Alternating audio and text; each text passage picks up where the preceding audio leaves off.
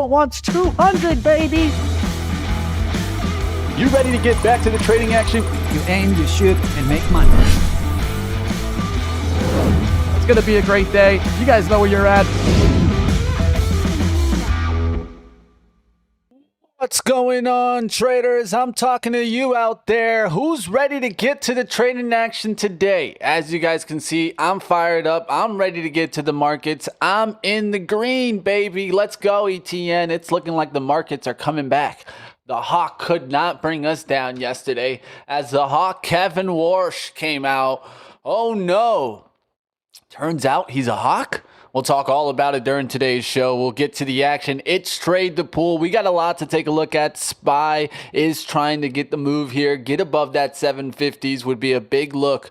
We'll see what happens on that. Let's get to today's playbook action. I have 10 plays to run through you. So let's go to it. I'll run through it with one image. Let's get right to the playbook action.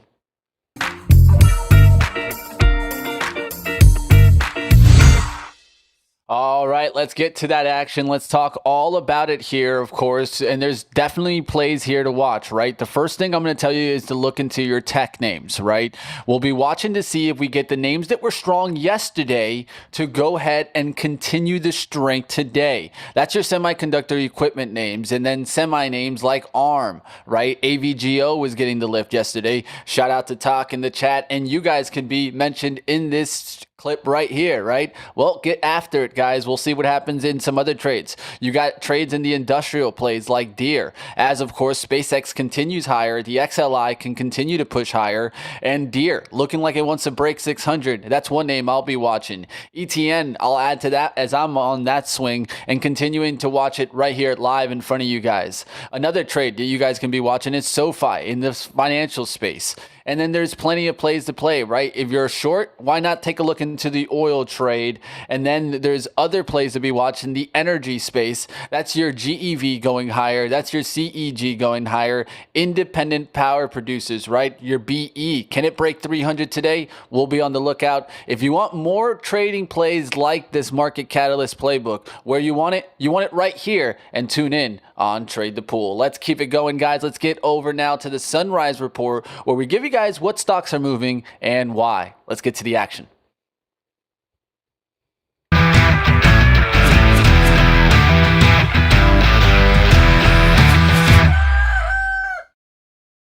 Let's get to the action. Let's talk about the Sunrise. All right. Sorry about that. I got a double intro in my ear. It's just driving me. Let's keep going. Let's give a look into the action today. Of course, we're all on the focus of what happened here. What? There's a hawk? There's a hawk in the Fed. Yes, the hawk's out there, and we'll talk all about the action. We'll get into more. I actually have a full report for you guys all about Kevin, all about the changes that he wants to make. So we'll talk all about Kevin Warsh during the stream. Let's talk about some headline news that's out there today. First up, of course, is going to be Intel. Intel out there with Apple, as Apple's going to be building with Intel. So you guys will clearly see Intel and Apple getting the lift here. Let's take a look here. Intel up there towards 132. President Donald Trump out there also mentioning Intel multiple times. So there you guys have it. Apple, we just talked about it, how it was just down, right? It was just down off of the earnings. Will it start to make the lift today? It popped and now coming back a little bit here. We'll look to see if we get an opportunity to get this to the bell, to the upside.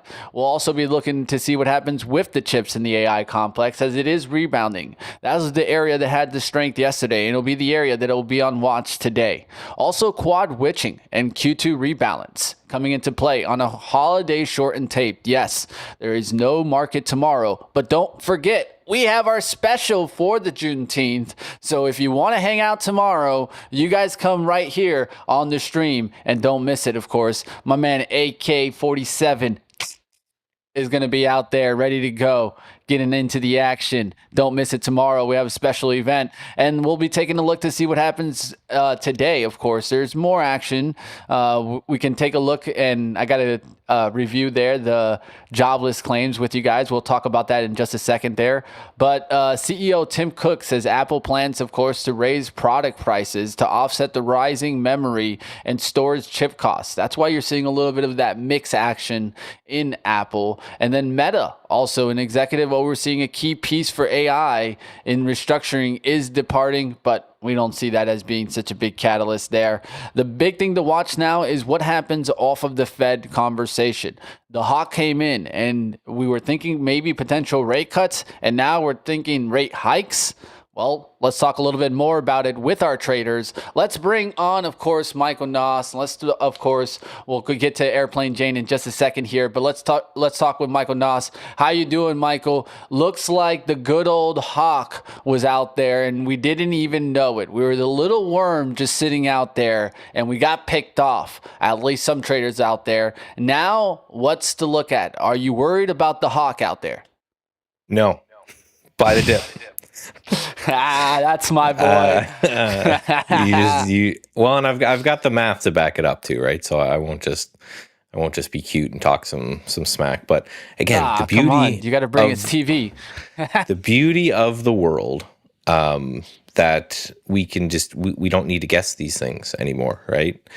What actually happens after a Fed sell-off? We don't need to wonder. It doesn't have to be, this is really hard. This whole presentation you're about to see. Now I have, special data that I pay a lot for and all that kind of stuff. So that's a little bit of a barrier for entry. But this whole thing took me like 5 minutes, right? I did it and then I went and had a great workout, and then by the time I came back, this presentation was just right here. So what I did is I said, okay, Claude, go find every time there's a Fed event, because they're scheduled, so it becomes very easy to timely bring them in and say, now I want you to take a look at all the times that it sold off, and let's just see what happens a month, and then a day, a month, 6 months later.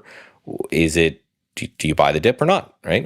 We don't have to question this anymore. So just so you know, there was 212 Fed meetings during this time, and about 94 of them were sell-offs. So if someone says, every time the Fed talks, the market sells off, or every time the Fed talks, the market rallies, no, right? Just very basic 50-50 math there, no real edge. So everything I'm looking at is just saying, okay, so let's take all the days that it closed down after this, and let's just do a simulation of buying the market and, see what happens when you buy the market after these particular days. So right here, we've got the first chart. So the dark blue line is looking at what happens after a Fed day sell-off, and then the light blue line is just an average day. You got to have something to anchor to, right? What is the average kind of run-of-the-mill, nothing important day looks like? And you can see day one after, it's mixed, 50-50. There's no real edge there one way or another. You're down very slightly, but nothing really, right? It's not like these are really bad numbers. Next one here, this is 5 days later, and you can see you're actually up more if you bought a Fed dip day than an average day. And then 1 month later, you're up significantly, almost double if you had bought the dip. And then, 3 months later, you're up another 0.5%. So just off of that, buying that dip is a good idea, but we can do better. We can do a little better. So this is just, instead of the absolute number, this chart is just the probabilities. What's the probability that we are up at all we are up at all, 1 month, 1 day, 5 days, 1 month, 3 months later. So 52% chance we're up today. We can obviously see that we're up today so far, but no one knows what's going to happen on the close. And, I would say that's random, right? I wouldn't say 52% is anything that you really want to hang your hat on or care about at all. But 5 days later, it's roughly 60% chance we're up. That's pretty significant for that short of time frame that we're up that much. So we could take a little bit of a potential shot there if you're like, hey, I know that there's 60% chance. Now that obviously means there's a 40% chance we're down, right? If you did the trade 100 times, 60 of them, you'd be up money, and 40 of them, you'd be down money. So obviously position sizing, that kind of stuff as well. And then 1 month later, it's like 70% chance. So if you're buying and holding for a month, you've got a 70% chance or 7 in 10 shot that you are going to make money on this particular setup, in this particular trade. That's pretty significant as well. And then this last chart, I love spaghetti charts. I think they're really cool. So this is another spaghetti chart, and it's essentially just every one of these lines is you take a Fed sell-off day, and then you're just tracking out in time what happens after those days. And the dark line is the median day. So the dark line is just what happens kind of on average after a Fed sell-off. And you can see there's a couple bad ones. This one here was actually 2020. So if you kind of cut that one out, because obviously that didn't have anything to do with the Fed, there was one of those silly pandemics instead. If you take that one out, it's not always positive, like we talked about, but quite often it's. Most of those lines are above the zero line and they point up, and very few of them point straight down. So generally never, other than COVID, was it a good time in order to just sell because the Fed said something that you didn't like. And most of the times, and then this average line, this is a nice kind of pretty steady upline. So if you go through and you do the exact opposite of what most people would say, and where we have to fear and panic and run for the hills, and, oh no, this guy said a bad thing and everyone hates him and everything's bad, do the opposite of that, you end up doing pretty well. So this is just, if you want to know how I did this is just kind of the data behind everything. Again, 212 FOMC days from 2000 to 2026. A sell-off was just classified as a day that closed down, and then you're buying the SPY. Splits, dividends, all that kind of stuff was adjusted, and past behavior, not future, blah, blah, all that kind of don't sue me stuff. And yeah, so buy the dip. And I wish I had done this last night instead of this morning. I did buy a whole bunch of stuff yesterday. My pullback and my mean reversion stuff was just firing. I think I bought 7 stocks yesterday. Needed that subjectiveness yesterday. No, that was just my systems. My systems were just firing off, hey, here's a pullback to buy. So I'll be rewarded for that off the open for sure. But just good to know that it's not a one-day rip. This is normally what happens. And that, again, might be just part of, this is the beauty of, I love watching this stuff and then doing this stuff, because you can see the very easy jump that could be made into a potential trading system. Okay, we've got hammered on a Fed day. 70% chance we're up in a month. It's also a classic trade, right, Michael? I mean, this is a known trade. You buy the close on a weekday and you sell the open. This is a known trade, right? Like, I know this is on the Fed event, right? But this is even on the chart right there. Not even just last night, but the night prior, right? If you would have bought that close and just sold towards scalping the pre-market, yeah. That's what that's what I know. A trader that literally makes his living on that trade. Yep. You know what I mean? So it is the exact opposite of what the narrative. Like, if you're watching CNBC right now, yeah, it's telling you you're scared. The market's coming down, and all of a sudden you just hit the buy button at the close, and all of a sudden you make money. Well, and I think that's why it works, right? It's because we know that the retail people, the people who watch the news and they're trying to always scare your grandma out of her shares all the time, then they're probably going to listen to that and say, oh man, there's the whole saying out there of don't fight the Fed.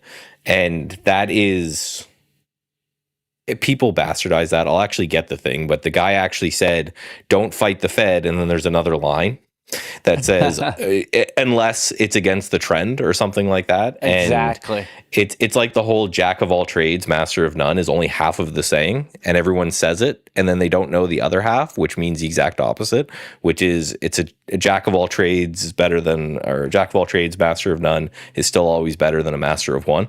So it's like people just cut off the saying where it makes, so in this case, you fight the Fed, you fight it really hard, and most of the time, 70% of the time, you'll make money.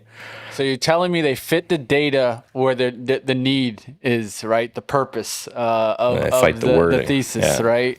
Well, let's go ahead. Let's bring on Jane. She knows all about those theses and out there. So let's see how her look is in on the market. How you doing, Airplane Jane? It's good to see you. I am great. Thank you, guys. And I am, again, 100% on board. I think, also sometimes newer traders might not get scared out of the market super easily because it is such a psychological battle.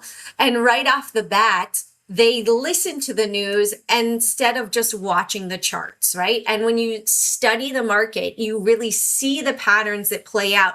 You see time and time again. You maybe experience it going short after a bad day and in the market and then get burned. And how many times is it going to take them to actually learn that really the market's bullish overall and what the Fed is saying can just simply be that scare tactic. They've got to market to your mind to create a buyer or a seller for the shares that bigger money wants. So looking at the market, I always do my daily analysis to see where the big money is located.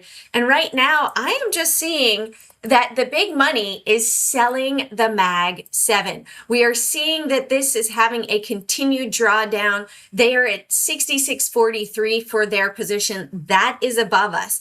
When I go through the Mag 7 and I look at the bigger money levels for NVIDIA, we're going to see them located at 212.38. So that's still above us. When we look at Amazon, I'm seeing they're selling pretty much all of them except for Tesla. We have 1 out of 5 quarters that is below us. Other than that, they have sold Tesla. Amazon, bigger money level, 252.44. So I'm sharing these levels with you guys. When you see, or when I tell you that it has switched, I'm going to be a full-on bull with the market because the Mag 7 is going to help to lift it. And also just the Mag 7 themselves. In the meantime, this could affect the broader market because they have so much weight to the indexes. Does not mean that the whole market is going down. It means money is rotating out of this sector and they are potentially shorting gold, buying the dollar, shorting oil, shorting silver. Let's go through the rest of these levels here. Apple, seeing that the bigger money level is hanging out at 311.41 up above us. Microsoft, we've got our bigger money level hanging out at 398.51. Tesla, we've got it hanging out at 392.37. And last, 2 more, Google. Oops, just kidding, Google. Google, bigger money level. All right, here we go. Google, bigger money level, 388.74. And for Meta, you know what? I need just to make a watch list and click off that watch list right there, 610. So until we go above all these levels, they're going to have that weight pulling down. It is, a big weight that's going to be pulling down the market, even though we could have the rest advancing. That's why we see that the Russell is doing so well. We see that the Dow is doing well. And in the meantime, once we have that full rotation money going back in and buying off of the Mag 7, we are going to see new highs hit. I think we could see the SPY at 900, like I've said before, next year. We are continuing bullish moves in the market. Just a pause on the Mag 7 at this time. Rotation, right? Rotation is necessary. It's healthy. You need it. You want to see it. You don't want them to go to cash. You want them to take their money and go from the big guys. I actually got the quote here for the whole "Don't fight the Fed" thing. So I want to show that real quick. If you can just pop my screen. So this all happened from Marty Zwag, and you may recognize him from the Zwag breath thrust, which is like one of the best indicators in the market when it comes, which is very rare. Can do an education segment on that for sure. But this is what everyone kind of bastardized. So he basically, this was a legendary trader and investor, and he came up with these 17 rules of trading and investing, and all of them are amazing. But the first one is the trend is your friend. Don't fight the tape. And then all the way down, every time you hear "don't fight the Fed," this is where they're getting the quote from, but they're just leaving off the last bit. And they say, "Don't fight the Fed, less valid than number one." So again, number one is don't fight the trend. So, he's basically saying right here in the rules that he published, it doesn't matter what the Fed says if the trend's up or down, just do what that says, right? And again, these are great. Like we could do a whole segment on these. All of these rules are amazing. Especially also, I think what's important is what was really given to us yesterday. And we'll cover a little bit more with my presentation, and we can do it a little bit earlier, but maybe we do it a little bit earlier. But I think one of the most important things is that they're going to be on hold for a while. Mm-hmm. So that was what really was given. But right? That's what we thought. Like I don't know. Like, did the guy fart on stage or something? The difference is they thought he was in cutting mode, but the dot plot says hiking mode. But then there's another thing that I think people are not understanding too. He didn't vote on the dot plot. Mm-hmm. So the other members like Jerome Powell and the other ones are the ones that are voting for the hike. He's not voting for the hike. He literally thought that dot plot is such a stupid kind of way of approaching economics that he literally said, "I'm not voting in it. You guys do whatever the hell you guys want. I mean, vote, go for it, have your little powwow about what you guys want to do, but I'm not even voting on it. I'll put it out there and we're going to take it off," pretty much. That's what he pretty much told them. Like he established his regime yesterday, and that's what I told you guys I was expecting, right? He clearly did that, right? But this might be one for your education segment. I'm just not clear on this. Yeah. But he can't do anything on his own, can he? Like all the voting members have to. No, he can't do a lot of things on his own. But we'll talk about it. It's coming up. This is the type of stuff you want to learn from, right? I have the presentation, and it goes deep. And there's a big change here, right? I don't know if we lost Jane there. He's also just me. No. Oh, I'm here. You can hear me. Just kidding. Literally in the dark. I was going to say I'm in the void. She got pulled into my void there. I'm still here. Can you hear me? Can you hear me? I can hear you. You're coming to us from the dark, side. Yeah. We got to get a Ouija board out. There she is. Okay, I just woke my board. Sorry, didn't mean to do that to around, you. Guys. I didn't go see peekaboo. But I also, the forward guidance, he's like, we're not going to give any forward guidance anymore of projection of where we're going. So it's like a big true quote. Earnings, but they're pulling away that forward guidance of, hey, we're hinting at 2 more rate cuts or 2 more rate hikes. No, it's just, this is what the market is right now. This is what we're doing right now. Just trade this. And that I think is actually better for traders because it doesn't get into their minds. Like we were talking about the psychological battle aspect of it. It doesn't get into their minds where they go, okay, they said they're going to cut rates in the future. So that's going to be good for the market. So it needs to go long and blah, blah, blah. No, just trade the price action. Just trade the price action. Mm-hmm. All right, guys. Yeah, well, and that will really crank volatility. So that's one thing we know for sure now with this Fed is that, with J Powell, again, love him, hate him, he just told you, the market never believed him, but he just told you straight up what he was going to do like 6 months out. So that over time, as the market started to have faith, that decreased volatility. Well, now when you're not going to know, which I get the logic of why am I going to tell you 6 months in advance what I'm going to do when I have no idea what's going to happen in 6 months? Like the numbers are going to change every day, but it's just going to increase volatility because instead of here is our roadmap for the next year, higher for longer, going to cut rates, whatever it is, he told you and he stuck to it. That's going to suck volatility out of the market because there's not these shock events as much anymore.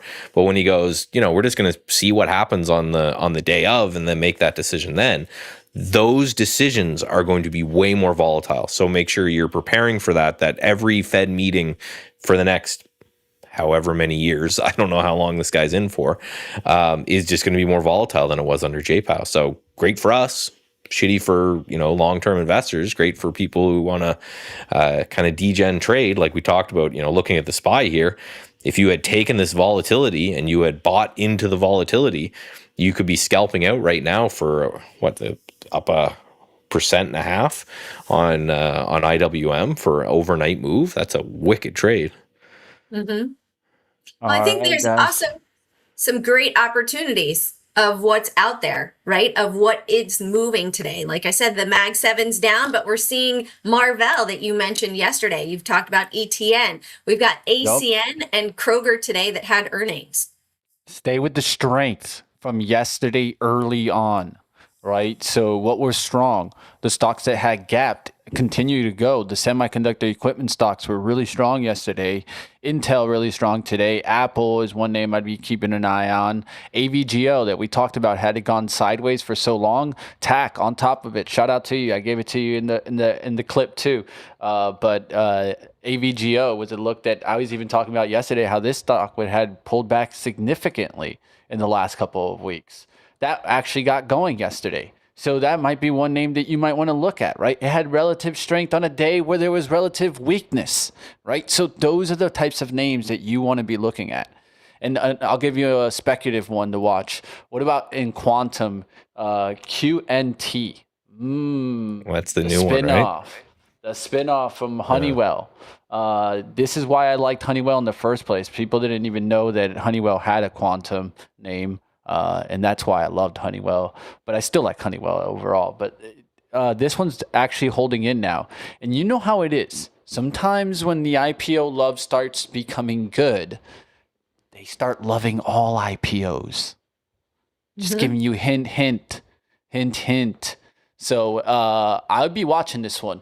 It has gas pedal already on. I need to see a quick dip out the gates on this. This seems like a trap right here if I just buy it right here, right? I don't know how you guys feel, but that's just the way I feel like. It's just like too trappy if I buy right here because it's already on the rip, right? In the 15-minute, you can see it's hanging out right on the top end. It's going to maybe give us a little look above 65. I can't just go on the gap and buy. That's just not my type of look. I'd be looking at a look back down to 61s and 60s. Any red to green action into there could be really nice dips and then rips higher above the 65s, right? Because in that way, if I'm buying down into the 60s and 61s, I can risk down to the 58s, risk $2 and easily make $4 on the upside, right? And that's just on the breakout, right? I'm looking for above that 65. And then now we're talking, right, 4-to-1, 5-to-1 returns. That's the type of action that I love. We'll be trying to nail this trade live right here. My best trade on is a full-on portfolio trade on ETN. I'm riding it, guys, and I'm riding it higher. Let's go for it. We've been creeping in this trade. I've been up multiple times, about 500, just trying to ride it up there, make a max gain on the account, and let's go. Let's keep riding, right? ETN. You guys saw it yesterday. I'm going to stay with it. Sometimes when the swing trade's working, don't run away from it. If anything, I've loaded into the move and it's looking good like for it wants like the breakout today. Today's the day where it needs to get rocking and rolling. Don't forget, today's the end of the week. So today's your Friday action. Fridays are usually wicked. Quad witching, right? The last hour of the day is going to be very important, right? Jane, talk a little bit more about this, or and Michael, if you want to expand on it also. Most people don't even know what a quad. What is a quad witch? A quad witch. Do they do quads? Is it a quad? Do they still do quads? Because quads are single stock futures. I don't know if they do. I had a quad witch. This has got a triple. I don't know. Triple. Yeah, hold on. I think the next quad witching. Yeah, the day's defining feature isn't the data released on the earnings print. It's the plumbing. June the market 18th. closed. Yeah. They're quad witching. 2026, March 20th, June 18th, and September 18th, and December 18th. Stock index futures, stock index options, single stock options, and single stock futures. So do we have single stock futures? Yes, we do. Yes, we do. We have it for Apple. Really? We have it for Tesla. We Oh, do. Wow. It's not all of them, but it's I some did. of them. I just thought ETFs like ate those guys lunch and they just didn't exist anymore. No, they still exist. If anything, they're making a comeback. They're making a comeback. Right. Just to let you know, if anything, they're making a comeback. So what does it mean more for the margin. market? Why not? Right? What does it mean for the market? The max pain on all of those becomes part of it. They whip the price action around. They do not tend to have a typical trending day. It's much of let's get people out at the top, let's get people out at the bottom, let's sort of trade it within a range for the day. And really, it's just sort of a headache day. I've found as a trader, a great day to watch price action, but not necessarily trade it, especially going into a holiday. You will see that all of the options are expiring today. And that is going to also give a surge of volume on all of the candlesticks because you do have some exercising of these options. And so therefore it inflates the volume for the day. It's going to create a dramatic move as far as the volume and the volatility throughout the day, which is great for scalpers, but your trend trader or trend trader throughout the day and intraday trend trader is likely going to have a harder time and get headaches out of it because the whippiness of the price action.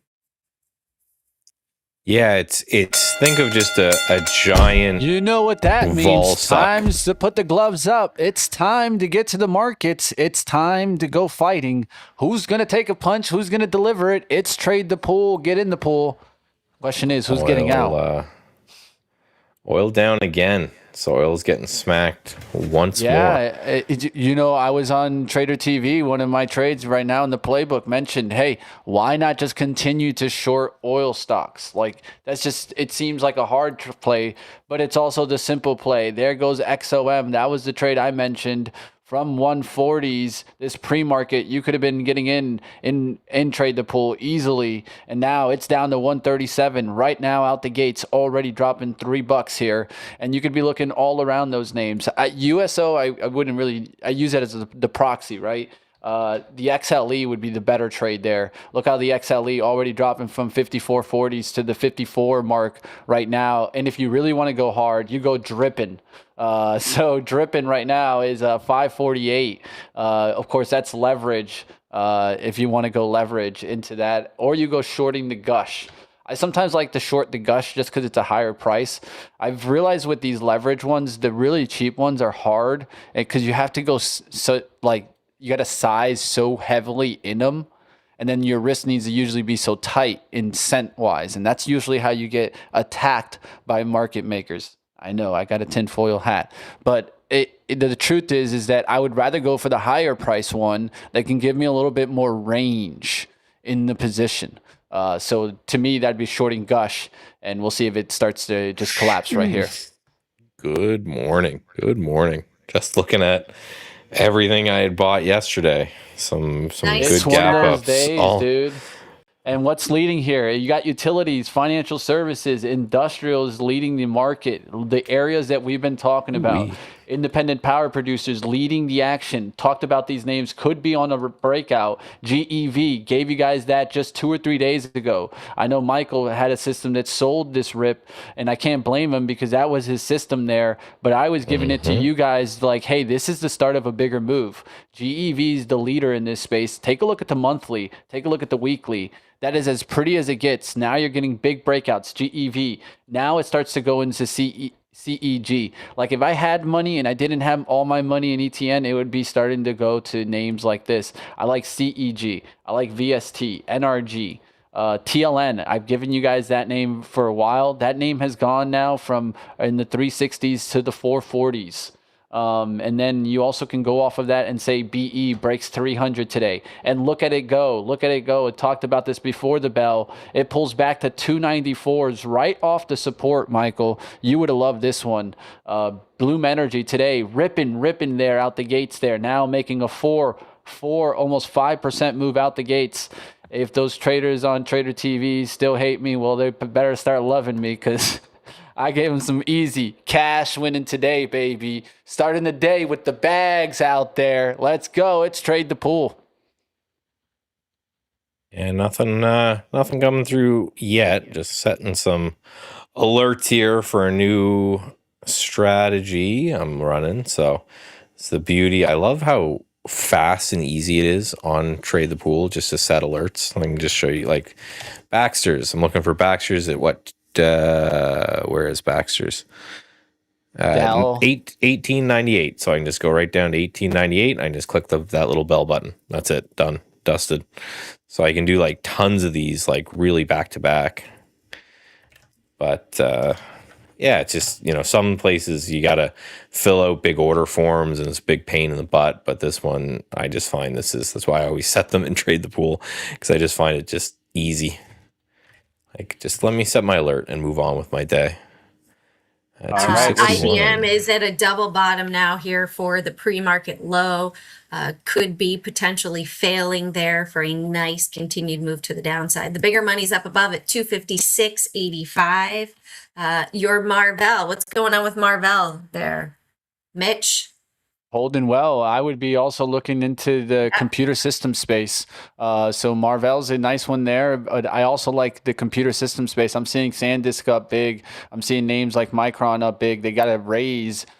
Bank went out there and put a 1,500 target out there for Micron. I can't blame them, but we'll see what happens with that move. I'm also watching Dell off of the daily. I think that one's a really great one to be taking a look at here. We are getting some SPY down action here. We're getting a little pullback, so just be careful. I did see the pullback right now. Let's see if we start to see a little bit of some pullback action here and then a climb. And then stay tuned, guys. We got a lot to talk about. Don't forget, we also climbed a pretty good amount from yesterday's close already, about 1.65%. So we could see a little bit of some pullback here as we look for some kind of hourly positioning to hold. That's what I'll be looking at. That's maybe because bring us back down into the 730 spot here and then look to see some balancing. It's funny, you were looking at Dell and I just set that alert for HPQ, so it seems like that's what we want to do. That's what we want to do, Michael. Both of those trades will go the same way. And I kind of like those trades right there, both of them. I like the HPQ like above 23 right now. It already kind of gave you the look of the bottoming look, which would be the 2270s, right? You could risk on into that area looking for HPQ to get back up above 24s today. But I like it. I like it, Michael. It's not a bad trade at all. I think if they go, they'll both go. And they look really nice here. But the Qs are taking a quick down hit down out the gates. It's creating that panic view, right? Trying to trap buyers. This is why people buy the close and sell the open. Remember I talked about the strategy? Literally, this is why they do it, right? So this is why they also sell the open, right? Because you're getting the gift, right? So the gift traders are taking their sells right now. We need to see who's willing to step up and buy here, right? So that's what you want to be looking at. Yeah, and where, right? So I'm marking this kind of 743.33, which is just this low of like that little opening range. See if we hold that. As long as we can find support kind of before that area, I think that's looking interesting. But yeah, and again, I'll talk about this. Someone's asking, I'll talk about all the strategies when they work. If I were to sit there and talk about all this stuff that I test that doesn't work, it would just bore the hell out of people. Because like it's just like with anything, right? It's I assume everything is not going to work, and I know that 9 times out of 10 things won't work. So that when they finally do, I can go, oh, cool, that's fun. Let's start taking that. So I always just test small with my own money. This is actually a 0 DTE option strategy. But airlines coming back today, guys. Had a feeling at some point they would rebound. JetBlue, a good name to look at. That's a cheap one, right? The reason why I mentioned that one is you can leverage in a prop. Those are the types of names that I really like to leverage into because, a JetBlue, you don't got to worry about it being a company, right? You know exactly what it is, but it's $5, so it lets you go and leverage into it, right? The position is going to be a fast move. It's already moved 7%, up 4.35% on the day, but that could easily move 20, 30% on a good day, right? So, hey, we'll see what happens there on JetBlue. getting some action there. And then you can look at Love as another name that could get a nice move above the 48.50s today. We'll see what happens in the airline space. SPCX continuing on the downside. I was just going to say that. She's I was breaking down a little bit waiting here for you now. guys to have a break there to Guys, say, hey, I what actually like it right here. I like it did- at the 178. Look at how fast it is on the, I'm going to add some back right here because look at the algos. They're just going crazy on that price action. They're entering right here, in my opinion. One thing that I would say is that on SPCX, that what I said is I know there were some people out here with the 400 call. I was calling the over 200 and then the takeout of the IPO open. So we did that exact move. We went over 200. We created a blow off top candle on the daily. And now we're creating hard red candles on the down action. I think we take out that IPO open at this point. And this is the normal thing that happens on IPOs. Opening action euphoria, take out of the IPO open, then it becomes a oh no effect.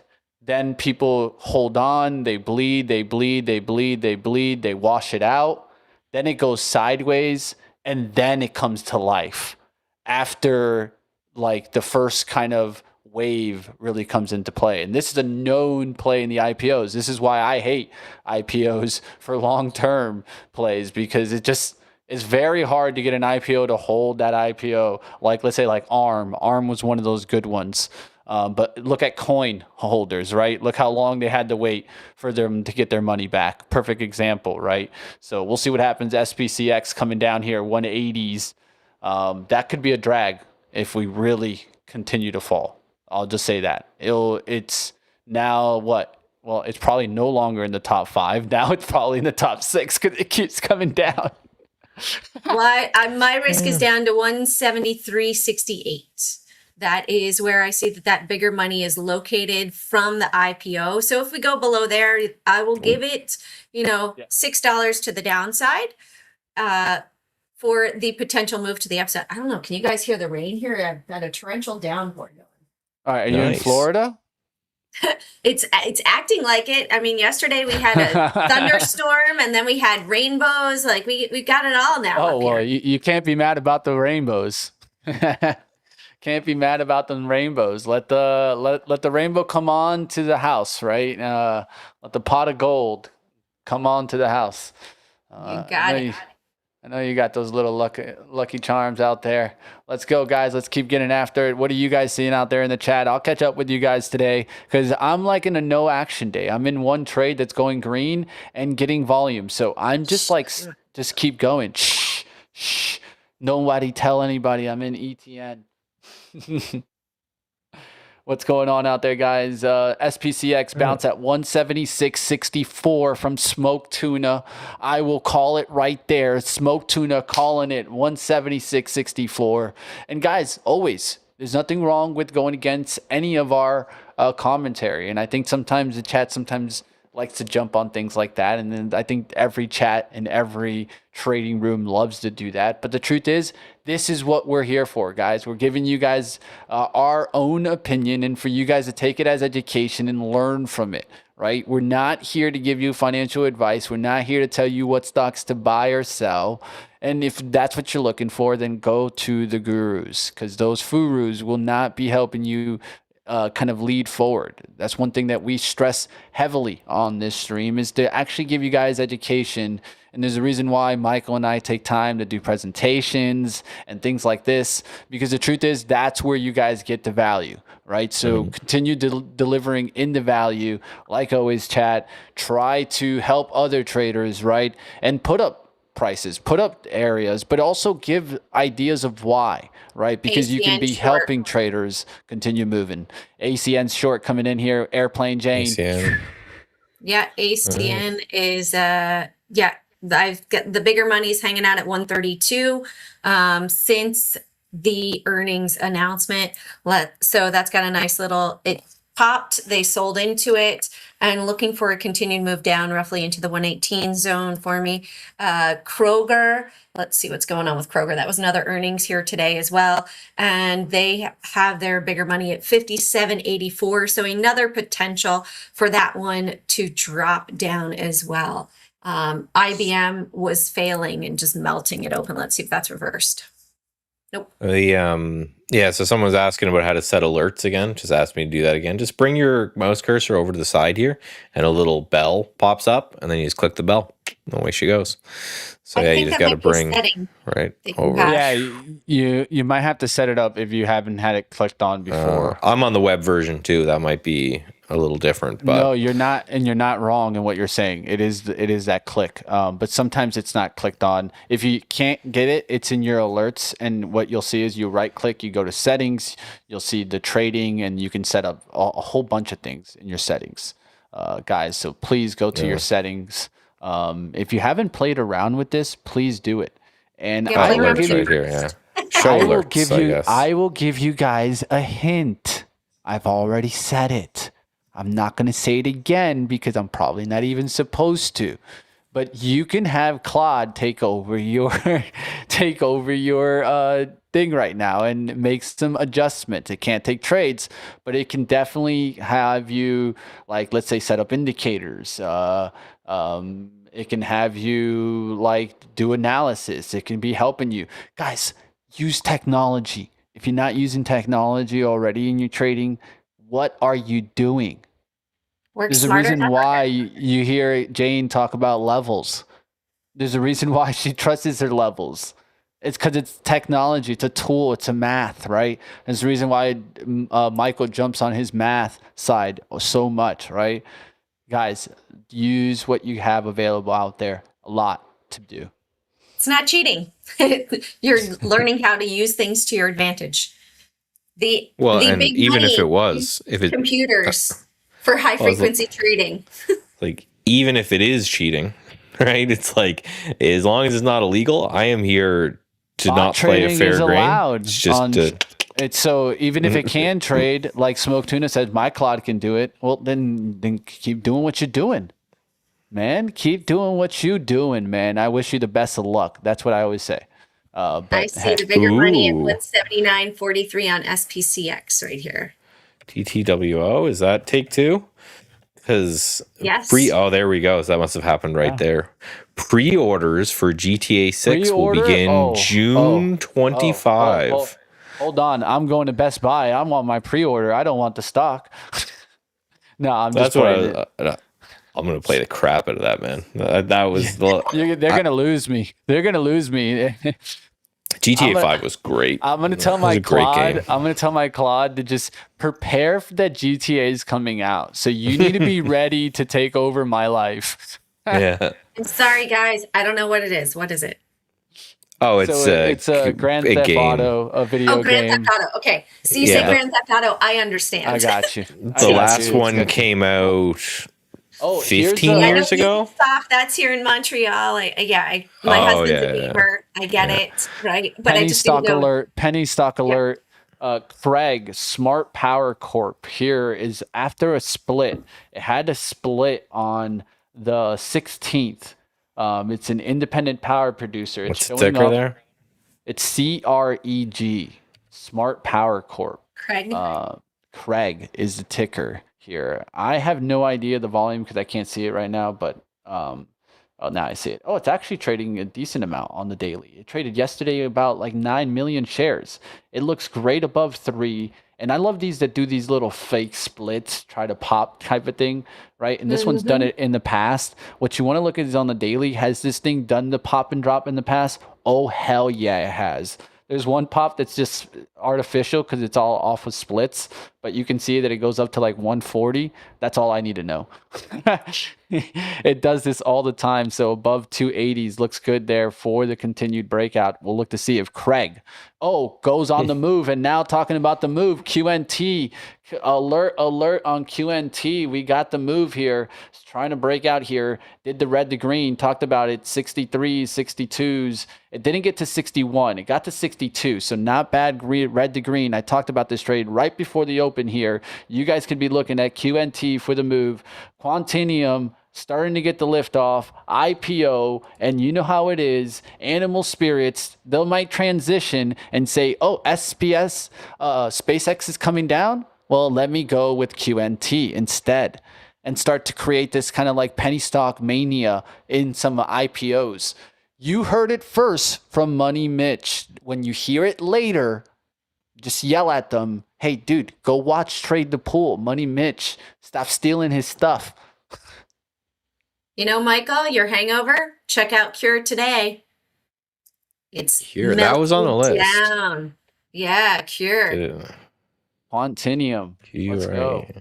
Look for Rigetti to follow and look for IonQ to follow. Why didn't it trigger?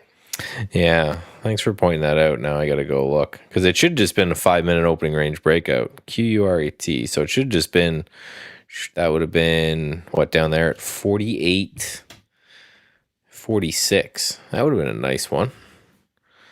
Up like 2 points on that. So why didn't you do that? I don't know, but I did.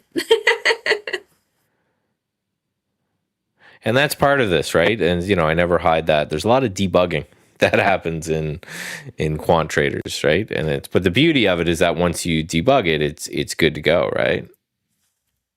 Yeah. Sure. Let's see what SpaceX has the bounce on. We have the bounce on. We're looking for a breakup above 181.29 there. I've got a Camarilla right there. So looking for that to break. Bigger money is down below at 179.43. So I like that entry that I had. Let's see, where did I get in? Right here. Let's see. Order.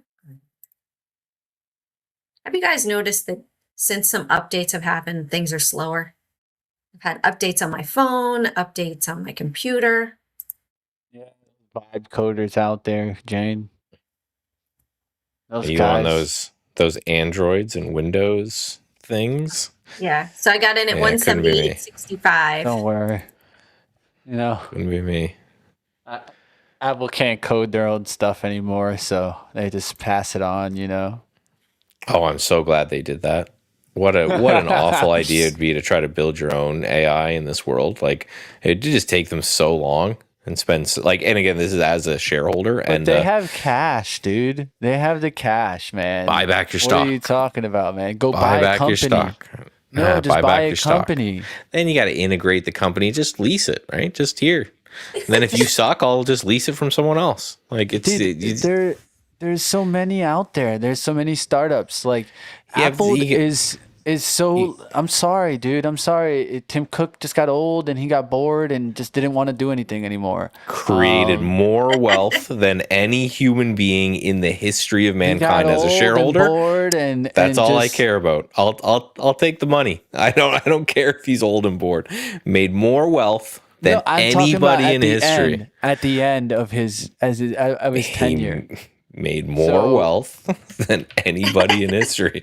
Like, look at the end of his tenure. Go to the monthly chart. I'm not hating on the man. I'm saying where it's going right now. There needs to be some innovation. There needs to be some buying. They need to use that cash. They're saying that they're going to use the cash for memory now. Memory. Was that for memory? Come on. For memory? I just hope they do more buybacks, right? It's like, don't give me dividends. Then you're like forcing tax on me that I don't want. Just buy back the stock. Just shrink the float. I'll decide but you can when I reinvest want your to tax. dividends.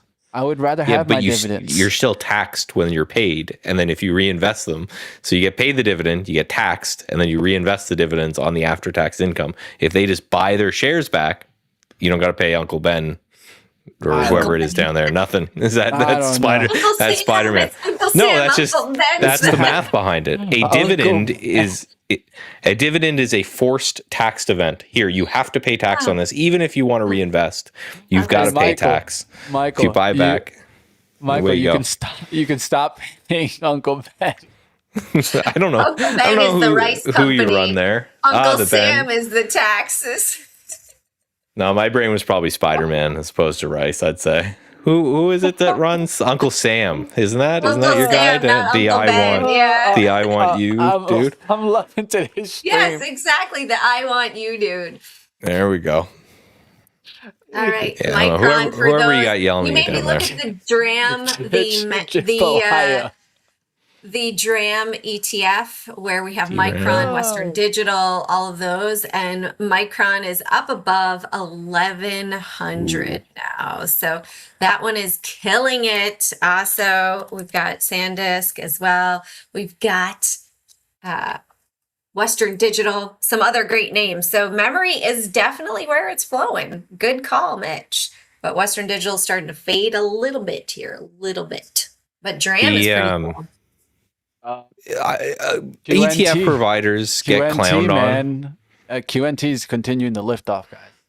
As I say, ETF providers get clowned on quite a bit because usually it's the meme that they launch an ETF that's the top of the market.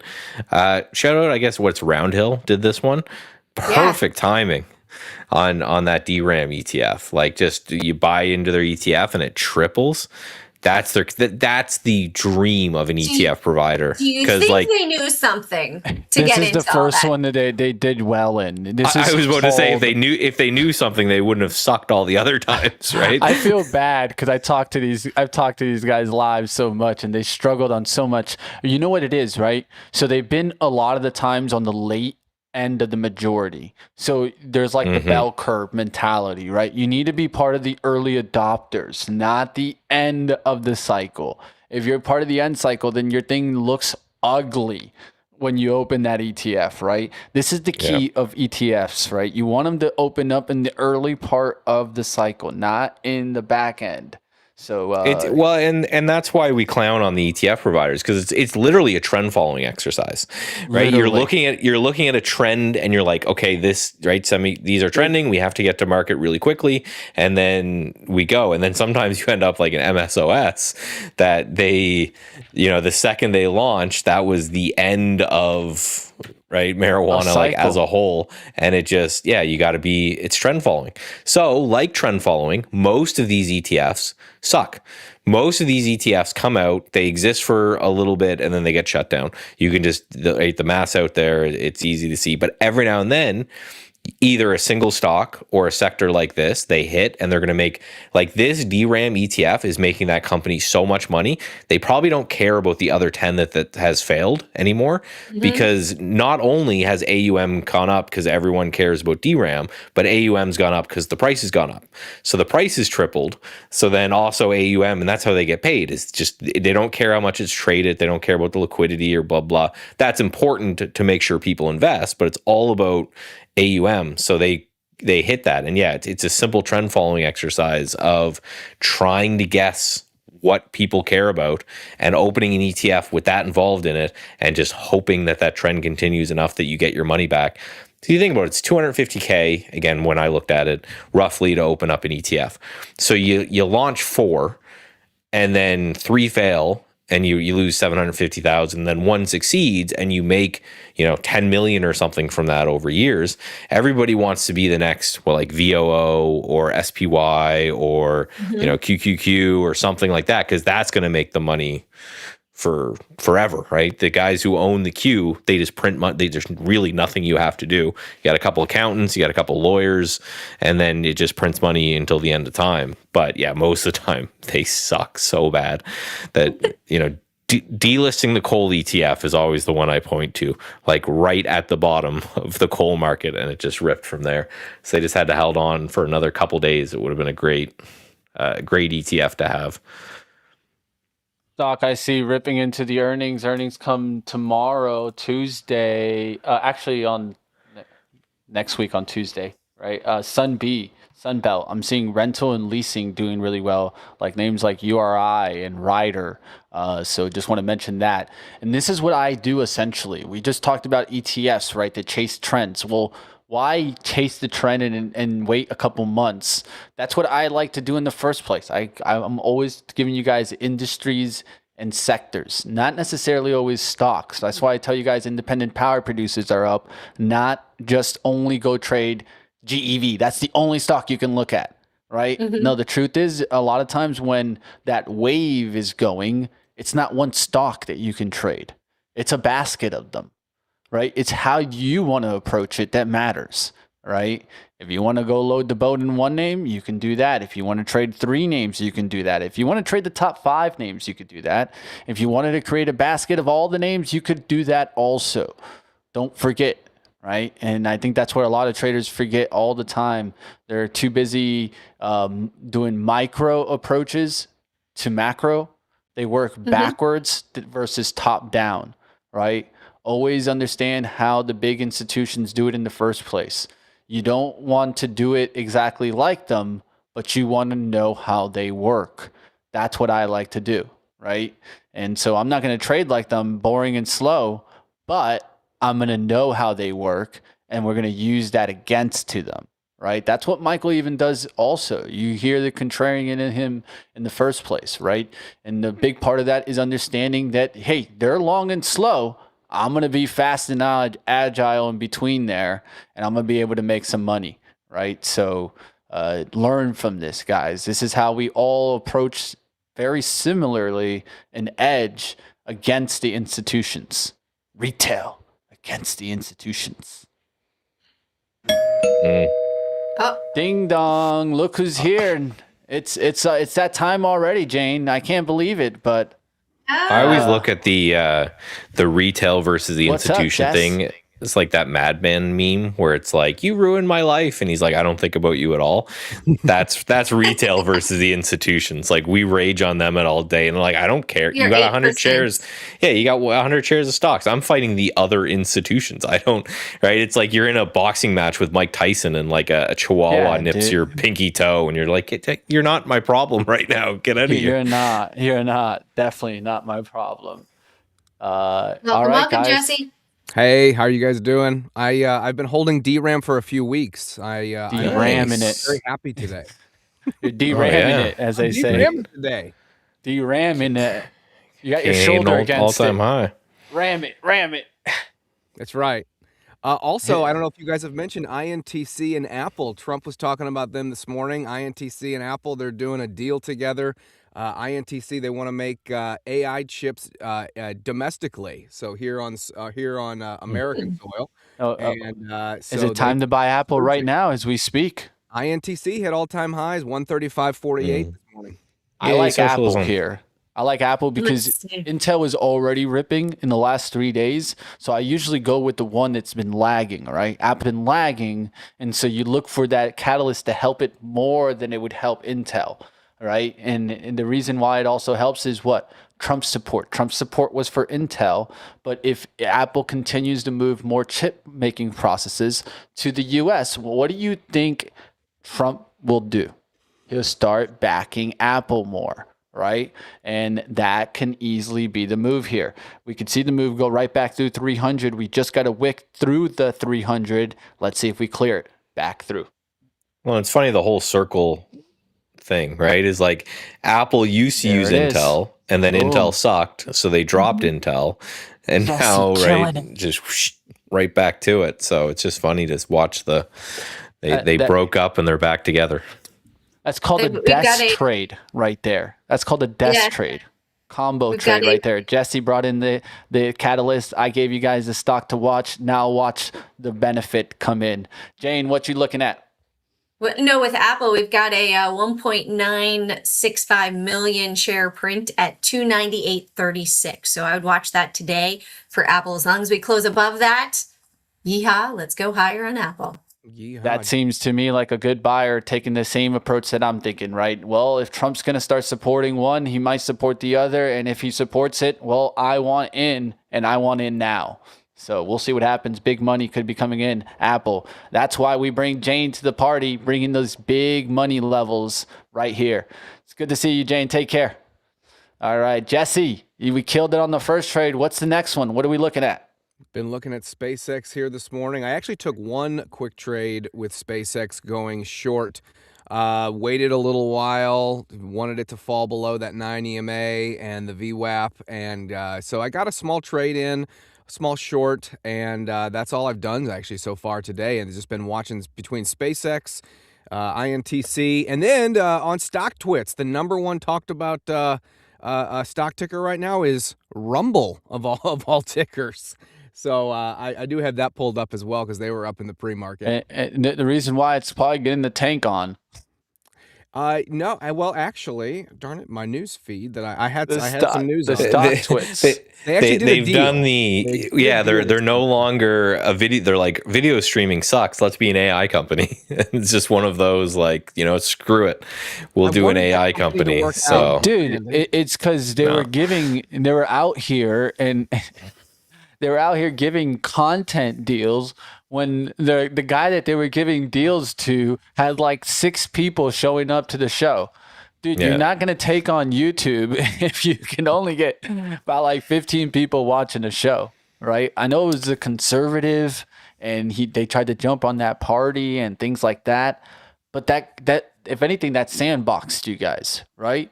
Like, you could have been, we support strong opinionated content.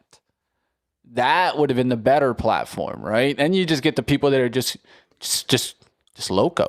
I think just mad on both sides. Yeah, just mad. Locos. I think the idea was, YouTube, especially in 2020, they really exercised a lot of censorship massively. And Rumble was like, hey, come to us. We're not going to censor any information. And like you said, that did bring the locos for sure. But they stuck to only the conservative view, right? If they would have... It attracted the conservatives. It attracted both sides have wackos, right? So you want to be a wacko encompassing. A wacko place. Come, you wackos. We'll give you all the content you want, right? That's what it's like horseshoe theory, right? I'm a big proponent of horseshoe theory, where it's just basically, instead of a left and a right, there's the middle, and then the two sides just kind of start bending back down against each other. Agreed. The problem is, you got to think about why do you think YouTube's restrictive due to ideology? And I just think it's probably due to money. They're like, Coca-Cola is like, we're not going to advertise on your site if you let certain content on. So Rumble probably came across the same problem. Who'd they have advertising there? Like American Rebel? That company was the only one that would do it.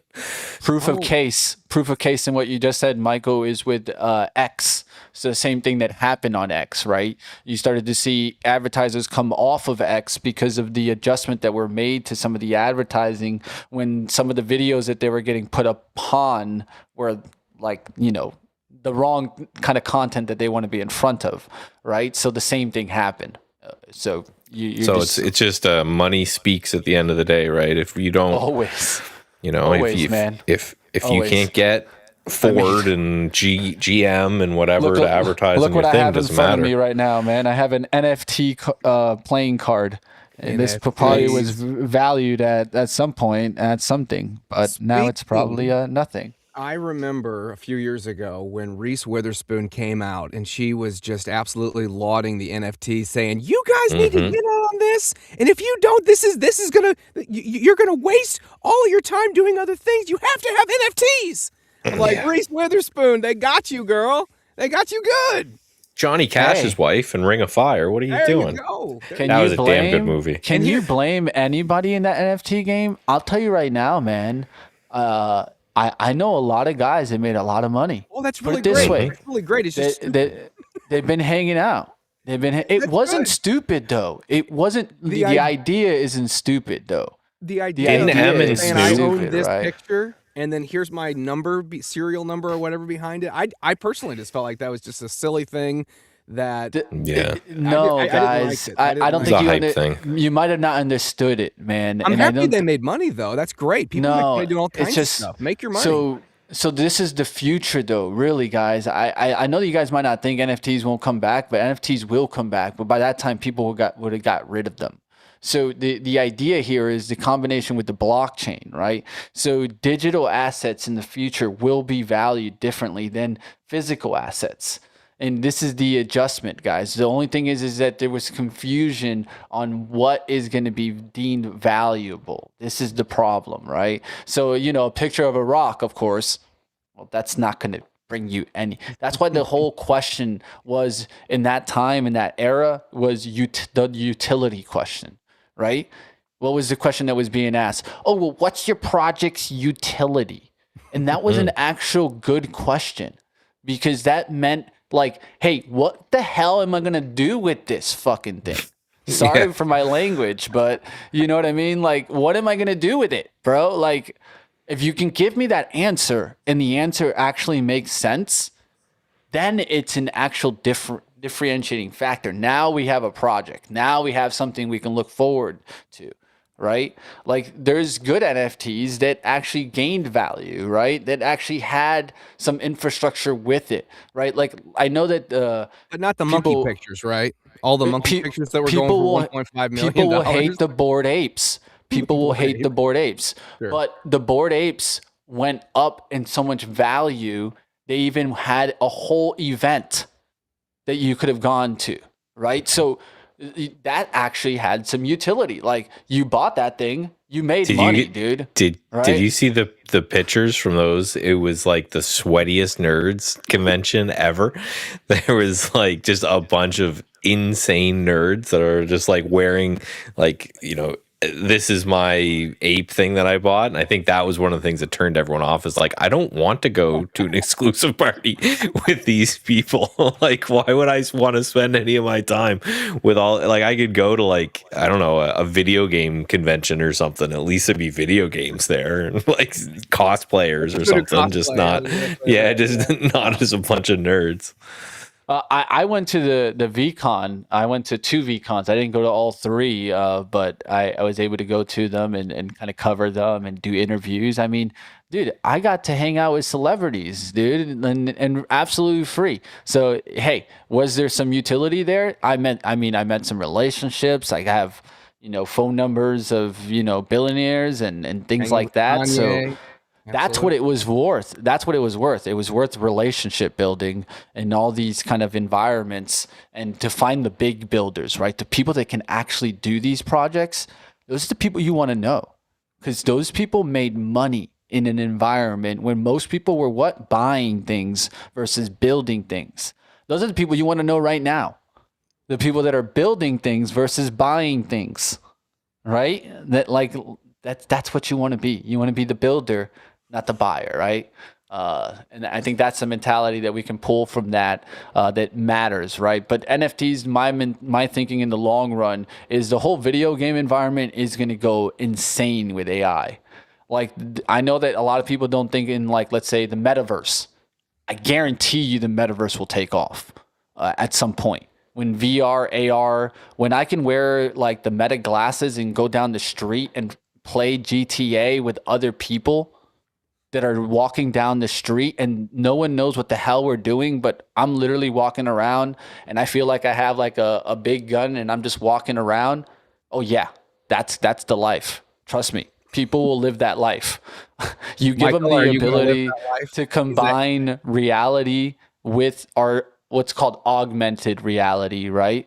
Yeah, people will live that life, dude. Well, we kind of already, in one sense, we're in 1.0 version of that, right? With our phones. I mean, we already are. Yeah, dude. Look where we are. We're but I'm in it for the video game stuff, man. I see a world where I'm like, all right, Chuck, my son, and I just like throw him a stick. I'm like, let's go out back and fight the dragon. And like you put on some headsets and you're like in the backyard and like that stuff will be super cool. Yeah, that's what's going to happen, dude. And then so the digital assets in that environment will probably be like, you have to pay for them, right? You want a new sword that costs $7. Sure. That sword is an NFT. Well, see, that makes more sense to me than selling the ape cards. That just yes, that makes no. It's a business model approach that it was just a scam, right? Sure, and so, so we'll go back to the utility side of things, right?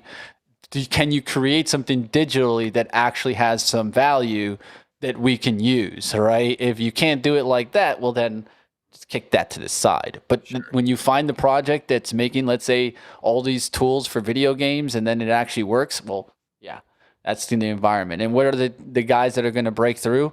It's your Apple, right? It's your it's going to be your Meta, right? That's why they're creating the Meta glasses. And it's all these people creating these data centers. They're going to use AI.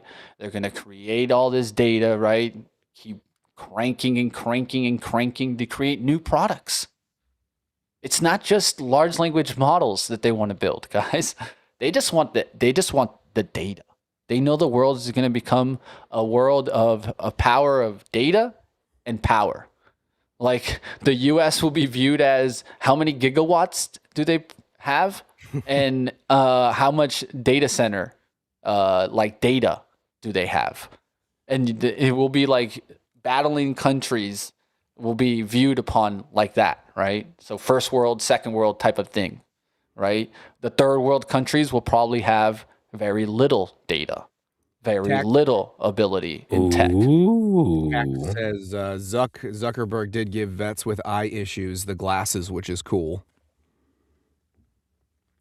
I guess he gave them glasses, guys that had eye issues. Yeah, every vet that's got any kind of eye problem, they're just giving them the free Meta things, which is great because you can just look at things and it will just describe them to you the whole time. So you're like walking around and it's saying like, you know, oh, what's that? Well, that's awesome. Like how, like you'll pick up a piece, like they'll pick up something. It's like what I'm, you know, like, oh, I'm looking for, I don't know, Cheerios, and you can go into the aisle and it will go, okay, not that one. It's this one over here, and grab that one. Okay. And how much does it cost? Like, you know, $10 or whatever. And then like turn by turn directions, you'll be walking around. It'll be like, all right, you know, you turn left here and that kind of stuff. So yeah, it's really cool. And I tried the whole VR thing. I didn't like it. I tried the Vision Pro and all that. I just like the whole like big thing on your head. Not a guy, but I tried one of these. I was at a conference one. They're called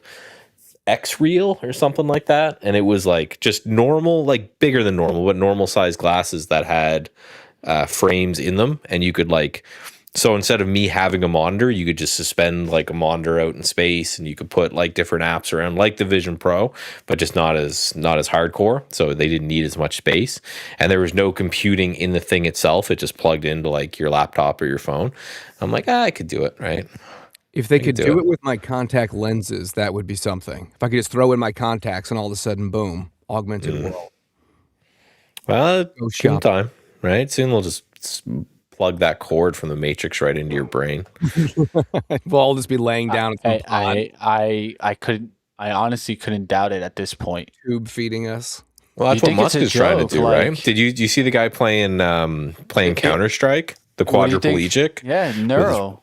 With his link. Yeah. Neuro. And he was like, he kicked my ass. I haven't played Counter-Strike in ages, so it's not a joke, dude. Like, I mean, if we could put the chip in the brain, if we can make it actually work, right? Guess what's next? Yeah. It's download into that thing. It's just strictly software updates. It's who do you want? Windows or Apple in your brain? You think it's a joke, dude, but I mean, let's just say that's what our kids are going to be determining. Our kids are going to be determining which operating system do they want to run with. Literally, run with in their brain. If it's Windows, they're going to need a lot of malware protection. They're going to need some. They're going to need some. But hey, it depends. You can links it up, right? Were you guys debating Tim Cook earlier? I heard something about Tim Cook and Apple. Oh, I was bringing in how Apple hasn't really had some developments in the last couple of years, but CEG having another good day, TAC bringing it up. That's what we should really be talking about as independent power producers starting to do great. TAC, I think this is a great one. I wish you the best of luck on that one, my friend. Wish I could be joining you in that battle. I'm just riding the ETN wave. That thing has gone to a high, has pulled back a little bit. I got up to about 700. Want to make a nice 4-digit trade again and keep on rocking and rolling, man. Let's go. Those 4-digit trades are hard to come upon. I'm trying to do more of those. SPY's digging in, right? So we had this low that we talked about earlier, and the reason we've just been talking so much shit, right? You got to remember, it is essentially a Friday before a long weekend, right? There's not going to be a lot, like not the day to kind of swing for the fences, but we're digging in below that level right there. Yeah, alert Sunbelt. I like that name. I mentioned it. I think that's a good one to look at here. And then QNT. I still mentioned that one. Also, Marvell's been ripping up. It's at 317. It's up. It was just at 9%, up over 9% on the day for Marvell. You love it. Love to hear it. That's the simple trade from yesterday, right? Working in, right? ASML, right? Look at this. Look what's leading right now with electronic gaming, semiconductor equipment stocks. These are the exact names that I talked about. Could be the ones to watch, right? You're just looking to stay with the strength of yesterday before the bell, and that's where I would be looking. Did Dell get the move? Did we see Dell? Ooh, Dell's starting to wake up there. HPQ. Can we get the move? We held the 23 pullback. Looks interesting on those two names. I like Dell and HPQ. We'll see if we get those names to start flying here. I like these types of names that have like some type of catalyst where it drives up, and then all of a sudden it just seems like it's on a league party. Those are usually the ones that come back to the 50 EMA and then just bounce right off of it. 50 EMA right here, right into play at 22.92, and it's hanging out at 23. So we'll look to see if it goes right back up. On Tuesday, we had mentioned that Netflix might have been interested in purchasing Lionsgate Studios. That is not going to happen. Not interested in purchasing them. Yeah, that was just, I guess, like made up nothing. It was like someone just it was nothing burger. Someone's just like, here, if I just, it's in a wild world that we live in that some guy's just like, you know rumors. what? I'm just gonna make shit up in the market. I'm gonna cause billions of dollars worth of market cap loss, just like from probably just a random tweet that like got picked up by someone else and picked up by the news, and it's like. A tweet is one thing, but I'm sure it was an article, and then it's like, dude, you're a journalist. You should know these things. They're going to be knocking on your door real soon, dude. Right. That's right. As well, they should. It was billions of dollars of market cap just gone. Dude, and it's just like, at least have some type of source. If you didn't have any type of source, you are just. See you later, dude. The guy at the office is like, he's sitting next to him, and he's like, I don't know you, dude. Never heard of you. But speaking of also ripping, SNDK SanDisk up over 10%, almost 11% on the day. Computer systems. We said it right out the gates, Jesse. MU gets an upgrade to 1500. I saw 1500. Yeah. And so that's the biggest move there that you want to see. And another mention by Apple, right? What did Apple tell you? They told you to go buy SanDisk. They said, hey, we're going to have to go buy memory because the supply is really low, and we're going to have to go pay up to try to secure that supply. So that means what? Memory is still out there, needed, still out there, where it's like, make it, I'll buy it kind of thing. And it's not even make it, I'll buy it. It's, are you making any more? Because I want to secure that supply. So, hey, you guys know the party's still alive, right? And like Michael said at the beginning of the day, what did Michael say? Hey, well, yes, the Fed, you don't want to fight the Fed, but you want to stick with the trend. The trend is still AI higher. SanDisk was about an $80 stock a year ago right now. It's 2,175. It's like I said, you wanted to pull your memory chip out of the computer and wear it on your neck because it was going to appreciate more on your neck than it was in your computer.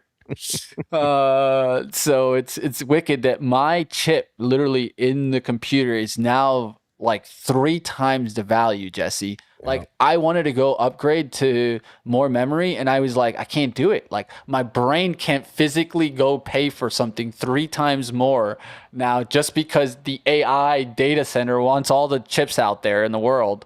Well, now we get screwed. Even like, let's say STX and WDC that don't really make they make more your consumer ones. That's why they're going up. Right? That's not necessarily more like AI usage, right? Like they do have some exposure, but the main ones is going to be more Micron, it's going to be SanDisk, and it's going to be your like SK, your like names that don't trade here, right? Your Samsung and names that are out in the East, right? So those are the ones that are more DRAM is doing so well, because right, the DRAM's got all the Korean ones, doesn't it? Correct. That's Yeah, right. the Korean one. I forgot what it's called. I hate the name. You know, it's SK something. Yeah, there you go. I just say SK. Yeah, and shout out to these Koreans. I guess their market is so degenerate right now. Like they have gone. They are people. I love because them. like their whole market is like up or down like 20-30% a week. It's just they have this, I guess, instead of halts like we do, they just do slowdowns where it's like slowdowns. I love it. And it's like every day. It's like, so imagine if every day slowdowns we did can we get this? Can we do a formal form signatures for slowdowns? It'd be better than a halt. I would take it over a halt, but this like, yeah, every day. So it's like if we were to wake up every day, like in COVID, you'd wake up and the market would be halted, and then you'd wake up and the market would be halted, and it would halt like 3 or 4 times throughout the day. But it is every day, and it's been every day for months there because it's 30% of their market is these 2 companies. So it's, you know, if it's a good day for DRAM stocks, their market's getting like capped to the upside. And if it's a bad day, it's capped to the downside. And there's more. They've got a triple leveraged version of one, and there's more money flowing through that every day than like the entire South Korean economy. So it's like everybody is just waking up and just going nuts on this stuff. So shout out South Korea. South Korea. You're also degens. Georgino, good to see you in chat again today. Should have just took a trip to South Korea, man. I should have just became South Korean for a year.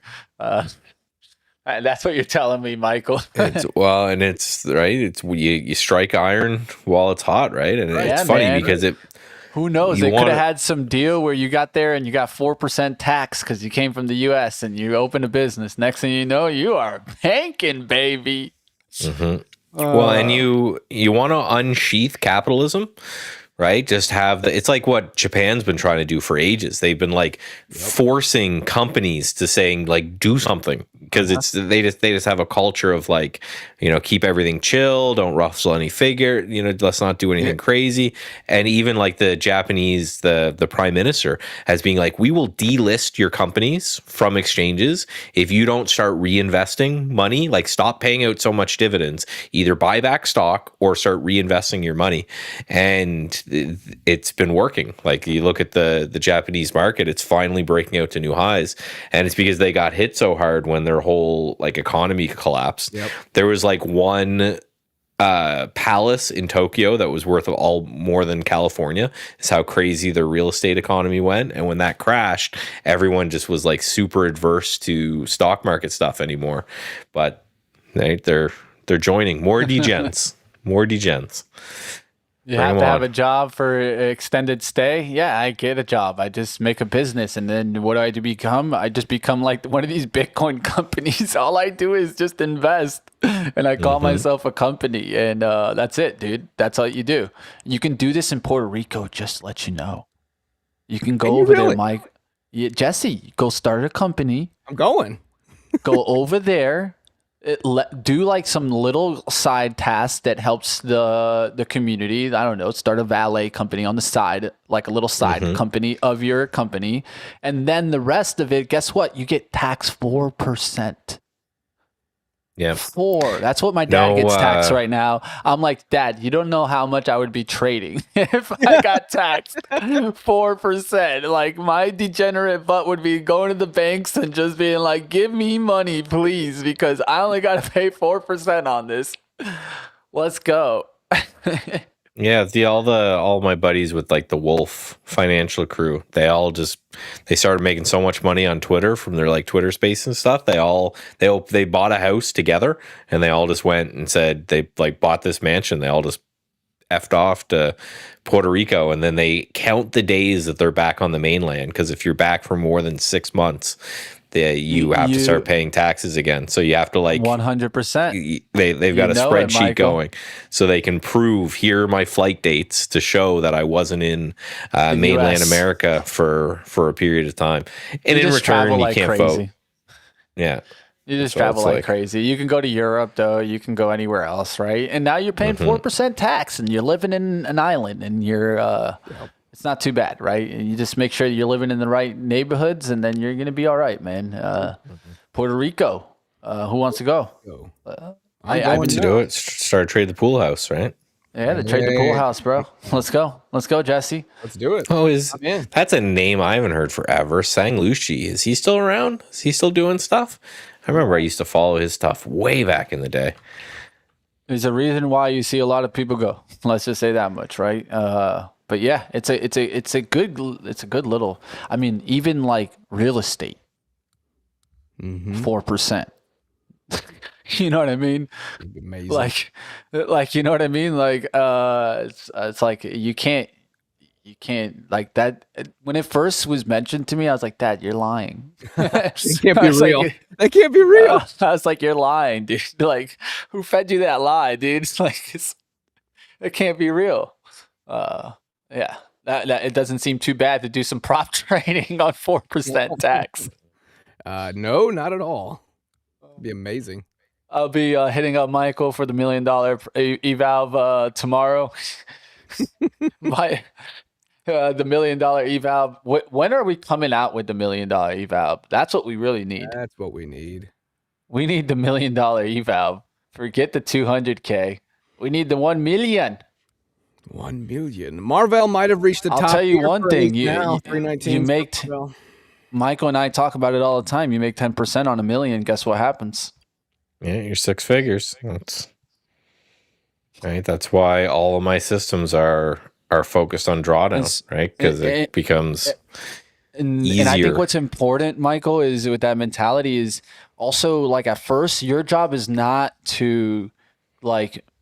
Your job should be to think about how can I like save up a lot, right? Because when you have a lot of money, then you can make money, right? It's like I see so many traders out there. They're like, oh, I want to become a big trader, but they have $2,000 accounts. Yeah, no shot. Like I love that you have the mentality, and I was there in college, right? Like I can tell you guys, I know how that feels like, right? When you look in your savings account and there is pretty much nothing there, right? But what you need to be thinking about is how do I create a system to get me to the money that I need so that I can become the trader that I want to be, right? Set the long-term mentality and focus on that. That's what Trade the Pool can even help you do, right? You can be working here to try to create big returns, and then also what? Paying yourself along the way and trying to continue to up your capital, right? Because that's what really gets you to the money, right? That's what we're trying to explain here. And there's a reason why that we have 200,000 accounts, because that's also what gets you to the money, right? You want to have buying power. Without buying power, you can't really get the returns that you probably are looking for, right? It becomes a side gig. I hate the term easier, but I think it kind of is, right? Where if you have a 200K account, you can make 20% way better than if you have a $2,000 account and then you're trying to make, thousands of percent. It just puts you in a different mindset. Like with my 100%. Personal account, I'm like, okay, at some point in the year, I need to have something pop off for me. It doesn't need to be every day, doesn't need to be every week. It needs to be, if I can make that 10%, then right, everyone eats. So it allows you to sit back way more and just kind of wait for your shot, focus on drawdown, which becomes more important the larger account you are. We pull back guys, just a bit here. We're getting AK 47 in the house. What's up? How we doing, my friend? Crazy halts. We're getting some halting plays today. WOK, CRVO, having some fun, long and short wise. It's fun, man. Yeah, bringing out the AK today.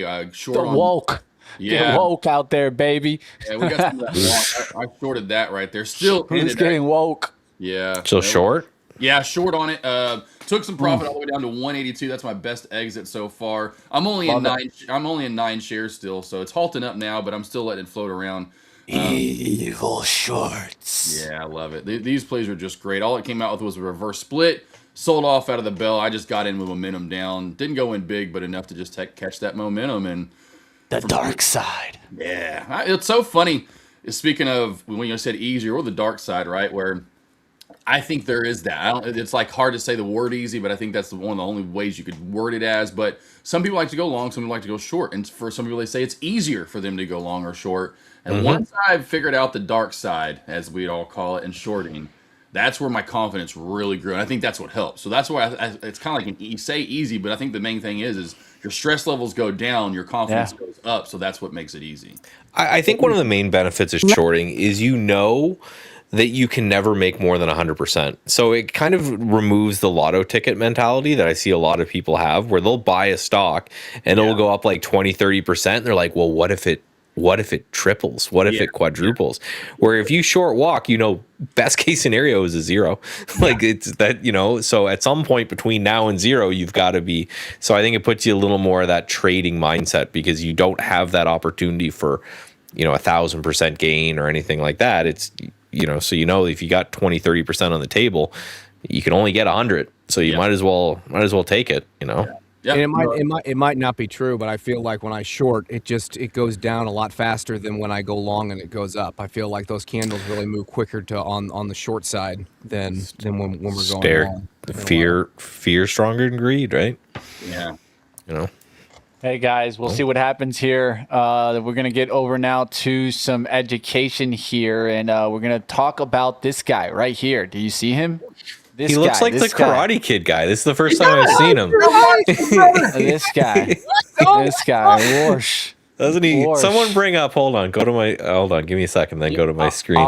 I'll give you a really good signal. Also, do you see his tie here? When he was in the Senate, he wore a red tie. Wait, what did he wear yesterday? A blue tie. Yeah, he's definitely this guy. I got it right up. You got it. I got it right. This guy. Yeah. He looks like the Karate Kid, dude. Yeah, he's just the Karate Kid, dude. Have we ever seen him in the same room together? Is that?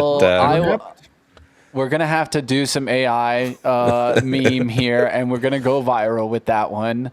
But yes, we have the Karate Kid in the Fed chair now. Just a little hole in the crane kicks. Throw a bandana on Warsh's head. Yeah, there you go. And then throw it on there. And then you got to put Trump on the front, right? Kicking him.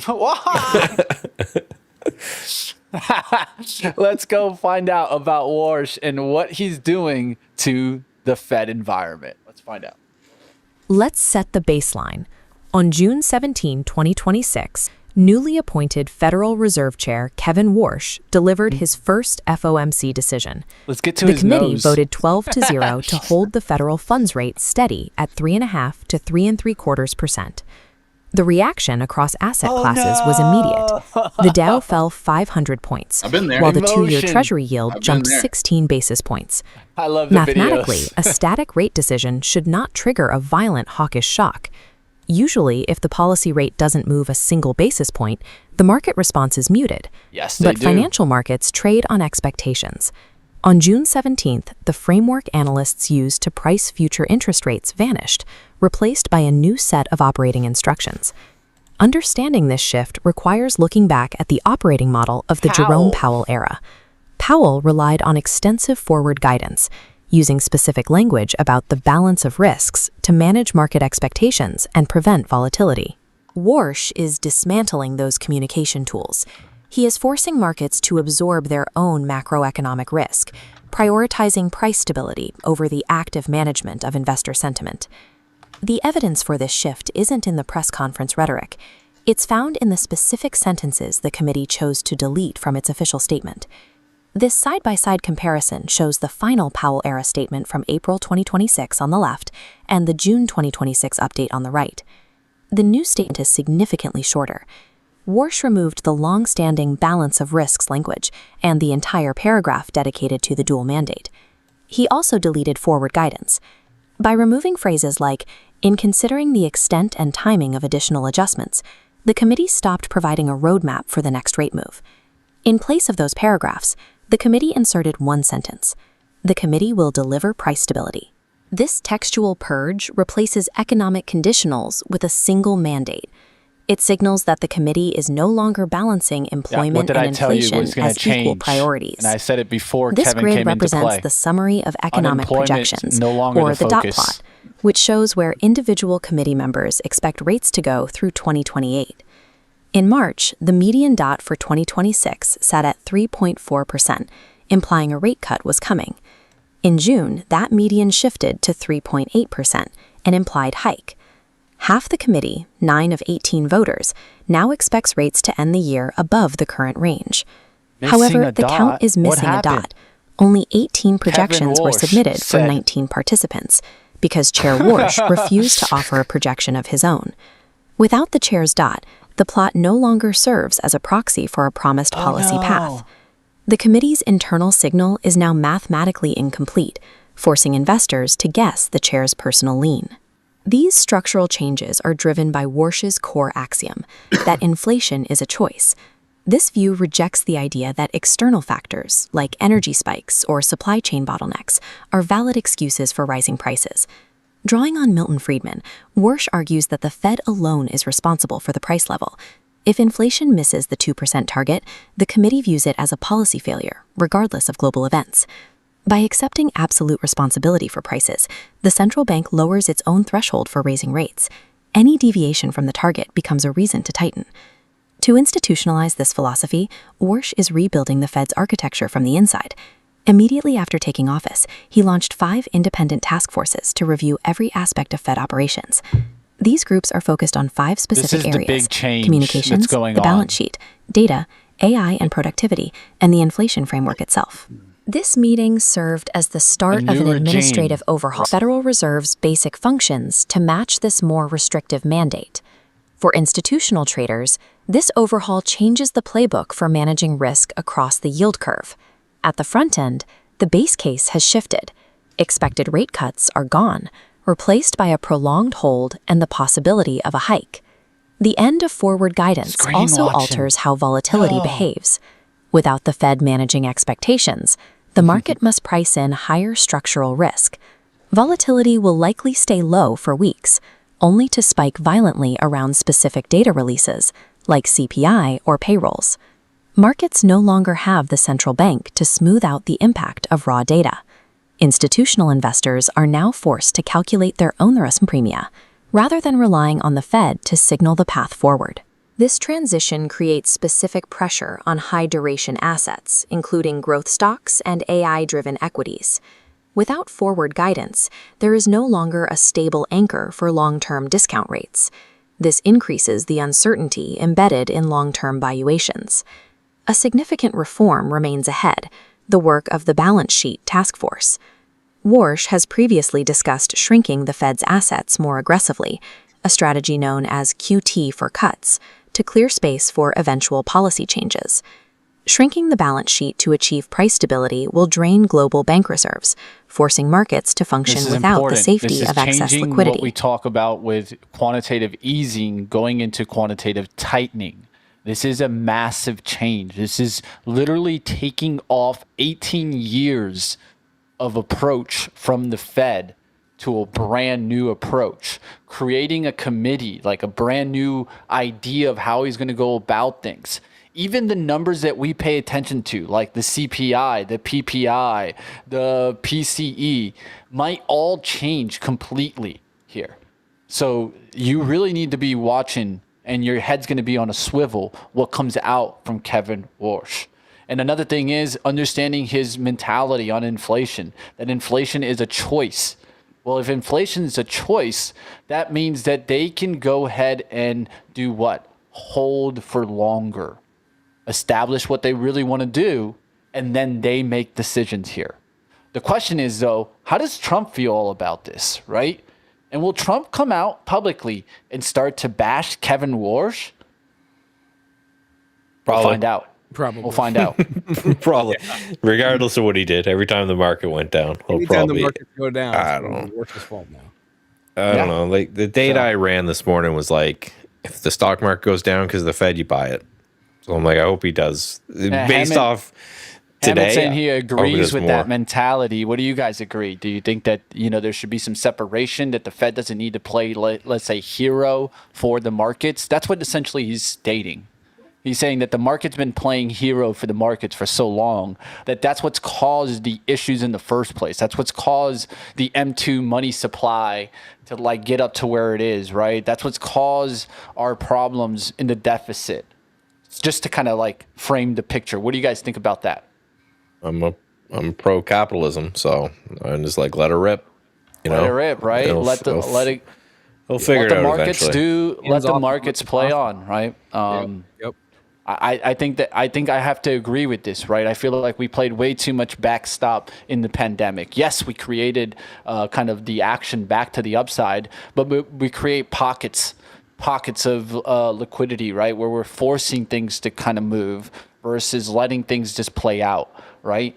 Like I think if we would have just let the pandemic thing play out, yes, prices might have gotten a short-term spike, but would they have gotten such long-term spike? All that money and liquidity that they pumped back into the system ended up causing more longer sustained inflation. And so I'm sorry that we're going on an economics course here now, but that's exactly what kind of pulled into. And that's where Kevin Warsh's battle back to the Fed, the way that it's been run in the last 5 years, he has a point, right? So there you guys have it. This is the kind of stuff that I like to pay attention to because it's literally like the highlight of yesterday, and it's what's gonna being talked about on boards right now. They're having board meetings right now with their economists and let's say Goldman Sachs, right? All the major banks right now, they're all having meetings days, and they're determining how they're going to approach the new regime moving forward, right? Because it is shifting, and when things shift, they need to shift also. They don't know the answers. So there's going to be a big shift here going on. The question, I think, today, can the AI trade just continue to run? I think so, because there's a moment here where it's now we need to wait to see what Kevin does versus what he just said, right? So what they say and what they do, we're going to start paying attention to. Yeah. Snowman says he should have cut the rates. Should have cut rates. That's what Trump wanted. Right. And for Trump to hear, I'm sure the news is already giving him the good question like, oh, I thought you hired Kevin Warsh to cut rates, and he's over here talking about, hiking rates. Yeah. Yeah, exactly. Well, that's an easy way to get called into the Oval Office. Let's just say that much. Ask Jerome Powell how that visit to the Oval Office was. I would love Blink to twice. fly on the wall. Blink twice if you're okay, Jerome. That's all I got to say. Marvell continuing to rip 322s now. It's Utilities, continuing to man. go up. Wow. Independent power producers up 4% on the day from the open. GEV up 6%. Yes. CEG 3.6. VST almost 4%. TLN 7.2%. So there you guys have it. The trades are working that we were looking at this morning. Another one that you guys should be watching and longer term I really like is the building materials trade. Like a leader in that space is like a Train Technology, a TT. But you can also look at a name that I gave you guys yesterday, like an AMRZ. Relatively new name that came out in 2025, but building supply name that was rocking and rolling before the war that could make another step up. Building materials. One area I'd definitely be on watch. I'll be right back. That's your your car, CARR, like your air conditioner. Yeah. Well, and just soak in the SPY action and just realize summer's coming.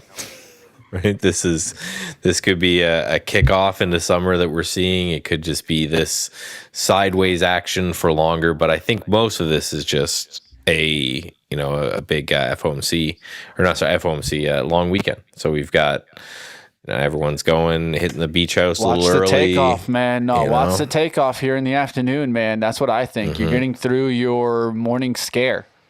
Like, look at the 15-minute. The 15-minute starting to rise, and wicks are being bought on the bottom side. So watch for the 748 takeout here. Then 750s come into play. If we get that, we're rocking and rolling again, and you see SPCX probably turn around, right? So, like, that's the way I would be feeling right now. We'll see what happens. The bullish feeling in me just tells me with Marvell going higher like it is, and we're seeing names that are pushing into semis, like the semiconductor equipment names.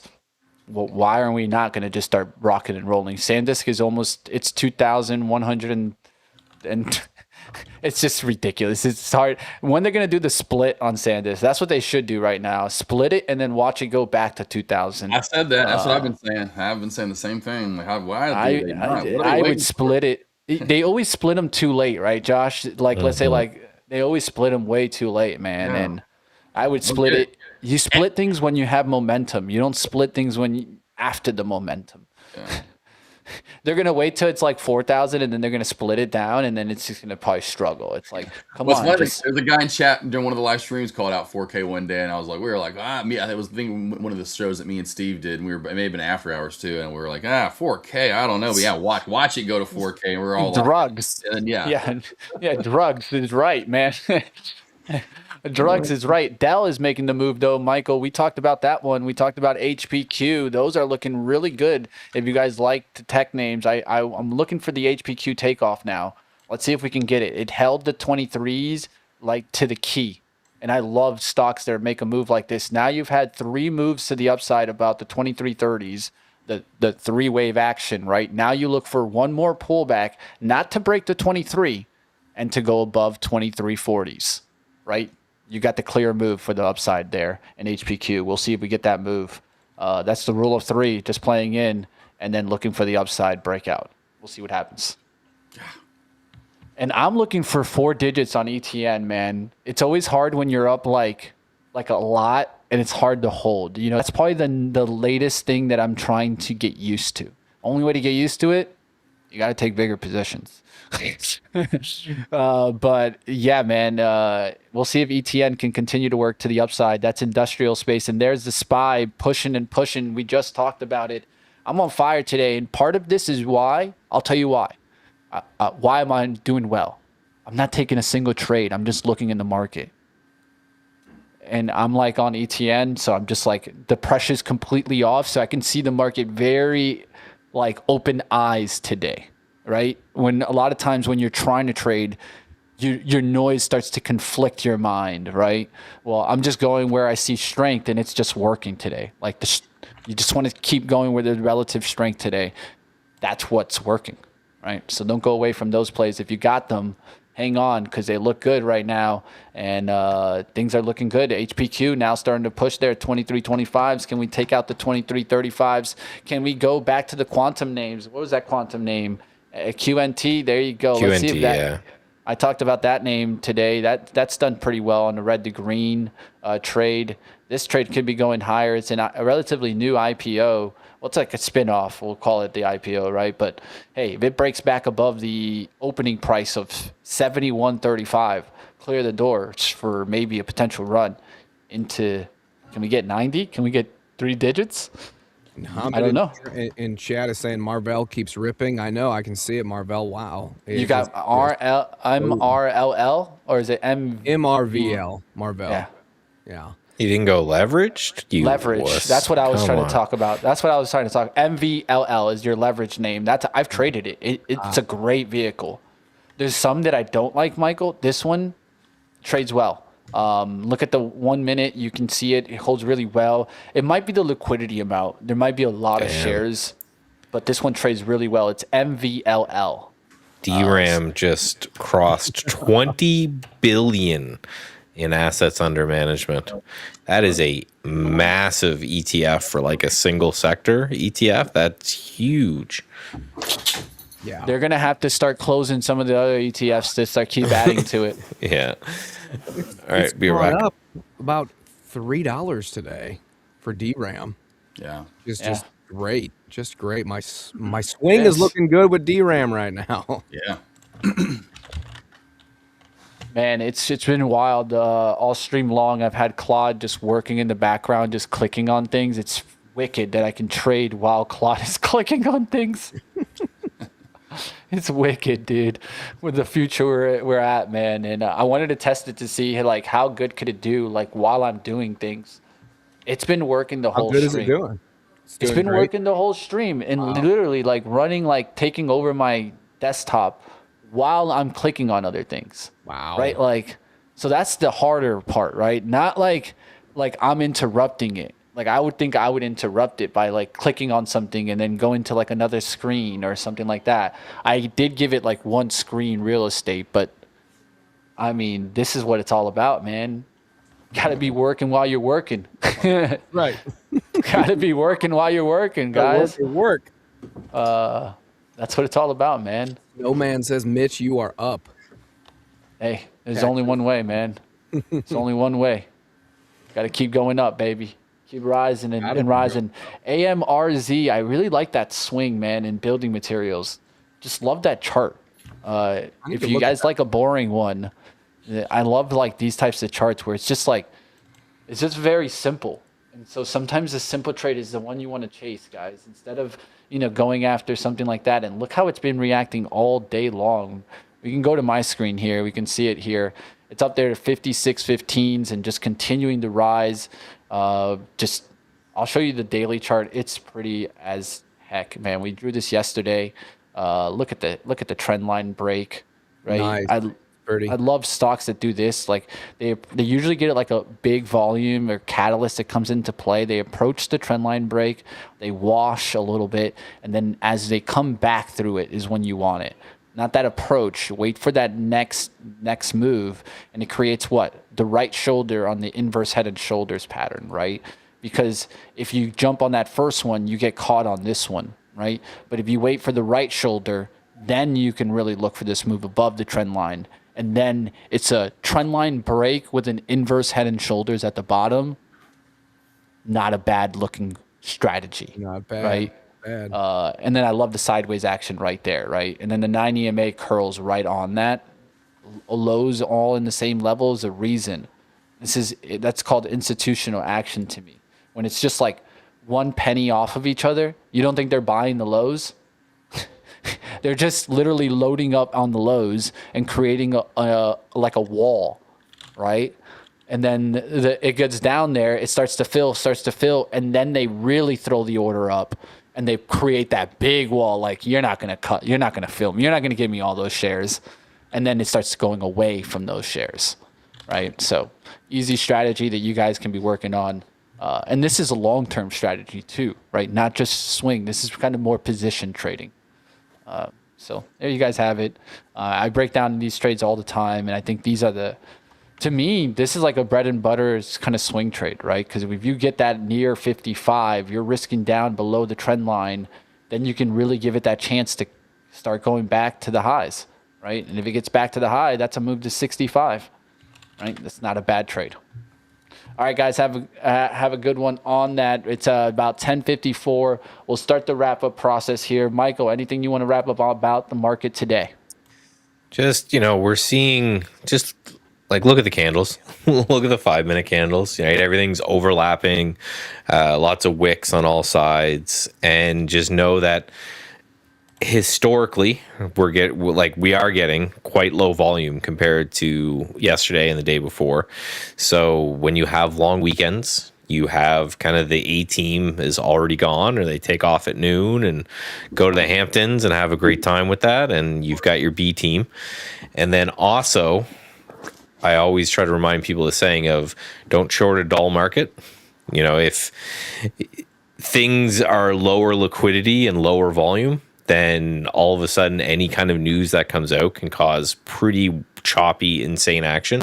So take the long weekend, combine it with the triple or quad or 5 witches or however many witches there are today, and just know that there's a lot of like end of day shenanigans and games that go on with that kind of stuff. And just, I don't know, decide whether or not you want to trade super actively, or if it's a good day just to cut down the position size a little bit and play around. Also, if you're trading these low float crazy guys, none of this matters. It doesn't matter what the market's doing, right? It just matters if they've got like a fresh news catalyst and all that kind of stuff. So, have have a good time. Have a long weekend for all you Yankees down there. Don't blow your hands off. I don't know if this is one of those firework occasions or if you just well, the stands are up, so there could be some potential hand blown off. Okay, just be careful, right? Come back with all these guys. You're gonna need them to hit the buttons on your discretionary trader stuff, right? All right, traders, we'll see if I hit the 4 digits today as ETN almost looks to break the highs. They're up 657 as we speak, so we're all well on our way to a nice 4-digit trade brought to you guys right here live, right? Like I can't do much more than that, right? I can't do it in a $20,000 account, 4K account. A 4K gain is not a bad move at all. Let's go, guys. Have a good one. It's time to take over the J and J show. Let's go. Don't tank my market. Don't tank it.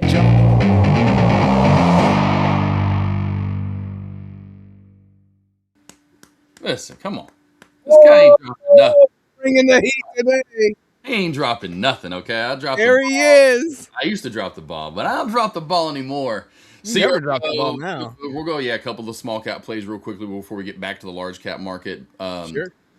CRVO and WOK have been the two more volatile small cap plays today. I took part of WOK, fell apart after a reverse split this morning. Actually, because I was so busy and got in late this morning, I saw this dump off, and I was like, no, it's really just continuing to dump down. So I waited for a good entry price and a pop back up, which was actually, once it halted down right here, I waited for it to pop up into this candle and then got in and got the continuation down. So 382 entry was literally right there was my entry price. And my best exit was 182, which I'm just sitting there on the level 2 hawking it and getting out when I see the lowest on the ask price. I slap on that ask and then I get out. And the 182 was my best exit on the day there. So that was an overall beautiful trade. Got 2 points out of it. And when it started coming back on up right here, I only had 9 shares left as I'm scaling out of it. So got in 500 to begin with and scaled out on the way down all the way to 182. And then once you started to get back in the twos, I know everyone's starting to mention WOK. I was like, yeah, I'm getting out of this play. It's probably going to go back up to my entry price, which is lo and behold, look how funny. It went a little higher, but that area yet again ended up being such a great reversal for yet another short. Now we're halted down again here. So yeah, it's like, gee golly, is this play, going to stop halting? Hopefully it will kind of level out, but right now it's going banana Joe's. And speaking of, for the long side, you're getting some CRVO action for the day. We'll rewind the tape here a little bit. Good mover from pre-market. You can see a gorgeous trend line that we were holding, and kind of a head and shoulders trend line too, or I was anticipating this to crack back here. I actually didn't put this in my morning alerts. Having that, okay, it's going to go, there's your shoulder, there's your head, there's your second shoulder, it's just making lower highs now. It's going to crack and come down. It didn't.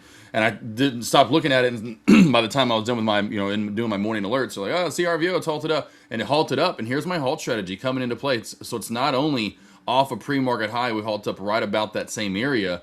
But when you gap up, and you gapped up pretty good size gap up, that's your bounce play right back where we halted up from and pre-market high. This was beautiful. Missed it.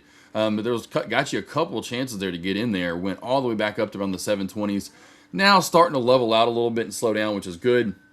I called out the 560 as a good support area on my Discord not too long ago. Of course, it hits 580 and doesn't quite get to 560.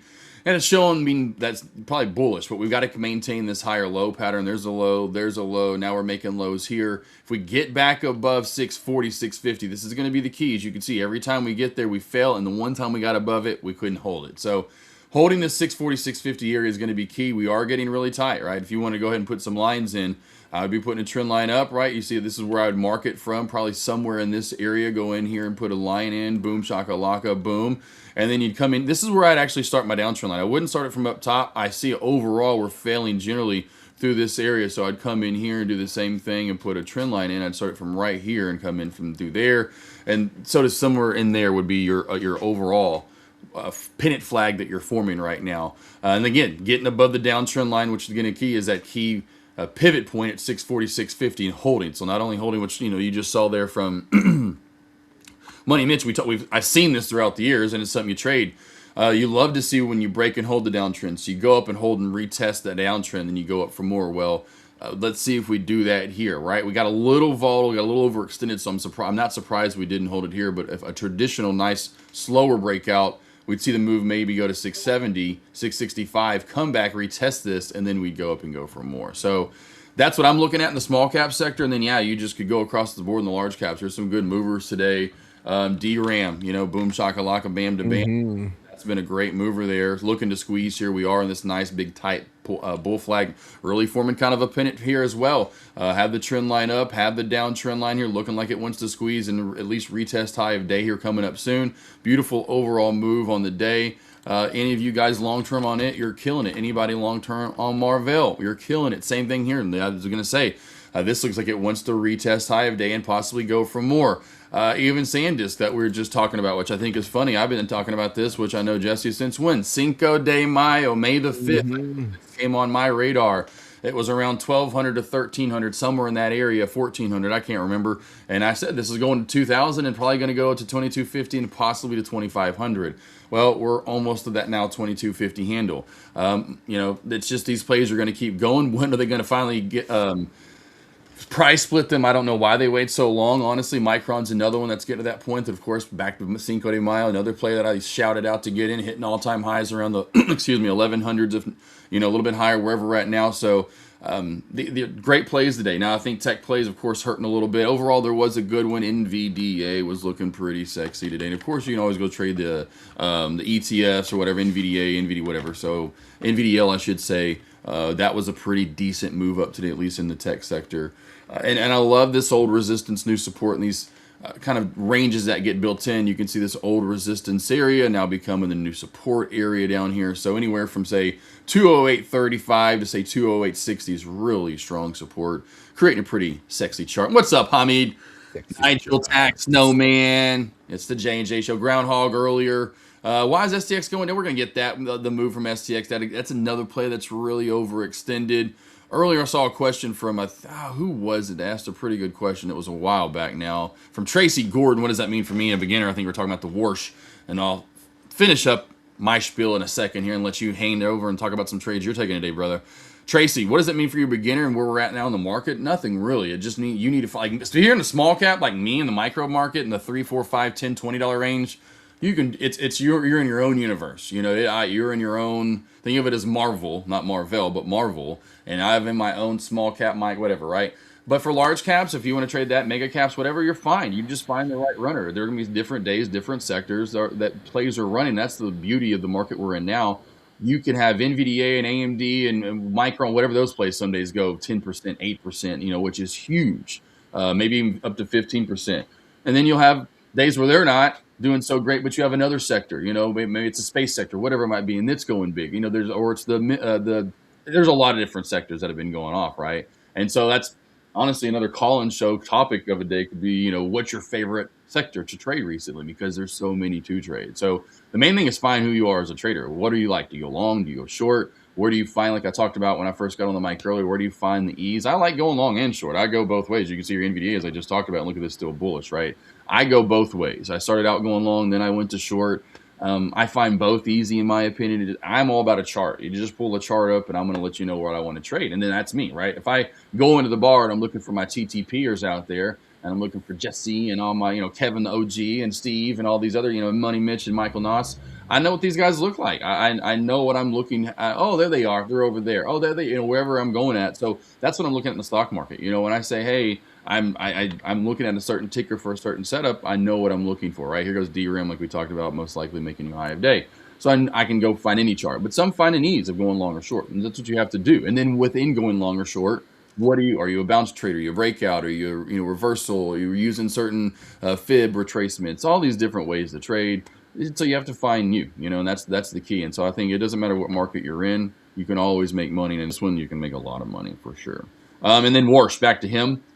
You in Missouri, because I know you got to know some people in Missouri, Jesse, that say Missouri. And so every time I hear Warsh, I think of one thing. I think of all my redneck buddies that couldn't say wash, and they'd say, I gotta go wash my jeans. Yeah. There are certain Missourians that I personally know that mispronounces, I would call it, different words. Missouri, that is the state I live in. But if you talk to the people in the southern part of Missouri, it's Missouri. Yeah. They go, Missouri. I have a wonderful grandmother who still calls it Missouri. I'm like, Grandma, we don't live in Missouri. We live in Missouri. But I've never been able to correct her. So, No, Gotta, it's not going to happen. Well, it's funny with him. I don't even know how he got this one, but my grandpa in Pennsylvania, they were German Dutch, last name Zimmer, and so I don't know if that had a part of it, but he couldn't he couldn't do his V's. So if he said Virginia, it was Virginia, or West Virginia was West Virginia. yeah. And that would always crack me and my dad up so freaking much, like just listening to Grandpa.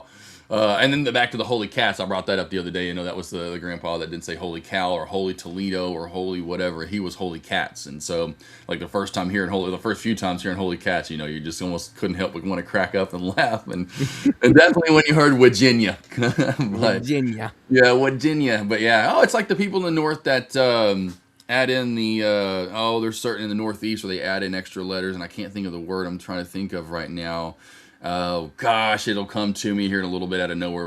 We'll be talking, and then all of a sudden I'll think of the word. I'm like, yeah, that's the word. They always add an extra letter, or they like Warsh. You know, I'm like, there's no R in wash. Right, exactly.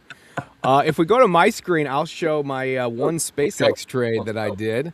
Be happy to show that today. Yeah, and Walk's my only trade of the day. So Walk is my one trade of the day. It's the last day. It's the last day of the week, right? It's Friday for us, really, if you think about it. So. Yep. I was like, hey, I just want to get that one good trade in for the day, and I got my good trade in on Walk. And so, what's you trade, my friend? So it's interesting. SpaceX today resembles yesterday's chart. Yesterday's chart almost started the exact same way for SpaceX.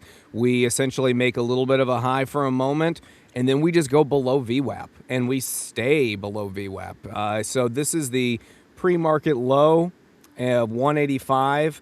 I've basically just been waiting to see what happens after we break pre-market low. We stay below VWAP. We stay in below the 20. And honestly, it's just been a slide down underneath that 9 EMA, which is this little blue line here. And I waited probably, 13 minutes before I took this one and only trade. We consolidated. We hit a low of 177. It started to go back up, and then it started powering down, and what really prompted me to get into this trade, into this short, was it just is continuing to fall below that 9 EMA, and the price and the volume of how this candle started just blasting on down when it was. I was like, all right, I think this is a good opportunity for a short. It was made a little bit, happy with it, and I've just been kind of watching all rest of this morning. And so we're at 179s. It looks like right now for SpaceX. We'll see if it can. We'll see if it can make a recovery. We're down negative 6%. So we'll have to see if we can possibly maybe push back up to that pre-market high, maybe of 185 even. But we're gonna have to get above VWAP. So we're gonna have to see what it does with there. Like Josh had mentioned, Marvell. I haven't taken a trade. It's just one of these where I've just been going, oh, this would be a good time, because on the opposite end of the spectrum, we got the 9 EMA, and it's been for a long time just coasting along, right? Goes above the 9 EMA, we come back down, we touch it, we tap it, we just start making new highs. So this is a good opportunity. This has been a good opportunity to go long. Relatively easy trade to make if it taps the 9 EMA. We're above VWAP. It's a very bullish stock ticker today. I like it. It looks like we're consolidating now. We'll see what it does. We're again tapping that 9 EMA, the high of today, 325s. We'll see if it can hit a 326 and beyond, but that might be all she wrote today. We'll see. It's 11 o'clock right now, Eastern Standard Time, so we'll see what it does with that. I have a DRAM swing, which I really am happy with at the moment. That just continues to shoot on up for me, which I really. You like barn burners? There's your barn burner, baby. I like it. And like we were saying earlier, this is SanDisk. This is MU. This is an ETF for SanDisk MU. The SK Hynix, Samsung, these other Korean companies, all sort of hodgepodge together, making this ETF. And since most of these, if not all of them, are really hot right now, this is a great ETF to look at. So DRAM, that's been a what's funny is like just speaking of that, I'm like, I was like, man, I just was even saying in my head again. And so I'm like, what my head just said was, man, I was like, I wish I would have got into this. And old resistance became great support and bounce plays back at that, say, 55 area, just literally a couple of weeks ago in May. If you go back down to that 55, that was old resistance that became new support from back in May. And I'm just telling myself, man, I should have got in there. I'm just looking at the chart. And point being, I'm like, this is going to go like, who knows what. And then you're going to go, why didn't you get in even at 70s? It's like, Yeah. whatever. Because this is one I really off my radar because I'm always looking at the normal stock to trade. And if I go back to Cinco de Mayo, and that's what I love doing is, going back, okay, let me go back to Cinco de Mayo. And I go back to that, and that was that juncture. And it's very similar chart of what MU looks like. And I could have gotten in the 40s. Yeah. So that would be about the 47, 45 to 47 to 45, somewhere in there is about as best I could have gotten. And here we are now. But so, hey, I did MU at 629.30 or whatever my entry price is. So at least I'm partaking in this. You are partaking, and you are definitely making some good profits with that. That's a good entry point at this point that you saw that when you did, for sure. Yep, we also probably should talk about, I didn't make any trade. Like I said, SpaceX was my only trade, but INTC trying to climb up to all-time highs. We hit that a little while ago. Let me just show you guys that real quick. What was it? 135.48. Apparently, they're doing a deal with Apple. Trump tweeted this morning about how they are going to start making AI chips domestically, and there is some form of agreement between Apple and INTC and some business deal going on. So that's something to look at as well. And it went down for a while. 127.90 was the lows for INTC, but we're curling back up and we're holding above VWAP. So let's see if we can make more all-time highs for INTC today. Yeah, that's nice. Yeah, that was Caesar who joined us on the Friday Night Live. See, that's been his baby and kind of vehicle for a while that he's been on, and it's been on, and it was one of those where we've talked about that since I think like April, if I'm not mistaken, when it was well before it was even into the 100s, and then even here more recently, and we're like, it's having a pullback, but we knew it. Even he was telling traders like, hey, don't worry, this is going back up, and here we are. He was saying 150 was his next target, and Jesse, Steve was on with us, and he agreed. So it was funny to have Steve and Caesar both say, 150. So then here was another one that we talked about on a Friday Night Live. That's why those Friday Night Lives are very key for you guys to join. Don't forget Juneteenth sales, 10% off. 10% off coming up tomorrow. I think maybe goes through Sunday or through Saturday, if I'm not mistaken. That's 10% off all our evals. Also, like you saw earlier in the comments, they just put it back out there again, and it was a great wording. Second chance, right? Your broker won't refund you a second time, but guess what? We will. So if you first-time user with us and you buy an eval, especially here coming up with the 10% off, which would be key, you get 10% off, and you're a first-time user with us, first-time eval, if you blow that, which you might, we get it, we're going to give you a second one for free. So come and join us over the next couple of weeks. We have that special going on, essentially buy one, get one. So if you buy one and you blow it up and you're a first-time user, first-time use and trade the pool, you'll get a second one for free. Vote on the World Cup. With so many matches I've been watching, this is probably one of the most World Cup. I think 2014 was one I watched a lot. We did pretty good that year. And then this year is another, at least for the men. I've watched a few of the women. Of course, my wife played soccer, like I've talked about. So the women are always really good. So it's fun to watch you win. It's not so fun to watch losing teams. So, but I'm watching a lot of World Cup matches, and you can predict the outcome of those and win evaluations. 50 likes on today's live stream. We've been doing that here recently. We get 50 likes on the live stream, which yesterday, boy, oh boy, we're talking about the views for doing FOMC. We're pouring in yesterday. A lot of likes, but if you get 50 likes on the live stream today, smash that like button. We're going to give away a 25K eval. If we get up to 100 likes, we'll give away another one. So get it up to 50 likes for the day. I've already smashed the like button. Smash it if you're having a good time and you like it. And if anything, hey, smash it. Let's get it up to 50, and we'll give away a 25K eval. Tomorrow for Juneteenth, speaking of, I know the market is closed, but we'll be doing a week recap that me and Steve do. We're going to do a bring your own chart. And again, Jesse, you're more than welcome to come. You coming over tomorrow, maybe, possibly? You're going to be around, maybe? I do have another work event that I might be doing in the morning, but I would love to pop in at some point. Absolutely. And we're going to see if we get some other traders to join us tomorrow. But the main thing is we'll be doing bring your own charts. We're going to have a trader come over tomorrow, and they're going to bring over a chart, essentially a trade, and we're going to break it down. This is kind of like which I thought was a good idea from not only Joe here in chat, we always see Florida Joe, but then Steve as well. So this will be a new thing that we start to do on Friday, and hopefully down the line even have more Friday streams for you guys. But a lot of stuff. What time did you mention is the you and Steve doing the charts? You may have said it. It's from 1 to 2. So 1, yeah, we always do a recap starting at noon Central Time, so that's noon our time, but 1 Eastern Market Time. Monday, Wednesday, Friday, we do a recap. Usually it's a daily recap, but on Friday we like to recap the week and look forward into the next week, earnings as well, and to throw a lot of different things in there. So it's a lot in 1 hour that we do on Friday, kind of recapping the week and then glancing to what we'll have into next week. And now we're going to throw that in there. Bring your own charts. I'll have something for traders to come over on a Friday to be a part of. Beautiful. And then Friday, you guys will do the live stream, correct? You guys will be doing the Friday night get together.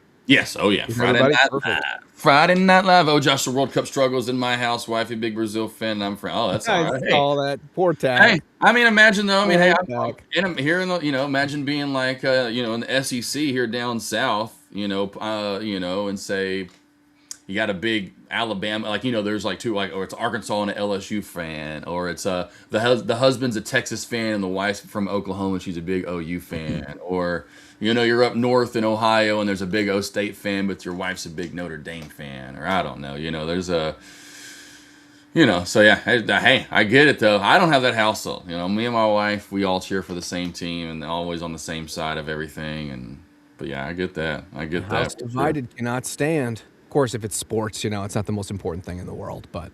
Oh yeah. Well, hey, you can live with a person who's going for a different team. Oh yeah. Oh yeah. I'm just glad USA has a decent team. They got a pretty good team this year. I think they got a shot to at least advance, possibly. We'll see to the knockout stage of things. But honestly, it's just nice to see a good solid 4-1 victory last week. I think we play again, if I'm not mistaken. I think we play today. If I'm not mistaken. Good question. USA soccer schedule. We play, it looks like, Australia tomorrow at 2:00. Tomorrow, okay. Oh, it's tomorrow. Okay, it is tomorrow. Okay, I didn't know if it's today or tomorrow. Tomorrow at 2. I knew it was at 2. Aussies, nice. Yeah, you ready? Down under. Hey, Aussie chick, where's she at? We're gonna have a big shout. Aussie chick. How are the dingoes? Hi, the dingoes. She said I'm rolling around in the outback in my old kangaroos. I get in the patch and then we go rolling around there. Yeah, usually if you start talking Australian, that'll bring her out of the woodworks. If she is on the live, if she is listening, she may be taking the day off. Again, don't forget tomorrow is closed. So this is our Friday team. Taking it as that myself, had one good trade on WOK, which has become a halt machine. Holy walk! Because what's funny is I now have made money on walk. Where earlier in the year on a live stream, Steve on a lunch recap. Speaking of the lunch recaps, we've had a lot of random crazy action on lunch recaps because I was short something that day. I can't remember what it was now anymore. And he went long on walk because it was he took a long and it was halting up. Steve was in a play that was halting, which is crazy, and took it about a point up. And I took one play like 2 or 3 points. It was crazy. It was crazy lunch play, but it was walk because I always say waka waka woozy. I don't know why, but then some people think of walk of like food or walk, taking a walk. But yeah, this one is halting all over the place right now. Very hard to trade. Great momentum move on the way down today. And it is just definitely is a lot harder. The better one of the two in my small cap sector over here is CRVO. Had some news this morning, has been bouncing beautifully. And there's that 560 area that I talked about. I said 560 support on my Discord. And there it finally comes down and it's hitting that 560 area and holding beautiful support there. And there's a break of that flag. So this will be some strong resistance though now on the way back on up. The VWAP, old trend line there, is going to be some strong resistance for this CRVO ticker. We haven't had a lot of plays in the small cap sector also hold. It seems like we have on Monday, INHD last Monday, RGNT this Monday. And then as we get later into the week, the plays, and it's not a theme, it has become more of one, to whereas and it's not an all the time theme, is in where Monday we're hot and then by Thursday they just don't hold. That has been more of a thing here recently, where we're still getting spikes, but by the end of the day, they're just not holding. And don't forget, we are off tomorrow. I don't think everyone's going to take it like a traditional, say like July 4th coming up in a couple of weeks on a Saturday. Well, ooh, we're looking at a little pop here. Look at the 560s holding. I Mm. think that Friday before July 4th, we're off on July 3rd is my point. So I think Thursday, July 2nd could be a little bit slower because we are leading in July 4th versus, it's a little bit bigger of a holiday heading into a weekend. So that maybe could be a little bit slower. I think today we stayed pretty active throughout the day across the board, small cap to large cap. So definitely don't see maybe volume drying up as fast as you would. Now, the other thing we have today too, like Michael was saying, triple witch, quad witch, whatever. I think it's triple witch now, but whatever. Anywho, be careful. Go small. Keep the capital. Keep the profits. I'm 1 for 1 and done. I'm a one and done for the day. That's how I feel too today. One and done, like the old school college basketball players, and now they pay them a ton, so they just transfer everywhere. Did you catch the Rumble move this morning in pre-market? It was doing pretty well, and it actually would have put a decent little short after a market open today. It's pretty much gone down. It's consolidating now, but definitely dropped like $1.50. No, I did not. What's the ticker for So Rumble? just RUM. Rum. Oh, it is rum. Okay, it is rum. Okay. What a great ticker, Rum. I know. Yeah. Oh, yeah. I was like, man, what is this one again? Yeah, that was a pretty good sell-off right there. Pretty nasty right there. And I love these. This kind of obviously looks a lot like walk though, but you crack this pre-market support and you come back to yesterday and after hours. There's really not a lot to hold this play down. And really a lot of the time once it just soaks back into the main chart from yesterday, and we really actually went all the way down to like the close and the low of yesterday before we start to see any sort of real true support. We're trying to get back on around here as we're making a little bit of a higher low pattern. Yeah, nice sell-off though. And what sucks, I'll just say sucks, this is how clean the market was.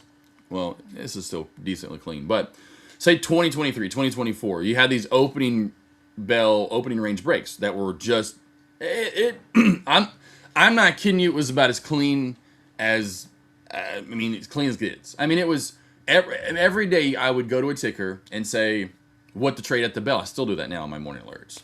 Back then, I would have usually 2 or 3, maybe even 4 a day. But usually there was one that I said Tesla, crack of, let's just say it's Tesla, crack of 8:30, opening, watch for low, pre-market low crack, and it would just, or watch for opening high of day, and it would go over pre-market and just, now you get this. This is what we get now. Let's just go over. This is what we get now.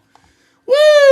Well, I thought it cracked pre-market low, but usually you'll get even crack pre-market low, then it's all over the place. You're not getting, which we have gotten today. Let's just go over, of course, to like maybe a big barn burner, of course, SNDK. This is kind of a little bit better and cleaner for sure, where you get the break, the retest, and the move. This looks very similar to 23 to 24. And I'm talking months, obviously, if I say 23 to 24, to where I would trade this every day. Every day I just waited for this. Hey, guys, wait for high of day break. Blah, blah, blah, it's going to go to here. Watch for a retest of it. And sometimes it would just, it wouldn't even retest. It would just break and go. It's beautiful. SNDK today, this chart is absolutely gorgeous as far as just a bull setup. Even if it was a short side ride, if we just want to see for a negative move, if we want to see a short move, this would be the same thing of, I guess, the Alejandras of the world that like to short more so than going long. This would be what you'd be looking for on the short side. So going back to even the question we got earlier when I was trying to say, hey, find who you are as a trader. Do you like going long, short, whatever? This is a chart you're going to love to want to see more and more and more if you are a long trader, or of course the opposite if you like to short. Yeah, ever since I joined Trade the Pool, before Trade the Pool, I was just going long. I had a small account with another broker and, only had opportunity to go long with my smallish account.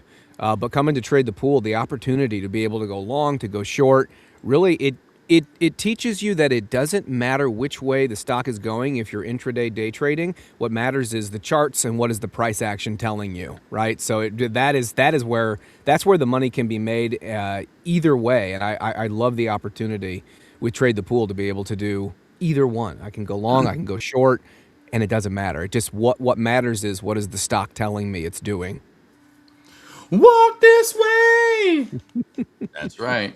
And I said walk. You can't copyright me. I said walk. You did. You said walk. W-O-K. Walk this way. Yeah.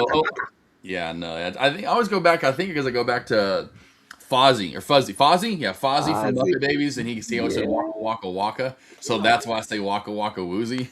Yeah, that's right. Look at you sporting the Denver Broncos hat today, brother. Go Elway, go. Yeah. That brings This back is old. good I've memories. had this for a decade. I've had this I hat love it. for a very long time. I got it like right before they won the Super Bowl in 2016. But Okay. yeah, it was, dude. We go back to that, man. I love me I some go, the double yeah. Broncos. Oh yeah. And I go long before Peyton Manning, man. I go back to the Elway days and Terrell Oh Davis, yeah. like we were Oh, talking I've got earlier some this of those week. hats still. I don't wear them anymore because well, I've got some that are like old that I Getting don't wear. dusty. Well, I have like the Super Bowl hat, so I think they're in here. I don't know, the dogs are in the way. I got the Game Boy out the other day out of the closet. But anyway, Nice, there it is. yeah, I have the Super Bowl hat. So I like when they won the Super Bowl, right? You had to get the gear afterward. So I've got the Super Bowl 32, Super Bowl 33 hat. Man, what's crazy? I literally need, I will go get it. I'm gonna go get a T-shirt. get I'm gonna put it on. So hold the fort down for a second. I got it. And then I want you to guess what grade I got this T-shirt in. So watch this. This is gonna be hilarious. And there goes Josh going to get a new T-shirt. Smoked tuna. Why tomorrow the market is closed? Juneteenth is a new American holiday, I'm told. So that is why the markets are closed tomorrow for Juneteenth. And Nigel, hey, good to see you. Like it's getting weak. Walk. Yeah, walk got really weak, didn't it? That's right. Tack is singing Walk This Way. Good to see you guys. I guess Ingrid is not present with us, but I do see that the chat is talking about her a little bit. Tack brought her up. The ending of slavery date. Oh, thank you, Tack. Yep, for Juneteenth. So that is why the market is closed tomorrow, but it'll be open Monday. Make sure you guys check out our streams as well tomorrow.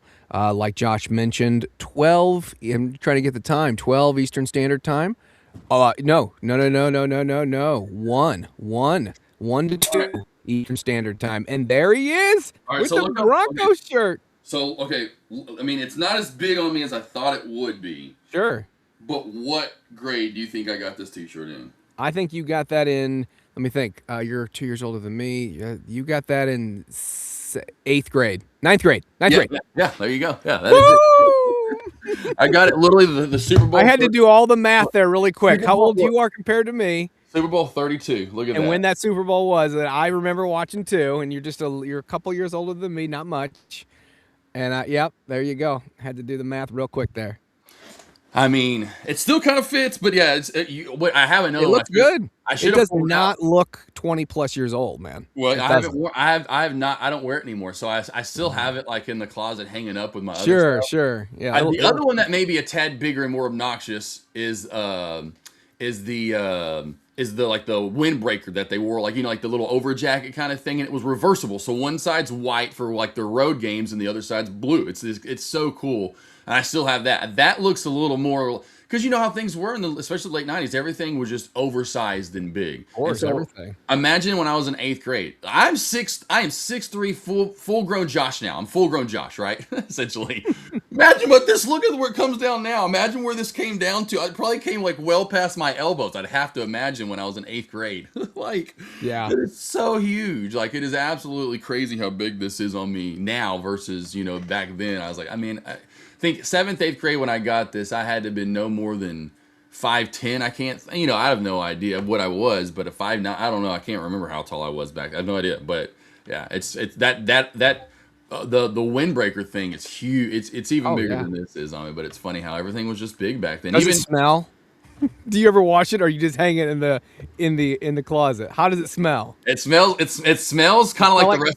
Luckily, it's with my other clean clothes, so it kind of smells like the other, like the other clothes, like the fabric softener. Yeah, the fabric. Well, no, the what's it called? The detergent. No, what do you put in the dryer? Dryer sheets. Dryer sheets. Oh, dryer sheets. Sure. Okay. All right. Dryer sheet. Yeah.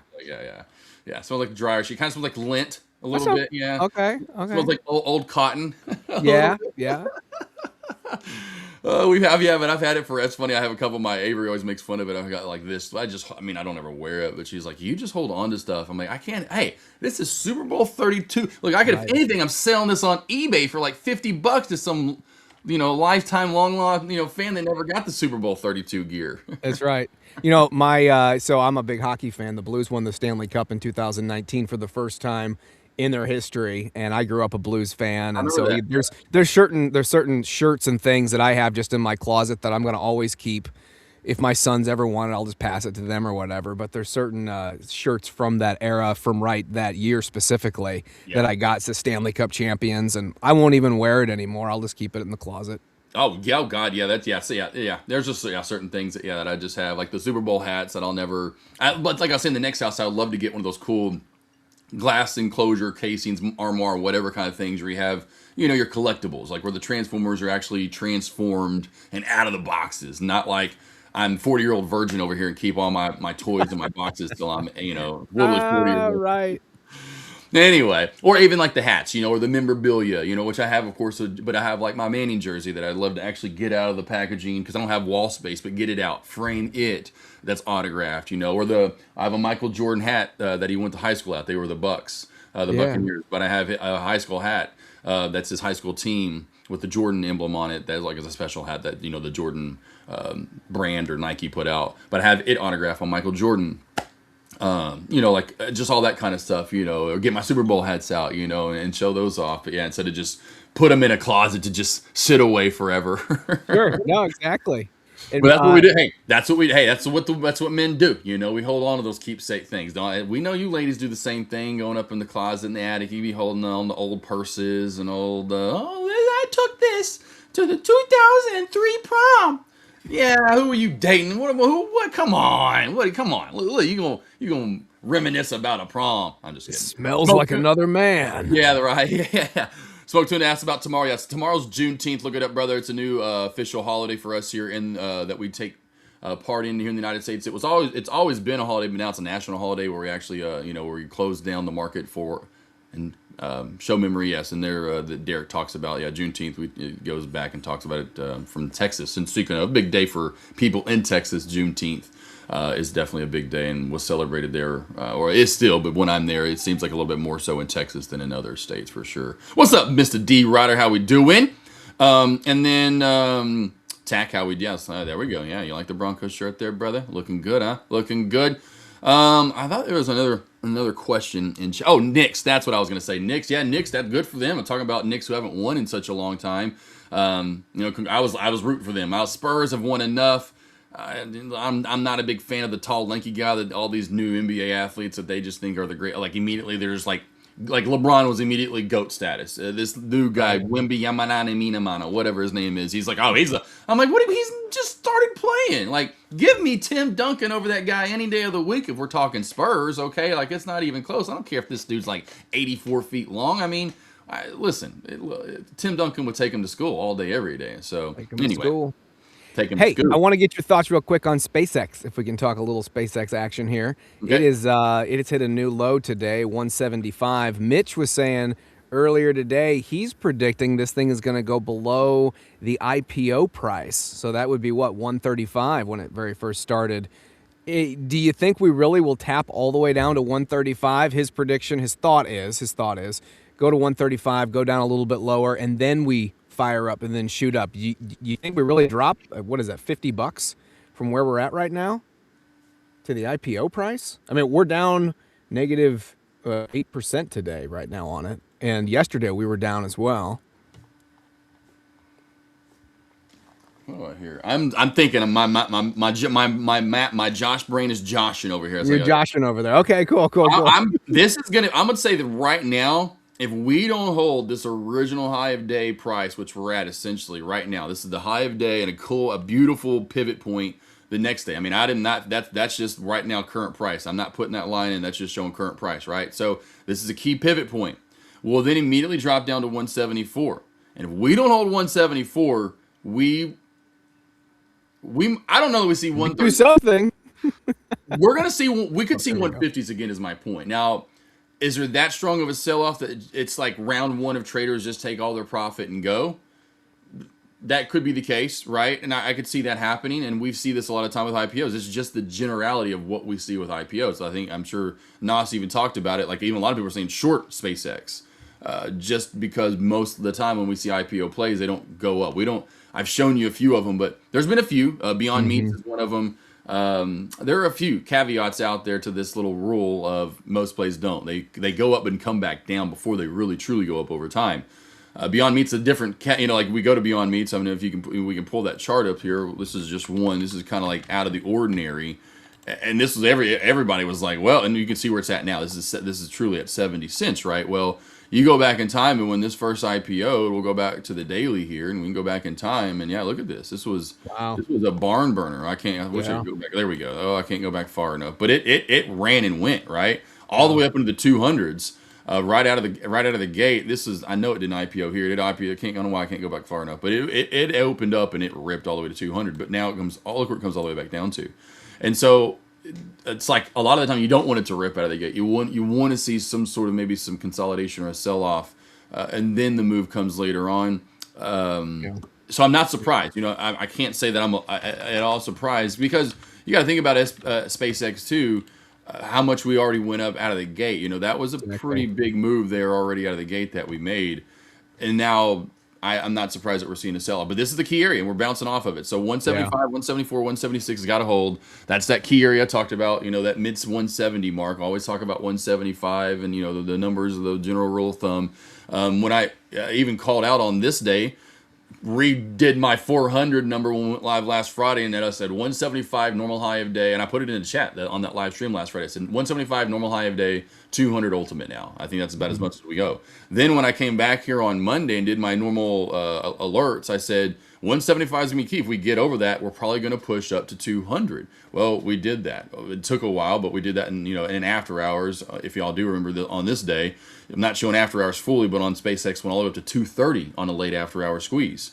And so now we're going to run back on those $5 intervals down. So under 175 area, watch for the move down to 170. Under 170, we could go all the way back down to the 150s actually. So I'm not fully disagreeing with what Money Mitch is saying. I'm definitely on par with that.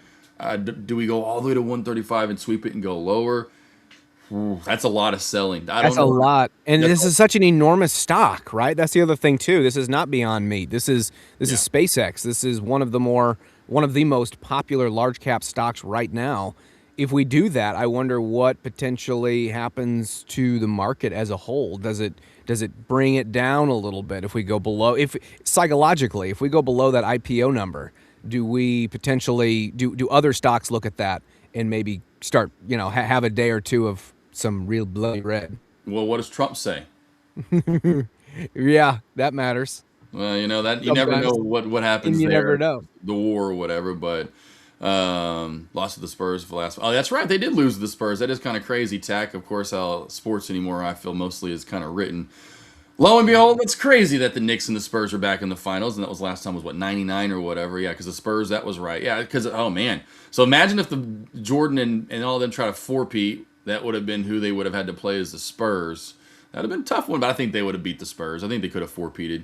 I wish they would have swept the 90s. I wish Jordan wouldn't have retired, and he would have, played the Rockets back to back and beat them. Like, there would be no question if he swept the 90s. Like there would be to some idiots, and no offense, but those would be morons that would be like, well, LeBron ain't nothing. If Jordan would have swept the 90s, ain't close. Well, nope. If he would have swept the 90s, it's just not even a question. I don't think everyone swept the whole entire decade like that. I don't think Bill Russell and them did anyway. So maybe. I don't think they did though, but anywho. It was fun to see some of the video footage, the juxtaposition of some of the celebrities that were there back in the 90s. So they had Ben Stiller and Adam Sandler has these old 90s glasses on and stuff. Yeah. And so much younger. And then to see them, they're back at the NBA Finals this year. Just to see that juxtaposition of age, just how much time has eclipsed.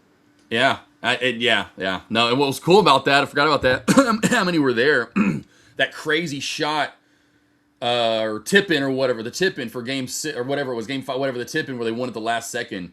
Coach Cal for the Razorbacks was right there beside Adam Sandler, and it was just to see they were both like, and then they cut to Jerry Seinfeld, and he was literally like, what? Hey, what are you doing? He was Where am I? Yeah. He just they were. What just am I doing there? Yeah, that was cool to see all the reactions, and then of course, then you get these bandwagon fans, no offense, but Taylor Swift sub. I knew you were gonna say Taylor Swift. That's so funny.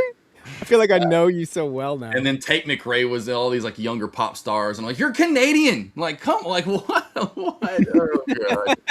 You don't belong here. Yeah, But welcome, no, yeah, welcome exactly. anyway. Welcome. Yeah, anyway. well, yeah. Welcome. Well, you and Nas for sure. I'll welcome Michael. Exactly, Nas. exactly. And of course Tate McRae any day to a dinner of mine. But yeah, I know I thought it was funny to see all those like what I would call like bandwagon fan. Like, hey, come on, are you like me and like me and you in the 90s, and we've been watching the Broncos for 20, 30 years. Come on, how many games have you watched? How many hours you put in? Have you put the time in? Tax says Taylor is a longtime fan from 2012. Long time?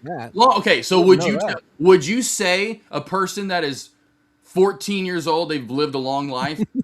She wasn't 14, but okay, I'll give it to you, brother. Well, if she was born I'm saying 2012, so that's not a long time. If you go up to any person born in 2012, you would go, you're a toddler, kiddo. You're nothing. You're nothing. You ain't been around the block. 2012. And how about 1900s? You ever heard about those, youngin? Yeah. I think he's referring to the fact that she's been a fan since. I know, right? but I'm doing the mental, psychological reverse side of that and going, okay, cool. If I go up to someone that was born in 2012, like say one of your kids, you have a kid maybe born in 2012. I do, 2011. That's right. There you go. You would look at him if he was saying, "Dad, I've watched the Broncos," and you'd say, "You've watched the Broncos since when, son?" Exactly. Tebow time. Come on. Yeah. Come on. Right? Tebow time. I love it. You do it. Tebow time. Hey, that one playoff win. Hey, against Pittsburgh, baby. That was a good game. That was nuts. I was pushing for him. Yeah, R.I.P. DT, Demaryius Thomas. I love watching him play. He was a beast wide receiver.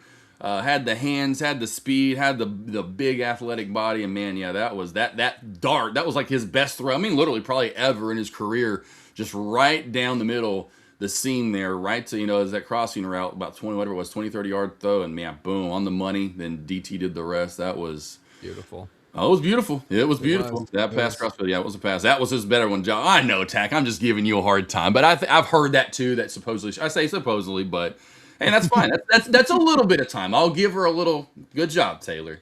All right. Were you there in all the hard times and those losses in the '90s against my man Michael Jordan when he just did that?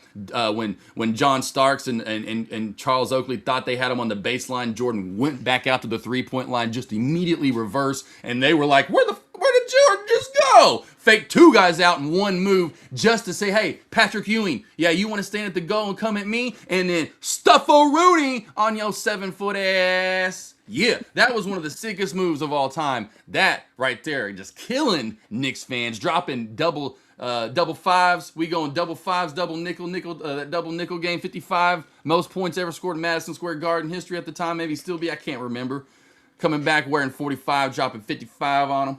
Joby-Wan Kenobi wants to know, do you remember Bernie Kosar and the Browns against Elway and the Broncos? Yes. Oh, yes. And, of course, what was the running back? Of course, the drive. 86 and the drive going 98 yards. That you can't beat that. And the wind that they had to face there in Cleveland in that gross rainy game coming back, and the drive is the drive. That's just that's immaculate. The running back that fumbled it to next year. I think it was the next year, a couple years later. They were going in for a touchdown. God, who was the running back? God, he played for a lot of years, 10, 12 years or so, that running back did. Fumbled it right before he just fumbled it. I don't think anyone hit him, remember, right? And they should have beat him, I think. That should have beat him really both times. Oh, yeah, I remember that for sure until the last minute. Ernest Biner. Yeah, Ernest Biner. That was it, Ernest Biner. Yeah, that was it. He played for about 10, 12 years. Yeah. Oh, yeah. Hey, Kosar was good. Yeah, those were good games. Those were the old school days, and I can't imagine those quarterbacks, because even Kosar, you think about how long those quarterbacks lasted back then, and we just see quarterbacks now just he's done, he's done, he's done. Back then, you got them to stick around 12, 14, 16 years. You got to think about the damage they were doing to their body. Like the pads and the helmets back then compared to now. Yeah. And then, imagine what they would do in today's offense, where you can't really play defense. They're playing two-hand touch out there, flag football. They are. John Elway and Dan Marino alone would throw for about $5 to $6K a year. I can't imagine Bernie Kosar and all those other guys. Warren Moon. Those guys would be throwing for minimum $4 or $5K a year, probably too. I can't imagine, honestly. And how how the games changed. Yeah. So, yeah, if they're doing that back then, I remember though. That's how long I've been. That's when I first started watching, was late 80s, right around 88, 89. Of Yeah. course, you don't really remember the drive. I wouldn't even probably even watching that game in '86, but yeah, I was Milburn. I think it was. Even at that, we're like in the early '90s, we drafted this running back, Glenn Mill, and he was going to be the next Rocket Ishmael, so to speak, and he was going to be the next kick returner, wide receiver, running back specialist, and he didn't really pan out. But that was like in the early '90s. But I remember all these. Yeah, that was the first love for me. Other than that, like I've said, the Arkansas Razorback basketball team, because you got to think that they were so good with Nolan Richardson, Lee Mayberry, Todd Day, Oliver Miller, Big O, and then of course the championship run beating Duke. So that was those are the first two, like. Oh yeah, so we're a long time. I mean, I say long. Then there were people from me, go back to the '70s, and were my dad in the '60s or whatever it might be. But yeah, those are the good old days. And here's SpaceX still trying to hold this low. We're trying to hold this, man. Trying. I hope it does. We're trying. My 5 shares in my swing account. I hope it does. Yep, I remember that. Kevin Mack. Yeah, Kevin. All those old school names. Natron Means. There's another old school name for San Diego Chargers. Natron Means. Of course, now he's a coach, but. I remember, because I collected cards. I wasn't a big baseball fan, so I didn't really care for baseball cards. Well, that was always probably throughout the years have been the best and maybe most valuable cards. But I love NFL, collecting NFL and NBA cards. So I was, you got to know a lot of players even because it's like you knew almost every player on all the teams just because of collecting cards. You're like, who is this? Even like me, which is so funny. CRVO team's still looking really good here. I love CRVO today on the long side for small caps. You're breaking back through not only the trend line but the downtrend. So this is looking really good with the higher low pattern right here. Boom, the lows are getting higher and higher. But back in the day, coolest. We'll have to talk about this for card collectors. And were you a card collector yourself, Jesse? I was. Do you recall Beckett's Guide? I would rent those from the library because I was a big baseball, and hockey. You buy them, nice. Yeah, my mom would buy them. I remember my mom I thought I was so cool when she'd buy them for me. Like, oh my god, yeah, and you could look up your cards and how much they cost. All right, so we'll do this. This is awesome. So two in the same. So coolest card, the best card you ever opened out of a pack, and I'll definitely go first. I love this one. So coolest card, best card, you always open them up, who you're going to get. Topps Finest was back in Topps Finest day, so those were one of the more expensive cards back in the day. I opened up Topps Finest, autographed, and I thought this was so funny, autographed Bill Winnington card from the Bulls. I was like, that's hilarious, right? Like, out of all the people in the collection they did autographs this year for, I got Bill Winnington. Wasn't Michael.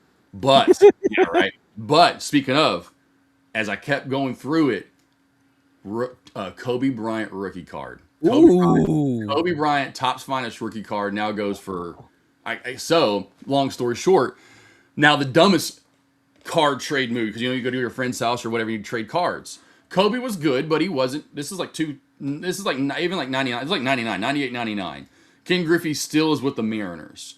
I love Ken Griffey Jr. So at the time, we knew how much these cards cost, and my buddy, still to this day, I love him to death. He was actually my he was whatever in my marriage. He married me in Avery. He's like a pastor, big time pastor in the Pensacola, Florida area. Anywho, but traded 3 King Griffeys that equated essentially to a little bit more than the Kobe Bryant Topps Finest rookie card did at the time, which I think at the time cost like 80 to $100. And the King Griffeys I think I got for like 120 or something like that. So I was like, okay, over time, these 3 cards should hold value over this one, knowing that at the time, Kobe Bryant wasn't going to become Kobe Bryant. But luckily to this day, and of course, the unfortunate back to 2019 in your St. Louis Blues, well, I think it was, no, was it 2020? Was it 2019? I think it was 2019. 2019. Yeah, for Kobe. I cried. I mean, I've only cried for 2 deaths, and I loved Lincoln Park, so when Chester Bennington and that situation, I sobbed a lot for that one. But for Kobe, and I love Jordan, so for whatever reason, I definitely took a liking to Kobe, when he played for the Lakers. But although I did go for the Detroit Pistons because I was like, okay, I don't want you to do any more than a three-peat. You can't do anything more than Michael Jordan did, right? So I did root for them against them once, for sure. But anyway, loved him to death, and teared up cried. I can't remember how much for Kobe, but the point being that day, and reached out and had to do a post.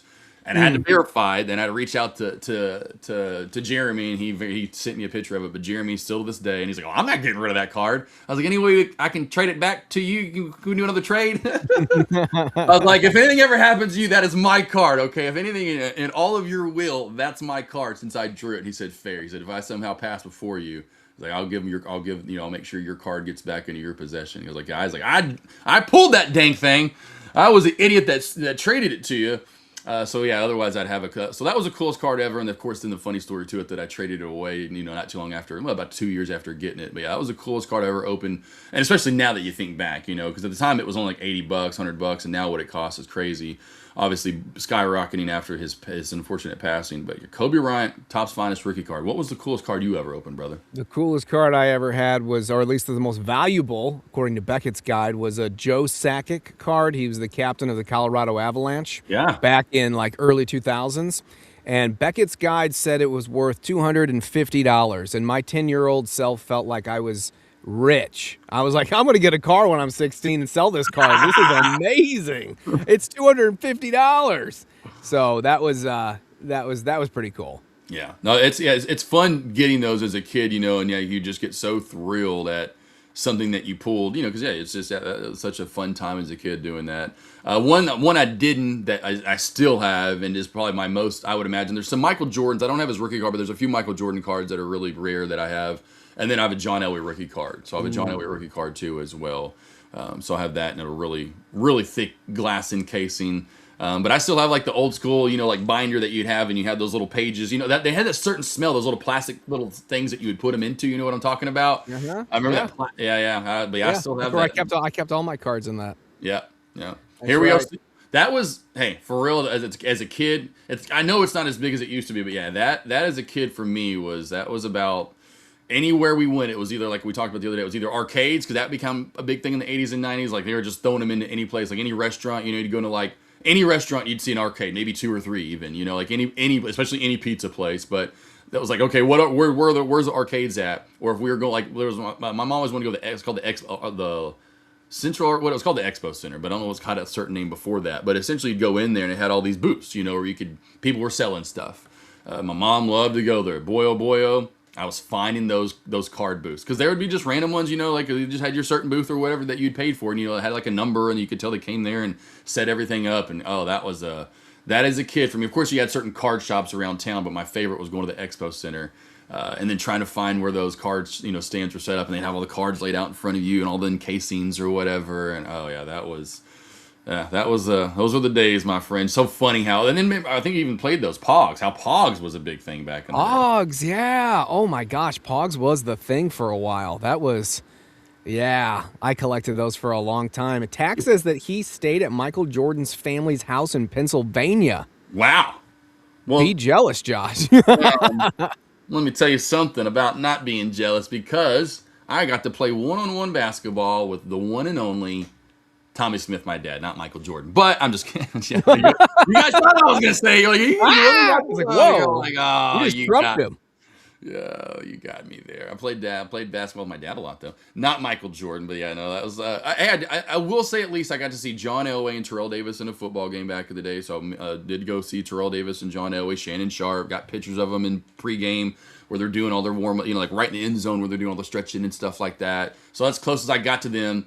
Speaking of, Avery has met and actually used to play soccer against John Elway's kids. So she would like John Elway would just be there, like would just be there during his kids' games, and everyone was cool about it. They weren't like, oh yeah, John, there's like he was just another figure in town, which was really cool. So there's that. I didn't get to, but Avery got to be around John Elway and played soccer against his daughter, which was really cool.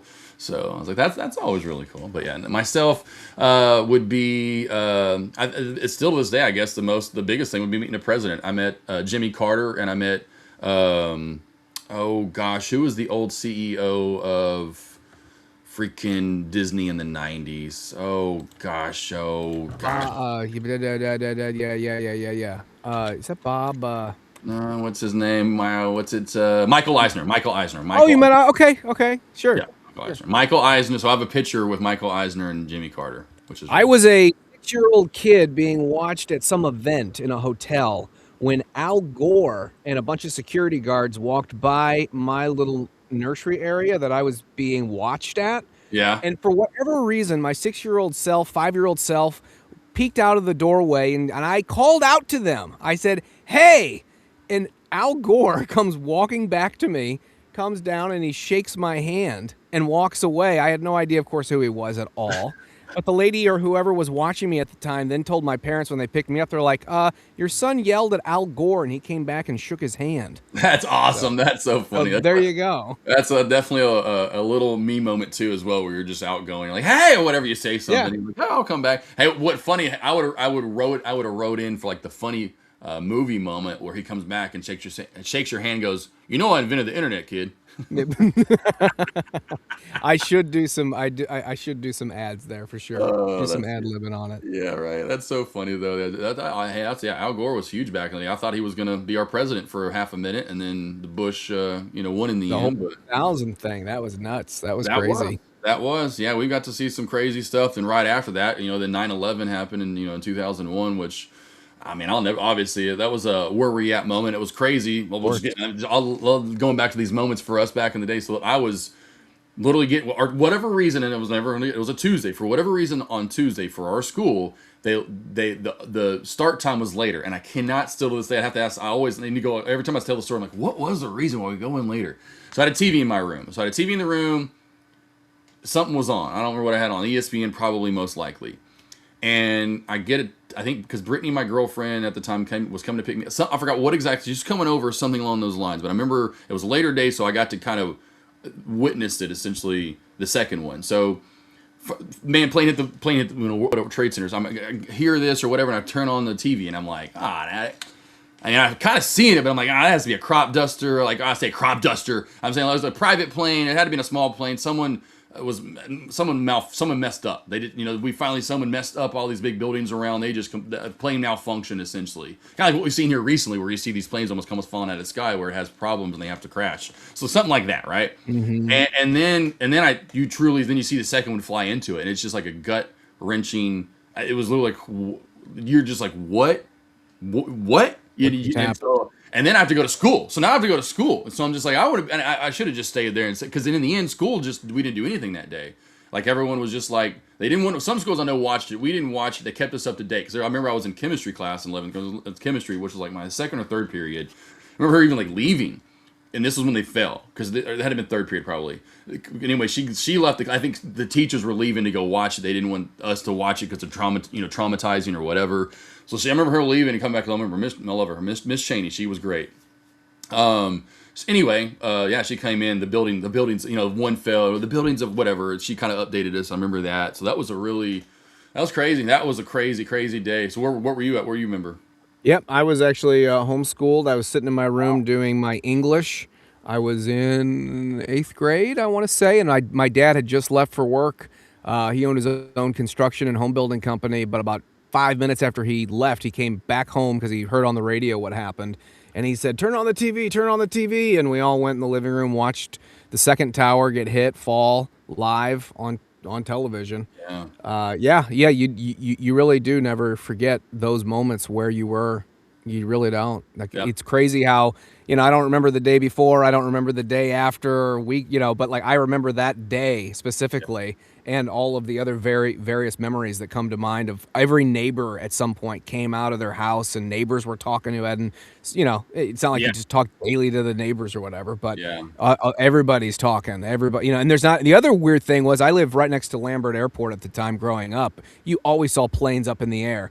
You'd look up in the sky, no planes. Like, they shut down. They shut down the airports. Everything was shut down. It was crazy. It was a crazy event. Yeah, I remember the one thing I remember afterward was every gas station was packed to the wazoo. I mean, every one of them, and people were doing like price gouging, where gas stations were like doing illegal things and and jacking up the prices. And then the following days, the main thing I remember was everyone the unity, and how many, especially being in the South, how many trucks had an American flag on their truck going to school, like the next day or the next week or so, where everyone had an American flag up in their front yard. Yeah, everyone was waving American flag, and just kind of getting goosebumps, because that was like the one time where finally, united States of Yeah. America, where you actually saw the unity in us to be united was, yeah, that was Toby cool. Keith music, Alan Jackson song, all of those songs that Oh were yeah, just like they're still actually still good songs. yeah. But yeah, at the time, yeah, like you said, we felt very united, very very different than the feelings right now for sure. Yeah, yeah, right. Yeah, exactly right. A far cry from that. Derek says I was at my mom's house in Vegas when she woke me up and saw the second plane hit. Yeah, that was crazy. Yeah, yeah. That was nuts. That was crazy. 100%. You know, that was, hopefully no one ever has to go through that crap ever again. But yeah, that was absolutely a day never to forget. Got the call-in show coming up, and a good call-in show and a good question right here, Steve. First, actually, I'm Steve. I don't even see. I'm looking for Steve. I was looking for him, and I said Steve. But Jesse, call-in show. Good topic here today. It's a call-in show topic, and if you want to give your quick little spiel before you head on out, would be, love this one. Where is it at? Where is it at? Where is it at? Where is it at? Where is it at? Where is it at? Where is it at? Oh crap! There it is. How do you avoid spiraling, aka going tilt after a bad loss? So after you take a bad loss, how do you avoid going tilt and spiraling out of control? Such a good question. How do you avoid going out of control? Yeah. Yeah. You know, for me, I'm not going to be on the call-in show. Yeah. For me, and I've had these days where I'll go red and then I'll just continue to go red. The things that I'm learning that I'm trying to do is, hey, if I take 2 or 3 bad trades in a row, I will physically get up, go to the bathroom, get a cup of coffee, walk away, because I know from my own trajectory, my own past, if I just continue to try to, essentially it's revenge trading, I will make a bad loss a lot worse. So for me, it's about taking breaks. If I am in a rut quickly, or even just 2 or 3 in a row, I get out of it by not trading in the next moments, because it's human psychology. We want to get it back. Right? Whatever we lose, whatever we're down, even if it's $5, if it's $5, 50 or 500, it kind of doesn't matter. If we see red, there is a human psychological element to us that says, oh, something's gone, something's been taken from us, I must get it back. And for me, the best reset is literally standing up, physically walking away, few minutes even, come back, and then you kind of recalibrate. You kind of recalibrate your own mind and your own head, and you also it gives you opportunity to think thoughts outside of trading for those few minutes, or for some people, maybe even a few hours, if they need to do that. So that's my spiel on that. Love it. No, you're all over it right there. I wish traders would do that more often. That was one key for me. Just get up and walk away. Go to a different room. Go take a walk. Go play some video games. Go get something to eat. Go pet on your dog or your cat. Do something positive is my point. You had something negative happen, so go do something positive to reinforce your brain. And by the way, speaking of positive, we talked about it, CRVO. I talked about this being bullish and being very strong in the $657 area before. I said before it ever hit 7, and here we are getting close to 8 now. So beautiful breakout here. Broke the downtrend, squeezed back over the trend line, maintaining that VWAP. And really, we talked about the 640, 650 area, and over that she could go. Well, there you go. That's what I said. Over that 640, 650 area, we have a nice, good squeeze and breakout play. By far the best move here for your small cap plays. And really, over the last half hour, this has been one of the better movers, even in the whole entire market itself. And I know Jesse's always looking and cooking, and he says, "What about my SpaceX?" So last year SpaceX, but I'm wondering, are we looking at a bottom here? This is now, I think, the 5th time we've come back around to this 175 mark, and every time we tap a little lower, looks like we just did. We just hit the 175 on the dot. We might get, oh, dude, there it goes, 174.44. That was perfect timing, getting back over that. It was looking at it, and I was like, this is testing again. Let's see if we get a crack, and we are. Like I said, we still have support into 174. To me, it's that 174 handle. Once we lose that, that's where I really feel a good sell-off will come with more continuation, right? We're making new lows, but we're not really getting some good follow-through. I think once we get through 174, in my opinion, that's where that's going to come. This is a nice chart, though, today overall. Got to love a good old support area become a new resistance. So old demand becomes new supply, old resistance, or old support becomes new resistance. So beautiful, beautiful, beautiful there. So watch for this to continue down today. Unfortunately, I do feel that way on SpaceX. Not going to recover that VWAP anytime soon. And yeah, Joe, great question, right? How to avoid spiraling, aka going tilt after a bad loss. Talked to too many traders and they've done it. Need some callers in on it. Jesse, Kevin, say all the dang Steve. All the Steve. names. I All know the names. Steve's up now. No, like I feel like the grandma calling all my kids' names. Steve's having a little difficulty getting in, but my man, if you do need to go or step out, you are more than welcome. You get out of here. I actually do today, so I will step out. I will hopefully be back tomorrow with you, maybe at the chart show, or if that's what you guys are going to call tomorrow. So that would be a lot of fun. BYOC, baby. Bring your own chart. Instead of bringing your own beer, which you can bring your own beer if you want to. It's, I bet D Ryder wouldn't mind a good. Why not? It's a holiday. Yeah, all right, I'm getting off. It's great to see you. Great to see everybody in chat. I'll see you guys all soon. Later. Man, this shirt, it just feels weird kind of getting this old school guy back on, but I love it representing the double Broncos. It's about that time of the year. It's getting close. Literally, about a month, a little over a month away till we get to that Hall of Fame game and that, first game of the year for the NFL. I cannot wait. Can't wait. Broncos, I think, start off against the Chiefs this year, too, on Monday Night Football. Dun, dun, dun, dun, dun, dun, dun, dun, dun, dun, dun, dun. All right, that's enough of that for Disney fines me for life. D-Rider, we close tomorrow. But yes, we are closed tomorrow, but we will still be live. We'll still be doing our lunch recap, our week recap. So we can go over, someone's going to come over tomorrow and bring a trade, bring a chart, something that they've traded this last week. Could be today, could have been yesterday, could have been Monday, could have been last month. You just want to go over a bad loss you did spiral and you got out of control. Why did I do that this day? What could I have done better? Well, we want you to come over tomorrow. Now, me and Steve, ahead of time, we are going to have someone pre-selected. But in the meantime, down the line, I would love to have someone just randomly join in, like the call-in show, so you guys can just come on over. And I think the more people do this and you start to see what we're doing, breaking down the chart, you'll get comfortable wanting to actually do this. You don't have to show your face. Be good if you could. But if not, the main thing is just let's see your chart. Let's talk. Let's talk and see your chart.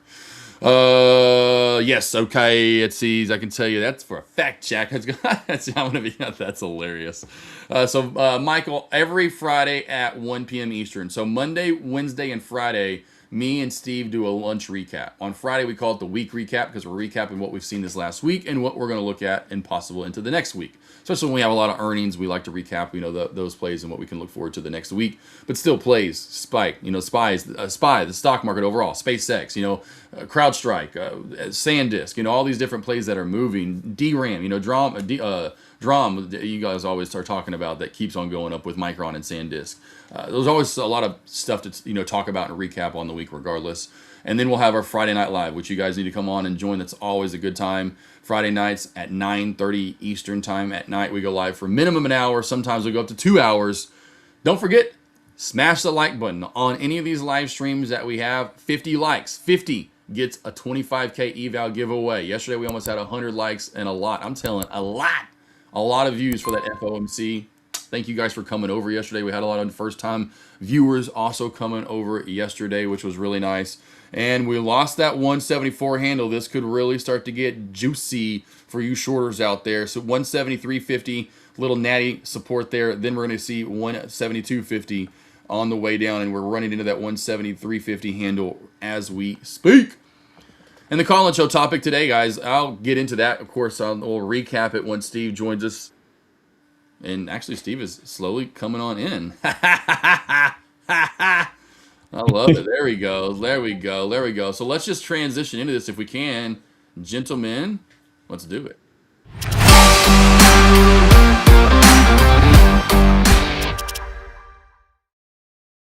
I think we should be sexy timing, and we are. That's right. 2 men with 2 hats. They call us 2 men and 2 hats. That's our OnlyFans page, and we just sell a bunch of hats. That's it, guys. So come on over. You want customized hats? We got you. That's 2 men and 2 hats on OnlyFans. Join us today. Josh, they always ask, why do we host on OnlyFans? But you know what? We get more traffic. What can you say? Only hats. But Only hats. What can you say? It's the best platform. How we doing? Doing good. Having a good time. Fun day today. Of course, the plays that are halting. Speaking of CRVO is now halted down. Oh, WOK. Remember WOK walk that you took on a ride up? I took it on a ride down today. So I got a little bit of walk juice sauce today. That fell off. Had a reverse split and just out of the gate went on a dump of Runano. And so I took that on the way down. Just got in with momentum and took that down for 2 points. So funny enough, I was like, oh yeah, Steve got that on a call, or not call-in show, on a lunch recap a few weeks ago. And then now here I am after a reverse split, just taking it on a ride down. I was gonna say, yeah, we've come full circle here. So is that the reverse split being the catalyst there, or the split, I Yeah. should say? Yeah, Yeah. and I don't really get Good. why it sold off so hard. It just did. So I just said, hey, if that's what we're gonna do, I'm taking it down. I'm taking it all the way down. Yes, sir. Love it. Love it. So yeah, it's been a relatively slow day for me. We had swings from yesterday, so those did well. Obviously on the gap up, we did take a very small. Well, I did take a very small call A on small call. the pullback this morning. Just a little bit of a little bit of a scalp, and that's all I've been doing today. Looks like we're pretty range bound still. I'm Yeah. expecting tomorrow to be fire, or not tomorrow. Tomorrow will be nice, but I'm expecting next week to be where the fireworks take place and where we try to push out of this range. I'm Hopefully. gonna go over to the call-in show. I forgot we have that on Google Meet, so I'm gonna go over to that. Alrighty. Let me know when you join, and we'll mute ourselves here. And here comes SpaceX on down from, like I said, once we crack that 174 handle, I figured we get some more continuation. So 172.50.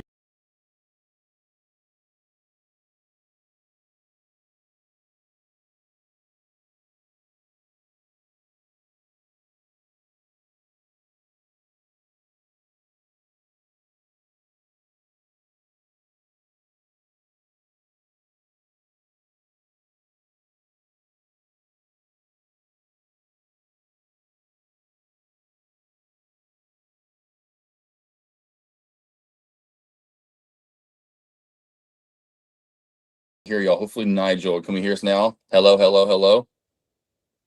SpaceX on the run. Testing. 1 2 1 2 1 2. Testing. Testing. Testing. I hear you, Josh. You sound great. Apparently.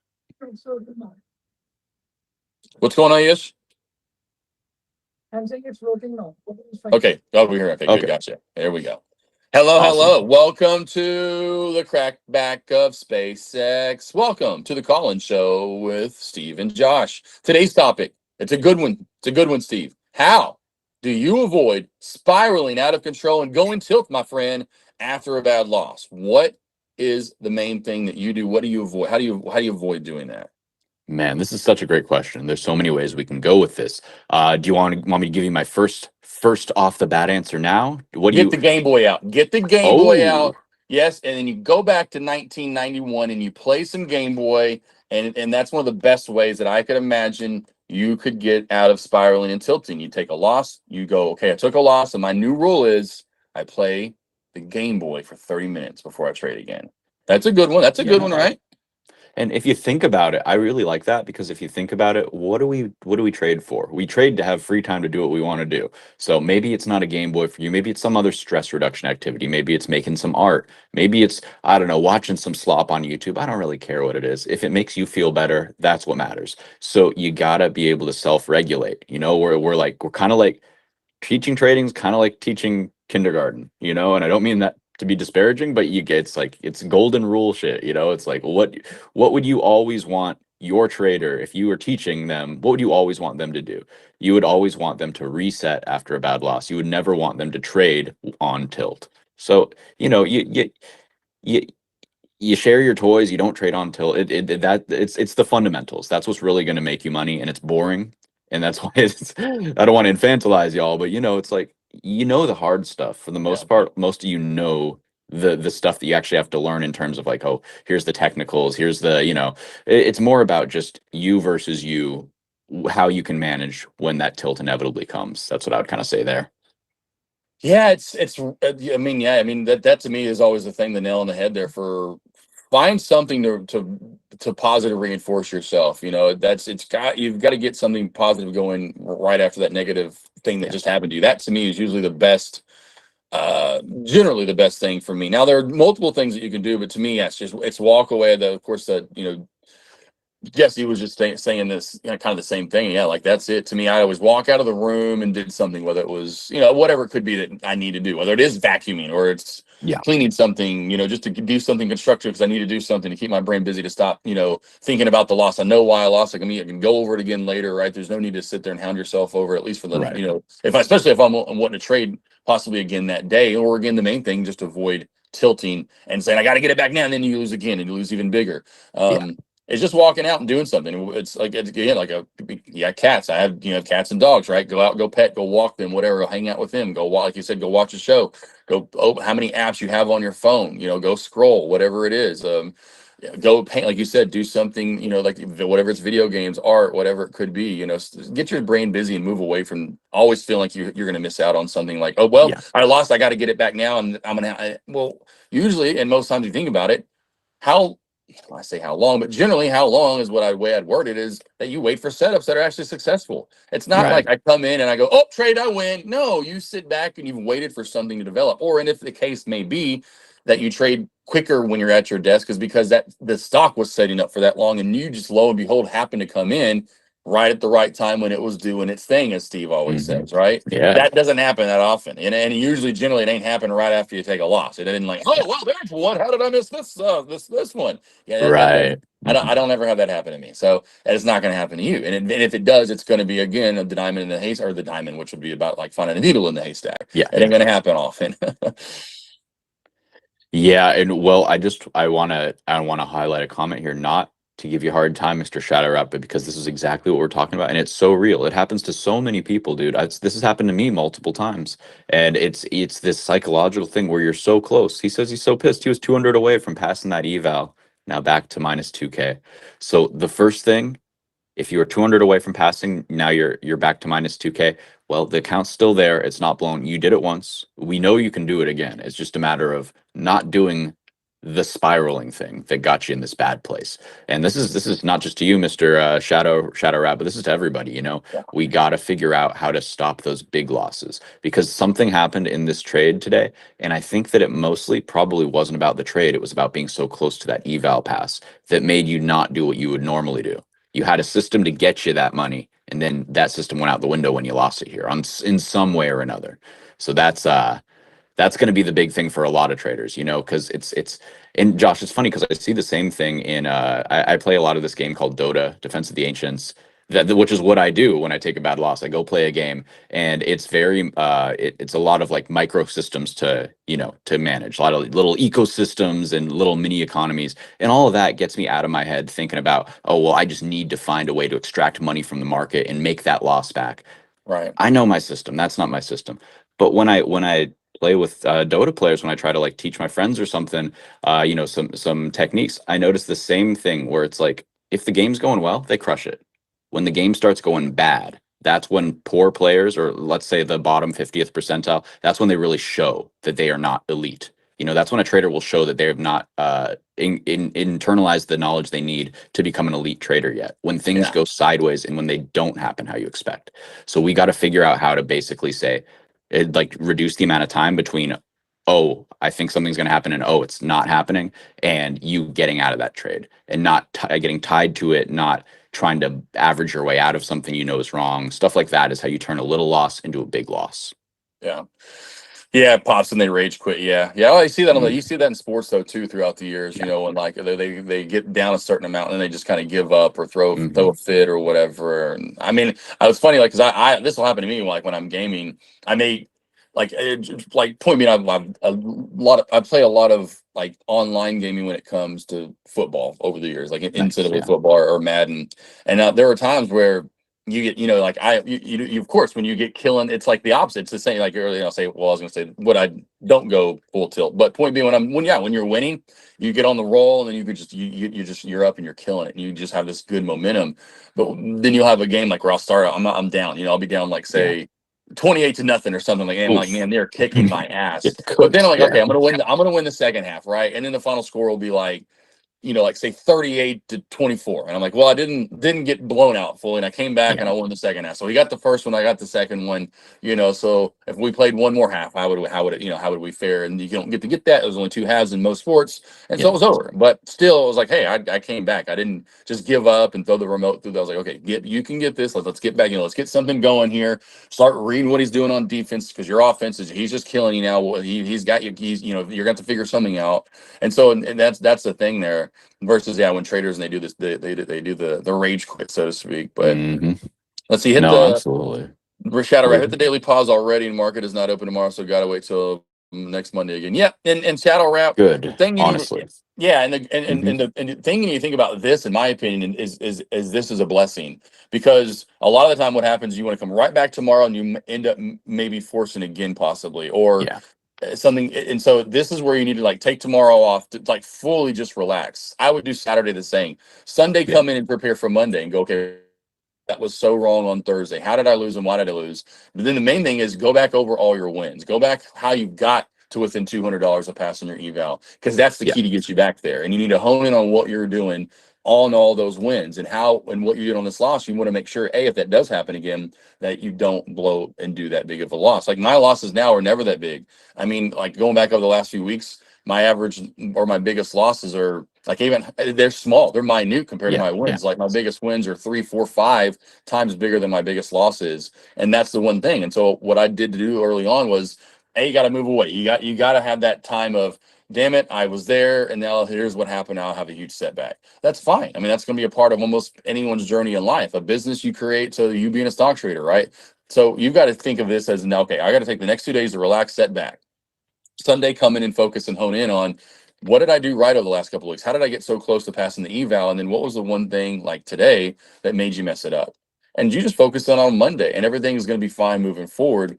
But you have to have that process of that. You can't, I got to get it back tomorrow. And they're like, nope, okay, I need to take a couple days off to reset. Sunday, come in and see exactly what I was doing so successful and then what I did so wrong on Thursday. And I need to focus in on that. So next Monday through Friday, you're back to doing good things. What's up, Hi L? How you doing, Hi L? Pops Mafia though, good job to see you in chat. How will this switching thing affect the market at close today? Steve, be a good question for you. I've always tried to study it. In my opinion, we don't get them that often enough to really get a good key on what could happen. I've never really ever found anything positive that was saying, hey, here's the trend. It seems like you'd see a sell-off, and we do sometimes that day, and then a pop toward the end of the day. But I just have never said, hey, here's what's going to happen. This is what's going to happen. I Yeah. don't think there's a clear rule of thumb. It's hard, and I think that what you've discerned is actually kind of hitting the nail on the head, as we kind of break it down trend here on SPY, by the way. But what I've noticed is on OPEX days like this, it's just a mess. It's a mess. There's a lot of things settling. There's options of, like magnetism from these options that are rolling off. There's positions that are being rolled out. There's all sorts of things going on, and it just creates kind of messy tape. So essentially, what I look to do, it's very week to week. It's very week to week. Depends on what the OPEX is, or month to month, I should say. What the OPEX comprises of, to see how that will affect things as we start that kind of rolling off process, melting away of those kind of guardrails that were keeping us on a certain track for this month. Those kind of shift into a new regime. So it's really hard to say just straight up. And what I would say is trade very light, especially towards the end of OPEX, and just think about it like this. Often trades, especially on individual names, they don't get going until after OPEX, because they're kind of held back by all of those options on the monthly OPEX, which is kind of saying, hey, sure, we might get close to this strike. Say there's a ton of, Spacex 200 calls. We might get close to that strike, but it's going to be hard to break above that until we kind of roll off all of the previous options. SpaceX was a bad example because there are no previous options, but you know what I'm kind of saying there. Yeah. So yeah, just trade light on days like this. Yeah, good there, Tack. Yeah, it definitely is what happens there. I love it. Dr. Hook song. I was in the right place, must have been the wrong time. And there's my best Dr. Hook impression. And Shadow Rap, yeah, that's somebody do it. Even happened to Kevin, who used to stream live here and still works with us and does stuff on Friday Night Lives with us here on Trade the Pool. But Kevin did that. He was so close to passing passing an eval. He's like, let me just jump in real quick. That's why it's never the P&L. I never look at the P&L. I don't have a P&L up anywhere. I don't look at it ever. If I pass it, I pass it. I don't know how much I make on the day until after the trade's over. That's And so then I'll huge. go back and look at it. Dude, that's so huge, not having that weight on your shoulders of like, oh, please, just a little more, just a little more. The amount of times I trade my PL, it's been very bad historically, and so I still have it up though, Josh. So you're inspiring me. I'm gonna actually right now on my broker, I'm gonna take that and turn that off, because what does it serve? What does it serve me? Unless I'm going, hey, I made my daily profit, I'm done for the day. Unless I'm doing that, there's no reason to look. So if that is the case, then I already know that going into the day, like I want to make this much, I want to hit my payout, I want to XYZ, whatever, then you hit it, you stop trading. Otherwise, if I see the setup, if I'm not tilted, if those boxes are checked, then then we're good to go. But in those situations, it doesn't help me to know how much money I have in the bank. I already know roughly, and what's more important is knowing how much I'm willing to lose on this one trade. Right. Because if I don't have that, then the goalposts start moving. And Shadow Rap, I totally feel you. He's saying I basically gambled because you just needed 200 more and then hit a big downtrend. So it's just the market has a way of kind of feeding your emotions into getting you onto that, like, well, just one more, and then you let everything kind of the goalposts start to move on you there. Next thing you know, the whole trade reversed and you're sitting there going red. And it's happens to the best of us, definitely. So what I would say is, well, the best of us, it happens less and less and less, and the worst, and the paper cuts get smaller and smaller and smaller. So we all get caught in a trade where we miss our exit, right? The question is, what do? Do we just go down with that ship? You know, some of us might, and that's what I'd really want to implore you to try to stop those big losses where just the whole play just blew up in your face. Honestly, I won't even tell you if you're 200 away not to gamble on a 1-to-1 risk reward just to get that last 200. I understand the psychological pull, but just make sure you are having a risk to a reward and not just, hey, I need 200 bucks, I'm going to lever up until I hit it. That's where you'll get blown up. Yeah. Yeah. Oh yeah. No. Yeah. 100%. Yeah. I mean, like even the goofy trades I take here and there, like I'll honestly, in a way, today walk was that WOK. I'm like, okay, this is like blah blah. Is it a true setup I attack every day? No, but boy, the potential as I got 2 points out of it was obviously there. So I said, cool, I'm gonna jump in at 500 shares. I'm not going in big. That's my kind of like medium to small size trading. So I'm gonna go in smaller. And then I said, hey, if it pops back over this area, I'm gonna be out of it and say it just didn't work out. I actually took my last loss. I just talked about loss. The last loss I took, which again wasn't big, was it was a bounce play in pre-market on Tuesday, and this is why I kind of stopped trading in pre-market. It just hasn't been as consistent as it was for me when I traded in 22, 23, and 24. So I kind of stopped trading it, and again, I go against the rule of thumb. But then it wasn't like I took a big loss. I went for a bounce play, didn't really work out. Went up, went back down, cut it for I think like $100 loss or less, because I was like, this isn't holding. This is about to crack. And sure enough, it did. And I was like, well, I'm glad I cut when I did, because I only would have lost more. And so, and that was a standard Josh, standard Josh AK whatever bounce play. It just didn't work. But I know if it's not working, we know it's not working. At least me, I know, right? So I'm cutting it, and I cut it before it went down and went red on me. And then even when it did go red, it came back up, but it barely would have made me any money anyway. Yeah. And so it's not like it was a successful trade, and I get that. But I'm like, well, I'm glad I cut when I did. So I always have a risk reward ratio, and it's usually go like the TCGL trade that I traded here live on the live stream. I will reward myself 100 plus points, but I am not risking 100 plus points ever. Or it's never going to be a 1-to-1. I would never, right? So you got to think my max trade, I'm making 100 points in one trade. Where my biggest losses, I'm taking maybe 20 cents, 30 cents of a loss, 50 cents of a loss, depends on how much the ticker's moving. But I know if I cut, I'm done. And then the P&L is never there. I just never look at it. It's just so helpful for me, that burden early on. And it goes back to that, what you talked about, Steve, that third halt up, that August 2017, where I chased a trade and that one in, and I'm, that one trade I always talk about was it. I was looking at the P&L just going, halt up one more time. Let me get 10 cents, and that 10 cents with 3,000 shares will be $300. That's, oh yeah, baby. And then instead of getting $300 because of just some stupid, I just want to get $300 essentially, I lost 1,000 in the end. So so much, which is so funny. Avery just asked about that recently. I've talked about that, where I'm like, you remember that trade too? Because she was like, how much did you lose on that trade? I was like, wow, you even remember it. What? And again, just because I was looking for, I just need 10 cents. I just want to get I just want $300, No, don't do that. Trade the chart. Yeah. Love it. I love it. And one thing I just wanted to hit on earlier, it's like there's two types of being wrong, right? And I always come back to trying to be wrong in the right way. So you were saying, hey, I was wrong. This play didn't do what I thought it was going to do. I take a 20-cent loss. I take $100 loss, whatever it is, well, then you go, oh man, I'm really glad I cut that, because it starts going against you, right? There are going to be some times where you go, oh man, it ended up doing what I thought.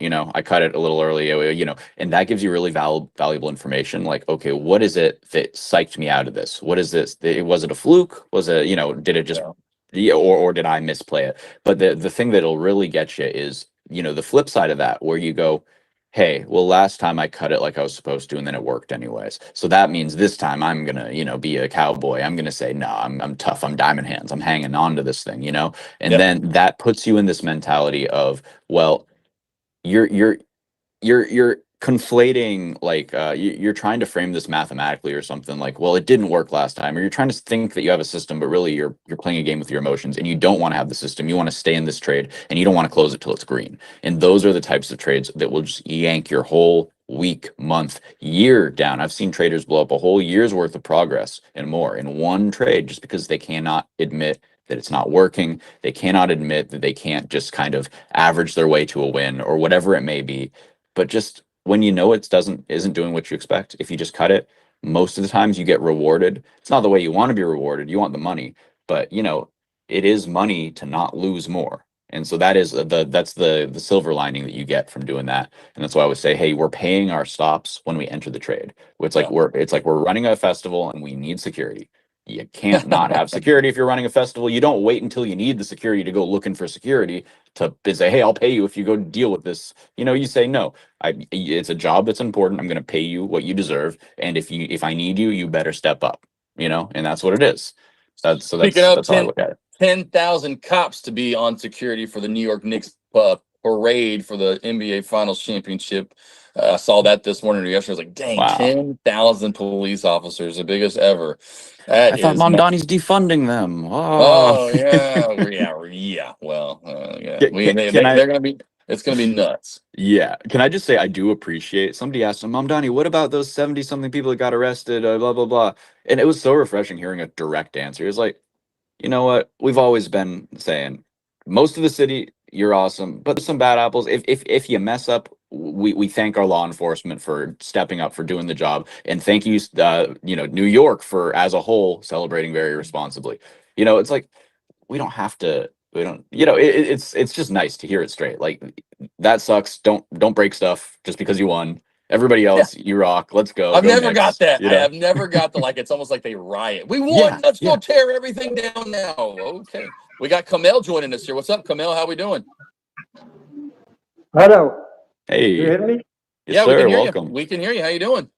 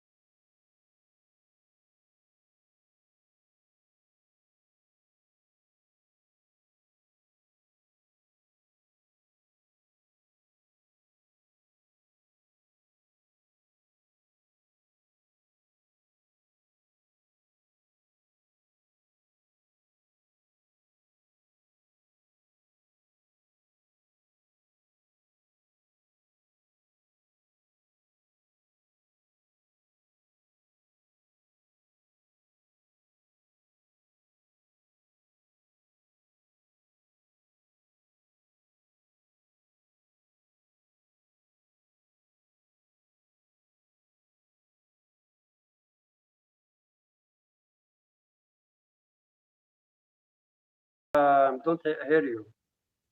Can you hear me now? Can you hear me, Kamel?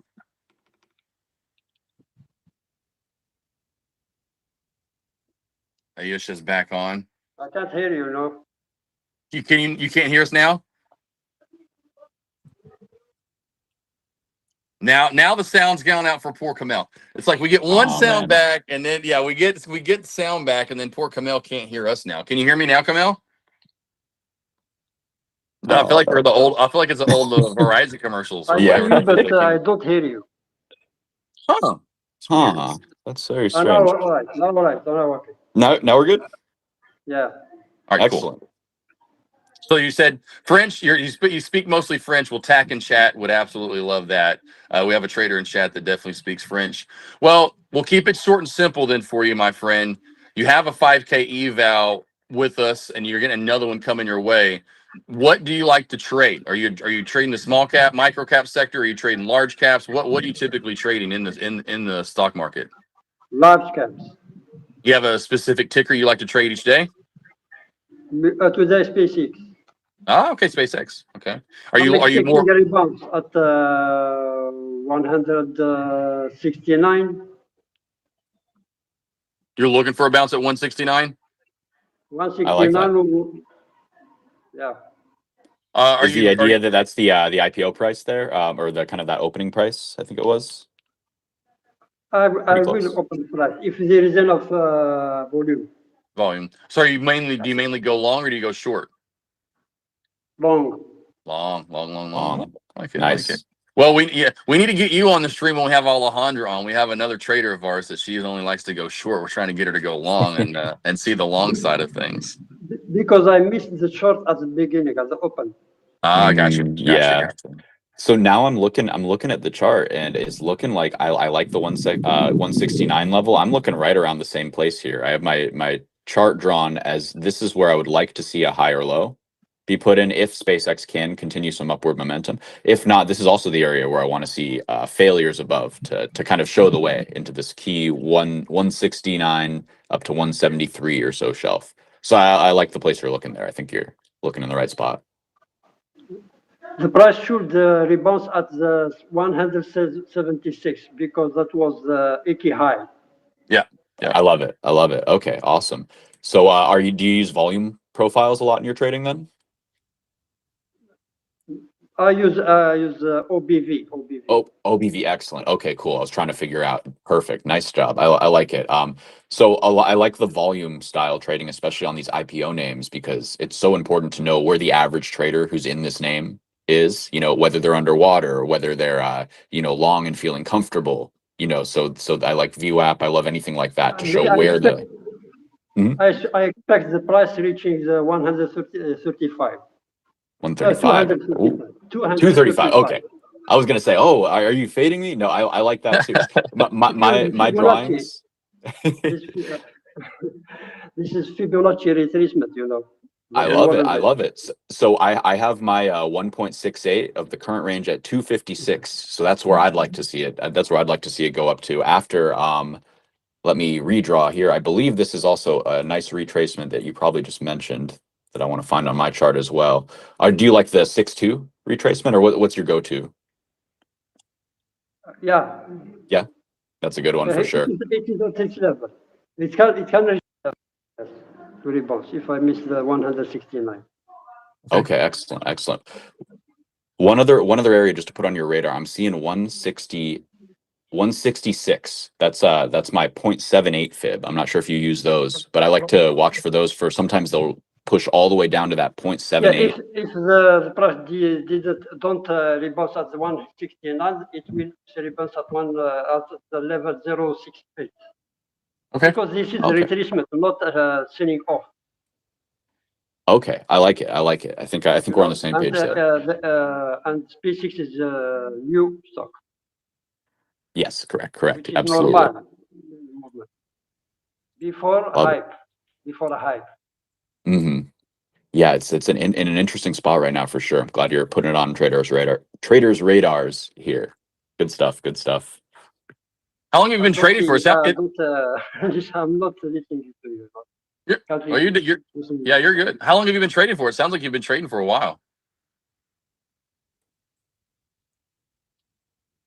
How long have you been trading for? How many years now? I can't hear you now. Oh, you can't hear me. Sometimes I hear you, sometimes no, Oh, Okay. sorry about that. We're just asking, how long have you been trading for? How many years experience? If it's coming cutting through. out. Yeah, it's cutting out on them. All right. Well, Man. I know. I hate that it's cutting in and out. I would love to know where are you located at?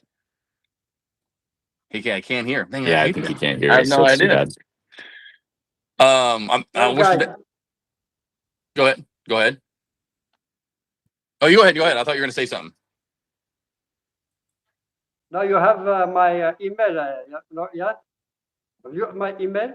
Let's see. If we don't have your email, feel free to well, I believe will reach out, double check if that's right. Let me see. I'll make sure you get your account for sure. You can send that to us at one of our Trade the Pool emails. Josh, do you have a? You can hear me? Yes, we can. We can hear. Yes. Yes, sir. We can hear you. Yeah. Me, But I don't think you can hear us. Yeah, I don't know why. I can see you, but not hear you. Steve and I here. Okay. Yeah. Let's see. Maybe we should. If we have his email, we should definitely have somebody reach out. Say you bye. Take care. Sorry about that. And thanks for calling in there. That's weird. I have no idea What's that going on? I can see him just fine. Yeah, no, he can hear us, but then it just it's going. I don't know if it's cutting in and out on his end or whatever it might be. But yeah, I was gonna say he can email a call-in show. So call-in show. I'll put this in chat. First time call. Yeah, there we go. Call. Yeah, there we go. Yeah. There's Joe. There's that. We have email. The only email that I have, Steve, is call-in show at tradethepool.com. So you can always email there as well. Call in show at tradethepool.com. It literally is that simple. Call in show at tradethepool.com. And then Joe, always says go over to our Discord and you can DM him. We always put that, make sure we have that over on the Discord, just so traders know, hey, if you are a first time caller, DM me, Joe. So if you want to put that over on the Discord, Joe, that way they know. Like every Thursday, just throw that out there for him. Say, hey, I'm the guy who gives the other guy the eval. I don't know. He's the guy, all right. Anyway, I love it. I'm watching the match here too. We got Czechia versus South Africa. That guy just launched it into the crowd. Okay, there's a goal kick there. Not that great of an attempt, but Czechia up 1-0 on South Africa right now. And I love when you guys call in. That's good stuff. And I hate when we have the technical difficulties. Through the and we try to make it as easy as possible here because everyone should, just has to click on a link. It's a Google Meet. You just click on it. You don't have to have the app or anything from your email through my Gmail is how mine opens up. So it's very easy. It's not that hard. So it's very easy for you guys to join. But yeah, when we have the technical difficulties, I'm like, oh man, no, I want to be able to talk. So Pops Mafia says, how do you guys decide what percentage of usual investment? I'm always different. So I have a certain range of shares that I will stick to. It depends on the setup. If I love this setup and it's like an A1A, 90-10, I feel like I'm going to win it. It's a done deal and it's not too volatile, whatever. I'll go in. I used to go in like 7,000 shares when I was short trend line cracks because I was so confident. But now I'm usually about a 2,000 to 3,000 shares guy at max. Sometimes if it's a little less confidence, moving a little bit more violent, maybe 1,000 to 1,500 shares. If it's like today in WOK, and I was like, I just feel like I want to be a part of this because I'm gonna miss something, then I'll go down to 500 shares. And then there's the TCGLs of the world of let's just get in. This could really go nuts, and I'll get in 100 shares. So it really just depends on if it's A1A and it's not that violent and it's a nice slow and steady mover. I'll go 2-3K, and then if it's I'll work my way down from there. Again, there's never a P&L in mind. I never say I have to make this much in a day or this much in a trade. It's a Christmas present every time. It might be a small one. It might be a big one. It might be a medium one. It might be a really big one. I don't really ever know.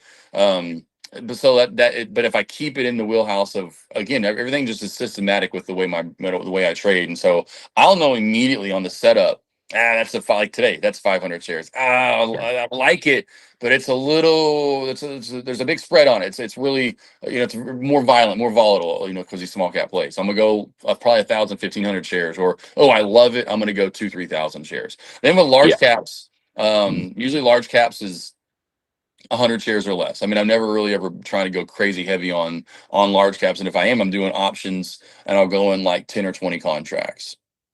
What I'll say is I'll make it even simpler because Josh, I think that it's so dependent on the size of your account and the type of trade it is too, you know? So maybe that's not simpler, maybe that's more nuanced, but I'll say it's rarely like a decision like I wouldn't even say like X amount of shares. For me, it's like literally okay, A plus setup, then I can size in up to maybe 15-20% of my port. And again, I'm an aggressive growth-oriented investor who trades actively and manages risk. Otherwise, I would not be recommending putting 20% of your long-term port in anything, you know, just because, hey, except for SPY or something, you know, just because, hey, there's concentration risk there if you're not going to be super diligent about managing it. When it's a less high confidence setup, but really big risk reward, well, then I will size much smaller. And then I'll often think about those as kind of thinking in bets, like gambles, so to speak, where I'm willing to have these, you know, get washed out. And then I'll be defining my risk by usually the size of the options contract. I'll say I'm willing to risk $200 on this trade. I'll trade, you know, I'll either buy a $200 lotto ticket if that's the best, you know, best use of my money, as so to speak, on like a weekly or something. But often it'll be like you know, $200 monthly contract that I think will pay out over 100% or something. So I'm thinking in percentages, like I'm risking 0.5% of my port or even less, like $100, $200. And then I'm just looking to basically double, triple my money off of that. And by thinking asymmetrically like that, I think it's better than just saying, hey, this is my account size and this is the size that I start a position at. Because you got to factor in how strong that setup is. Ah, man. What's going on, Josh? I'm trying to get in CRVO short, and I freaking couldn't get it typed in fast enough over here. Oh. CRVO is falling off the face of the earth right now, and they did an offering. I'm trying to freaking get in. Yeah, dang it. I just had a huge gap down, but they came out with an offering, and I'm trying to go short on it right now. CRVO is halted down yet again, showing another gap down and coming. Gosh dang it, I was trying to get in. CRVO offering is out. I was like, why? Oh, man. Yeah, because this play halted down out of nowhere.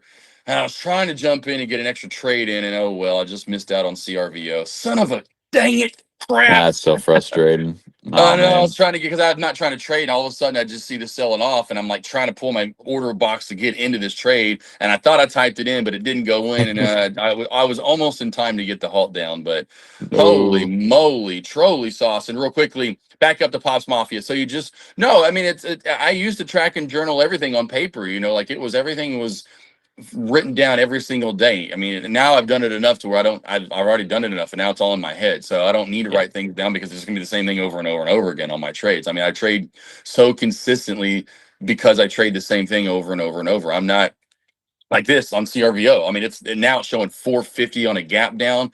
There's a reason why I was about to get into this play, even though it fell from 750, now it's at 543, halting down for a second time. I know that it came out with an offering. This play, and yeah, get in. It's gonna see another gap down and probably go into another halt down. It's just the same consistency of trading that setup over and over and over and over and over makes it much easier in the end to know what to trade, when to trade, how much to trade, how much to essentially invest of, you know, how big am I going into a certain play. And I've never been one of those ones where you're going in 50%. I mean, I tried to do that early on when I had a really small account, and you're going in like full size of your full account. I mean, that's never going to be a good thing. You're very rarely ever going to be successful doing that just because you're trying to grow it. You know, you need to manage it as if like any person truly trader does, where you're using maybe 10 to 30, maybe even no more than 50% of it in one certain trade. But then again, you have to have that risk reward ratio to where you don't want to lose 50% of your account just because you said you're going to, you know, you put 50% of it in, you know. Yeah, and it's so risky because like you're never going to be clearer than when you enter the trade, right? So if that's when you're risking the 50, you know, it can be very easy to like move goalposts or to X, Y, and Z, not risk the 50%, but like that's when you're putting the 50 on the table, so to speak, and saying, hey, I'll be good if it comes back, you know, X%, I'll get out of it.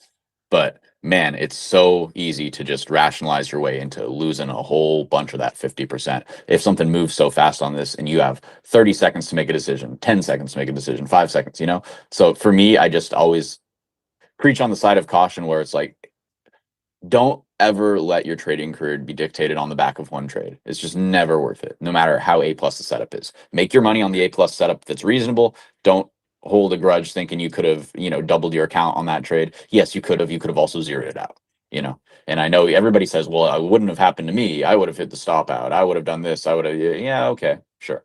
That's what everybody says until they have a catastrophic loss. If you don't, I always say, like, I'm deathly afraid of sharks. So I don't go swimming in open water that much. So therefore, I'm not that afraid of sharks because I'm not putting myself in a very specific situation where I could get hurt very severely by something that terrifies me, you know? So don't full port don't risk your whole port, and then you won't get wiped out 100% on one trade. Easy, you know? Yeah, I learned my lesson that going back to that trade in, like I said, August of 2017, or because I did. I went full port, full account size, and then next thing you know, I lost a third of it just in the blink of an eye. And luckily, I got out when I did, because if I didn't, I would have lost all of my account. I would have been one of those ones. Because luckily I haven't. I've never blown an account, and that was probably the closest I ever came.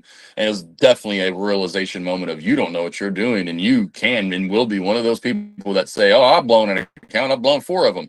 Don't be that person, Josh. Don't. And so then from then on, I did what I've always been able to, do, essentially, to be able to break things down when it comes to numbers. And I didn't think I would ever be this good at this. So it was a good eye-opening moment to, like, well, you aren't good. Let's see if you are. And then finally I became a really good charter, et cetera. And then we move on from there, and where I'm at now, and how the system that I've created, taxing, I'm a CPU. Yeah, trust me, I've been that way my whole life with certain, it's just weird things where I'm like that. Cause there'll be some things where I'm not so, I don't know how I'd want to say it. Like, are we getting, okay, going off the call-in show? Cool, yeah. How's this? You sound amazing. Hey, I'll take it. You sound like a stud muffin. A stud. Spy less sounding less good than me. It's having a little bit of a trouble here. Rejecting what it wanted to look like a continuation, a little W pattern on Spy at least. Q's reached a bit above and rejected there as well. So seeing if it wants to hold pretty soon. Otherwise, may have failed that potential upwards pattern and just stuck in the chop. Not a very fun day to trade unless you're scalping. Let's see how TTO 9000. That is a new set of Terminator I've never heard of. A TTO 9000. All right, that sounds like a pretty badass. He's beating the 10,000 any day of the week. He was mentioning, you can't average into a loser unless you're rich enough, unless you have enough money. And that is true. If you have enough money, you can average out of almost anything. Very rarely the right thing to do unless you really are that big and you're selling options the whole time.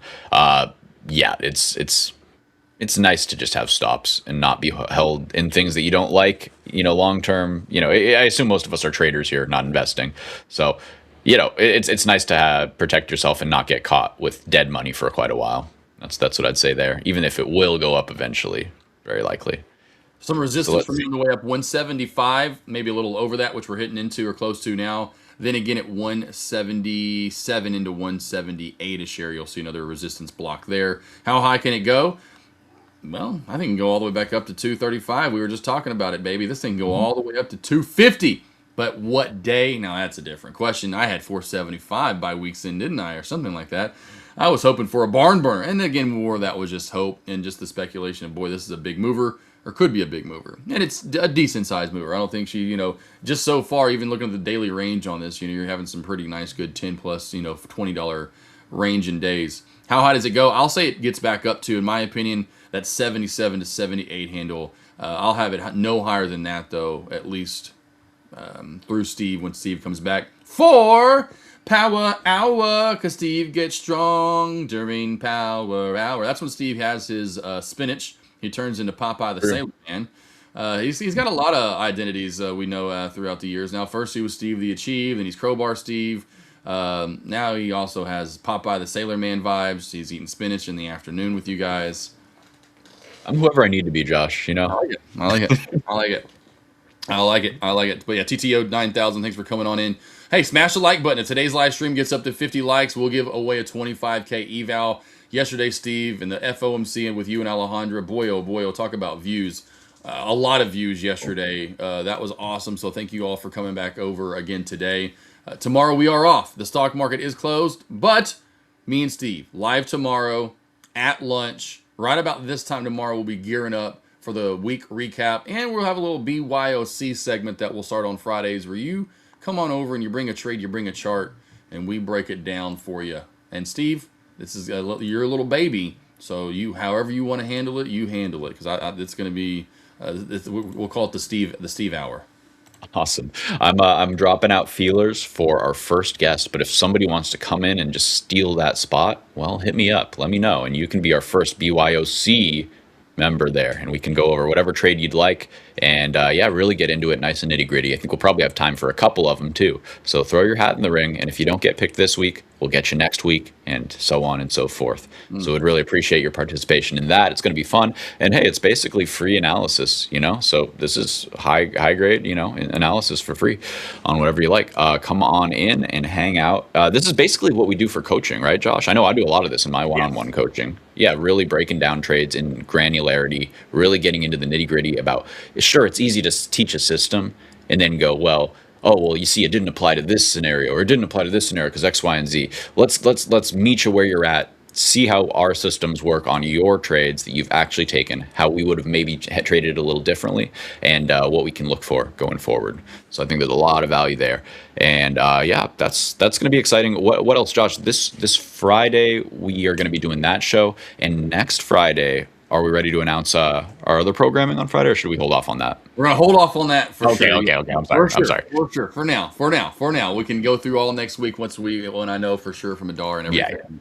Yeah. But yes, for sure, we got a lot going on. So and then as much as we keep feeding to them, there's a lot for them to keep up with as well in the back end. Of course, Carlo, Adar, all you guys overseas. Here we are in the States. That's the thing. A lot of people don't realize the team where we're at. We're all over the world. That's why I was always intrigued. Like when Kamel was on the call-in show earlier, I just love knowing where people are at. Because we are based all over the world. Right now, we are getting another massive move here for finally getting maybe another move for CRVO here. So CRVO selling off hard. I'm going to just jump in this for fun here. Really small shares on the Dumperuski on the way down. See if we don't get another gap down. Did come out with an offering. This play looks like it wants to go all the way back down to where she came from into the 3. So watch for CRVO for some more dumping. But yes, a lot of stuff we got coming out with. Of course, the Trading World Championship where you guys can vote on the World Cup, which I'm watching the match right now and the predictions on it and win evaluations. The Trading World Championship itself and the trading that you guys are a part of and the leaderboard, which we've been trying to keep up with you guys and who's in the lead. Steve, if you want to definitely, which I'll try to remind you before you go live for Power Hour, just to maybe pull that up in Power Hour when you're doing your field, just to kind of say, hey, we're almost we're into the final hours here, and first place gets $8,000 cash and a 50K eval from us, which is just nuts that we're giving away that much. Of course, with the fivers, then we've got Juneteenth coming up tomorrow. Yeah, we're off, but we'll be going live, and we're doing a 10% off discount. So tomorrow and Saturday, you can get 10% off any of our evaluations. Speaking of, if you're a first-time user with us at Trade the Pool, if you blow your account, the first one, we'll get you a second one for free. So if you go buy a 25K eval, you blow it in about 2 weeks, we're going to get you one for free. You're going to get a second one. So essentially, buy one get one is what you're getting here at Trade the Pool. I think I've recapped everything and all that, and smash the like button. 50 likes, you get a 25K eval. So we're doing all these giveaways. We have the earnings going on, the Trading World Championship with the World Cup, Juneteenth here on the holidays. We have July 4th coming up, and adding new programming to the here on Trade, or I should say on YouTube across the globe. Of course, we're on X right now. We're on Facebook, so adding more streaming content. It's all coming your way. Steve, are you on Trader TV today? I am. Let's see, 2:45 market time. So be there or be square. We're going to be going over some of my best trades of the week, some of the things that I'm looking forward to next week. It's going to be a good time. Thanks for bringing that up, Pops Mafia. Always good to hang out with Neil and Sean over there in the Trader TV family. So that's where I'll be today, and then I'll be back here for Power Hour as well. So stay tuned. Don't turn that dial, because we'll be back here. Look at Steve. Steve says, "You are the best, Josh. Do you want to offer kind words?" Reference AMC. I love it. That one went over my head, but I'll take it, Brian. I always appreciate you in the chat, man. For sure. And speaking of, listen, it's a long 3-day weekend. If somehow you could just manage to slide in the fifth element, possibly by Monday. Okay. Then we could talk about something next week. A little something different, possibly, other than that you haven't seen the fifth element yet. Okay. Well, yeah, so nicely. We got the 3-day weekend. I think we can make it happen. It's about time I had some time to myself anyway, so we're going to do it. I love it. Love it. Love it. Yeah, and we'll have the scanners up for you. Steve's going to take that break. I know he's got a lot of yapping yet to do for the rest of the day. Of course, go join him on Trader TV. It's a big honor that we get some guys on Trader TV. I'm not that cool. Steve must be super cool. Okay. So go join him there. Then join him right back here for Power Hour. It's going to be a great, fun afternoon with you guys. Thanks again for joining us. We'll see you tomorrow on that week recap, or I know I will. Steve will see you here in just a bit. Until then, we'll get some scanners up for you guys. You guys have a great, safe, blessed, food-filled 3-day weekend if you are out. Otherwise, we'll see you soon. Boom. There we go, brother. Thank you. Sorry about the camera there in the beginning. I got to figure out what's going on there. You're good. You're good. You're good. You're good. You're good. You're good. Ayush, do we have scanners to put up? Okay, cool. Sounds good, boss. Ayush, I will see you. Are you on tomorrow or no? Okay, cool. I just didn't know if you were going to do a lunch recap or the week recap. Cool. And Steve, I'll see you. Okay, cool. Yeah, and Steve, I'll hit you up later. Like, we'll make sure we get someone prepared and lined up for the BYOC. Awesome. Sounds good. We got a hot mic, by the way. What's up, guys? All Behind right. the scenes action. Yeah, right. Yeah, exactly. All right. Later, bub. All right. Take care, guys.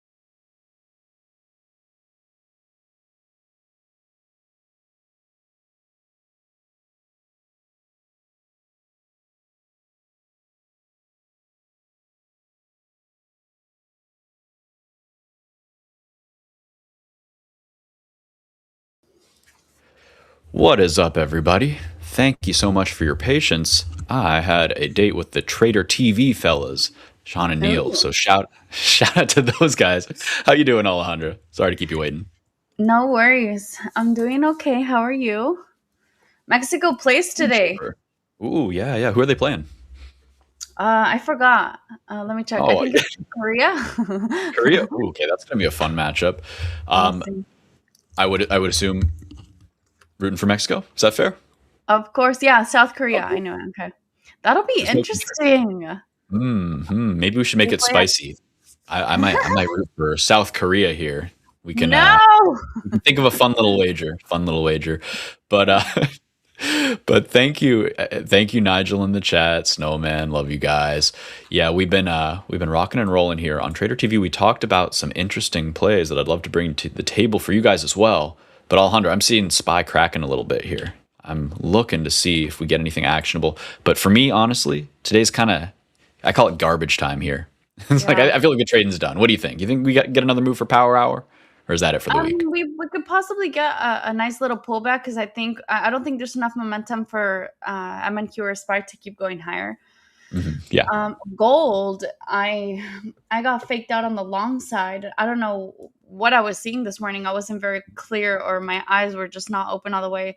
But I reversed my position and I was aiming for the 4200s on gold, and it's about to hit it. So I'm out of the trade. I was down $1,000, but I ended up being green 200. So I'm done for the day.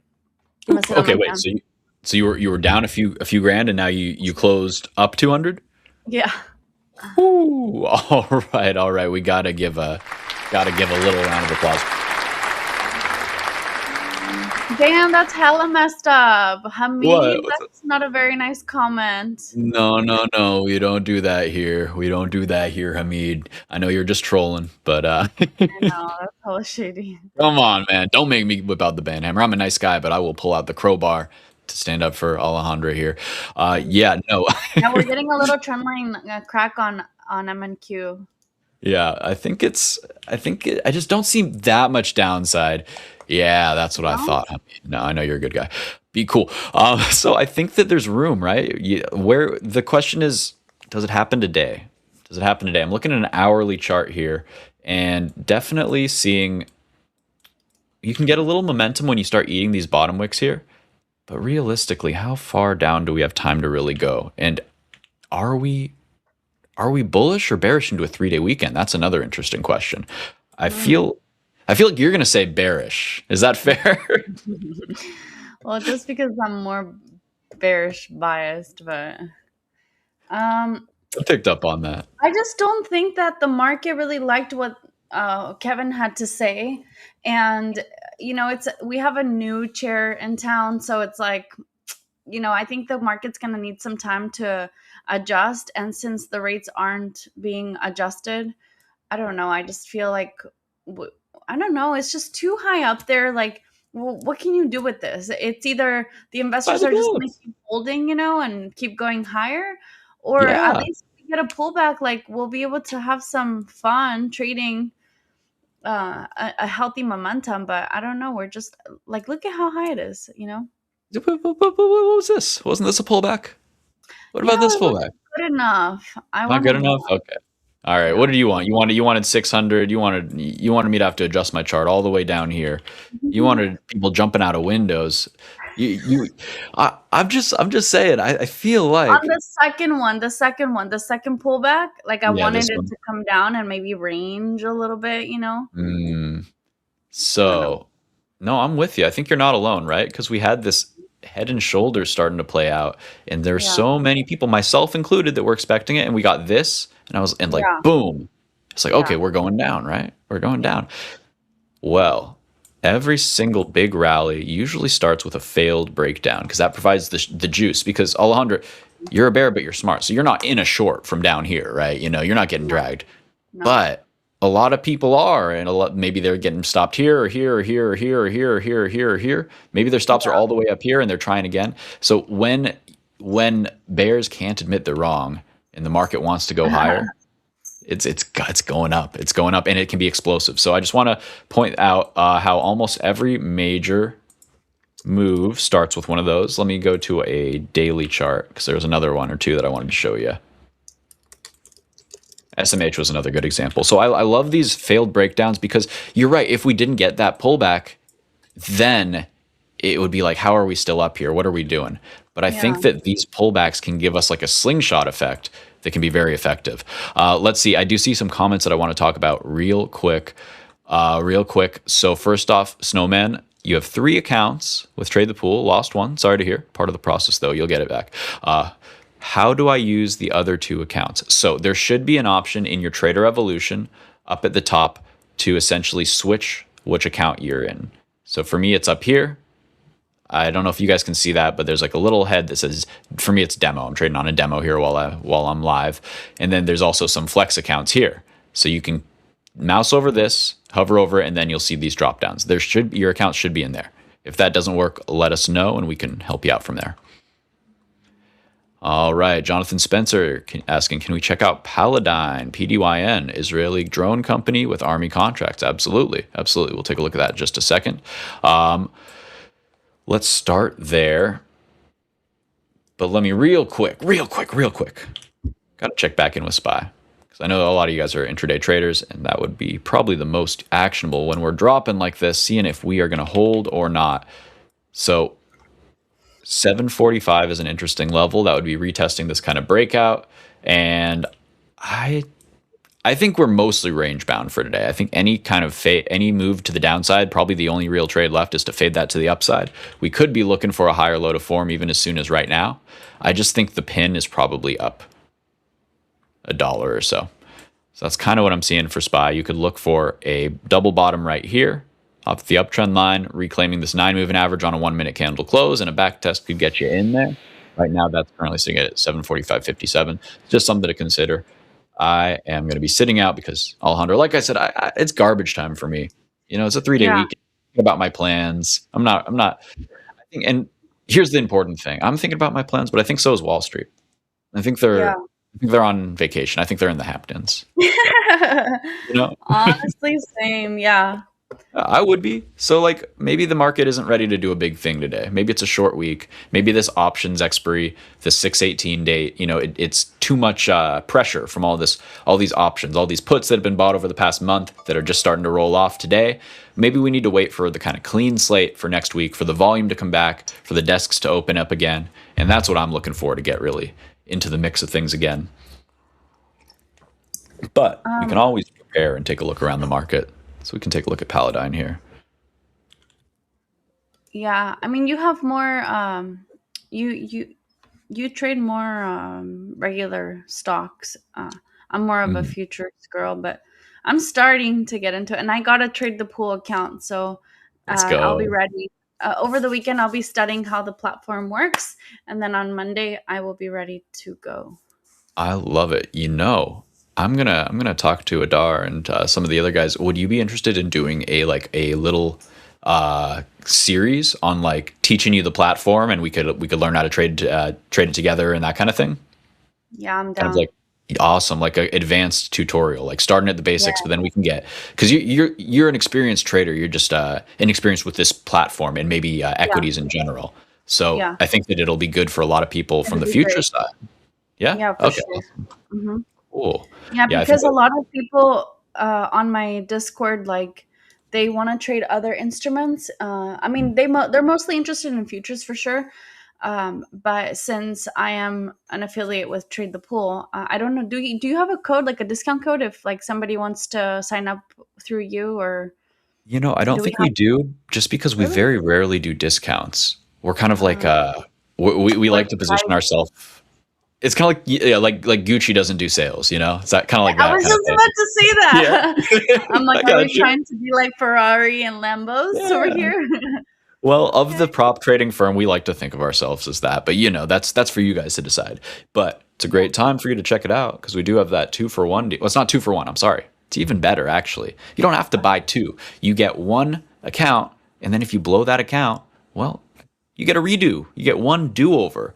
And I don't know about you, Alejandra. A do-over is just like a get out of jail free card. That's a pretty good thing. You don't turn that down very often. So I'm That is, yeah. Sometimes in the back of my head, like because I know that, I tend to not really care about my trades. Sometimes, I'm kind of like a YOLO. But when that happens, I practice going a little bit bigger size to train my psychology and see if I'm ready to increase my size a little bit. oh, Well, okay, I like especially that. yeah, especially like when I go live, right? Because obviously going live is a little bit more intense and intimidating. It's it is. So guys, just so you know, if anybody's never traded live in front of people, it's pretty stressful, you know. You feel very beholden to, like, you don't want to let Mhm. anybody down. You know somebody's going to be trading out there, and you never want to say, like, follow this trade, because it's not what we're Yeah. doing. We're not doing signals, but we're just showing you the process. And sometimes the process it involves a lot of agony, you know, a lot of second guessing, a lot of kind of Mhm. torturing yourself, especially when you're a newer trader. It gets a little easier, but I'm 7 years in, and it still is challenging at times to not Yeah. give into these emotions. Yeah, So for sure. it's tricky. It's tricky. Real quick, sorry, I've been rambling here, but I haven't been rambling about Paladine. I do really like this look. It broke really cleanly here over this cluster of moving averages, and you've got this nice kind of B-shaped volume profile here. So what I like about this is you can cut really quickly from the bottom to the top. It can very easily push up into this $8 node at least, and probably up to this $9 node with very little resistance. So I'd be looking for entries. Today looks like a good entry right about here, actually. You know, basically what we did is we popped over these moving averages, came back and tested them there. Maybe we get one more test tomorrow or the next day. But ideally, you're looking for back tests and reclaims, signs of strength off of this kind of 675 to $7 zone for the potential move much higher. I think this one wants to go break this whole range that it's in eventually, with how constructive this price action is. Yeah, and this is a beautiful, beautiful monthly chart, or weekly chart, I should say. And Alejandro, it can be so fun trading the day trading stuff, but this is where I think the easiest money is made, because it's Really? like, yeah, because you can just hang out, you can just be in shares. Then just like in a month, you're just like chilling, and you're like, okay, I'm up 40%. And then when the play finally works in a year or two, when it breaks the whole pattern, you're just like, oh, nice, I'm up 200% on this play. Didn't even have to think about it. Didn't have to worry, you know? Yeah, So, that's true. And then like I think that's why it's important to have like multiple accounts, not just one account, because mhm. sometimes your buying power, isn't there because you're holding so many shares or whatnot. So it'll be cool to have trade the pool, hold the shares on these kind of stocks to just let them ride. Absolutely, absolutely. Sorry, I'm catching up on some comments here. Let's get through some of these. Shadow Rap, no Um, trading for 3 days. He wants to cry. Dude, take this as it's a good break, right? Because I remember this morning, rough day for you. I know it was kind of BS price action. You know, it was just choppy. It wasn't really that much to do today. Easy to overtrade. Just take a rest, take a breather. We're gonna hit it hard next week, and we're gonna be ready to go. But do whatever you need to feel sharp, and just refresh yourself, because it's a 3 day weekend. Don't feel sad that you can't trade. It's a beautiful time, right? So go do something that makes you excited. yeah, I definitely need a break for sure. Like my brain has just been overloaded with candlesticks and Mhm. price. So I'm actually looking forward to a break. I had a Yeah. really good week. I ended green, so I should be sitting on my hands just watching today or Yeah, and power and out. all under same here is a green week, not a massively green week, but just get stacking up base Mhm. hits, right? Stacking up Yeah. base hits. One really good play that we had was just luck, and this is where the not luck, but this is where the easy money comes into play with the shares plays, because just it was that time. We had been waiting weeks and weeks, and finally got the data point that we were looking for. And Cure, our biotech play, absolutely smashed up 45%, I think. Sorry, 85% to 45 just overnight. So congratulations everybody in our community that is in this one here. And I'm doing a whole lot of nothing besides that. Besides that, in my gambling options account, I'm up $100, like very, very minor. On the week I'm up $300. So a small green, good enough for me, you know? Yeah. And that's kind of the theme for me, like being okay with not getting greedy And then, Yeah. and Alejandra, how's your relationship with like greed like that? Like, for example, let me say how it affects me first, and then I'll see if you relate. Hmm. For me, when a trade hits like the first target, something happens in my brain if I don't like control it. It's like, oh, the trade's working. Oh, I'm excited. Oh, it's party time. Oh, let's go. And sometimes I'll like call out in chat, like, okay, we hit the first target, time to take profit. And sometimes that part of my brain just won't trigger. Like, I'll tell other people to do it and I won't take the profit. And then if it comes back, it's like I'm too sure that it's going to go to its ultimate destination. And I'm not willing to admit that maybe I could be half right. Mm. Does Okay, well, that, how does that make you feel? first, before I answer, I want to ask you, based on your stats and the trades where you do, actually, two questions. Mhm. The first one is based on the stats, like what is the percentage of you being right on those trades?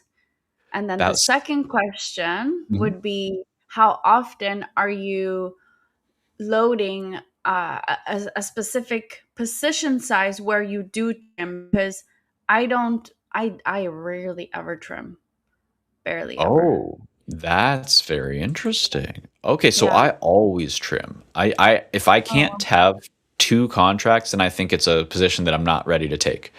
So for me, I need to have at least one partial because, and this is a psychological thing for me, because I know with Mhm. scalping so often, Mhm. the trade will go where you think it's going to go overall, but it's going to take a very meandery path to get there. For example, I was targeting the long of the day today on my SPY options trades. So in the morning, we saw the gamma accumulated there, and we saw basically this big. I'll zoom in here. The first big green candle. First big green candle is into this higher time frame zone that we were watching. I'll delete that for now. First big green candle, and we came down and we looked for a higher low. And I got pretty lucky. I saw this bottom wick and this bottom wick, and I actually got in right on the candle close here. So got very lucky and caught this open. Then as it was consolidating here, I was telling people, okay, if it holds over these moving averages, eventually it'll continue its move. So I was pretty sure that price wanted to go, if not to the high of the day, back towards the high of the day. I knew it had a big draw up there. It did end up actually barely tagging the high of the day there. Or no, it was like 2 cents under. But I wasn't expecting it to drop once violently, twice violently, 3 times, 3 big drops before that happened. So if I was sitting in a full position, one of these drops would have worn me out. This third one, probably, I would have been like, man, I give up. I'm so burnt out, because I feel like I've been in a trade all day and I have nothing to show for it because it hasn't reached my target, but I keep getting these big green candles. So also for me, if I'm only in one, it's very hard to like be in this kind of scale in, scale out mentality. So for this Mhm. kind of thing, for example, I was in a lot of 2 contracts here. And then I took when we broke this previous high, I said, I don't know what's going to happen, but I know if we break it, it's going to be, my contract's going to be up a lot. It's up like 60% or something. I took one off, and that was a nice trade in and of itself. When it came back down here, my contract was red, So if I was sitting in the full size, I would have just felt so bad. This is also a Mhm. great reason to trade shares and trade, Mhm. get your leverage from a prop firm instead of options because, Mhm. it feels bad to be red on a trade that you're basically right on, but you just didn't want to sell the first big Mhm. green candle, which Mhm. understandable if Mhm. you have a target that's much higher. But Mhm. I mean, I'm leaving a lot of money on the table. But if I have 2, so I took one off here, came down here. I didn't add here. I think I added here once. I missed this one. It was very fast. But regardless, it allows you to kind of trade in and out and say like, hey, I'm gonna leave this day with nothing. Even if this trade it needs till tomorrow to play out, which it ended up needing till tomorrow to really play out because the bigger So target's up here at 750. when you Is that say gonna make sense? contract, are you talking options or on the trade the pool?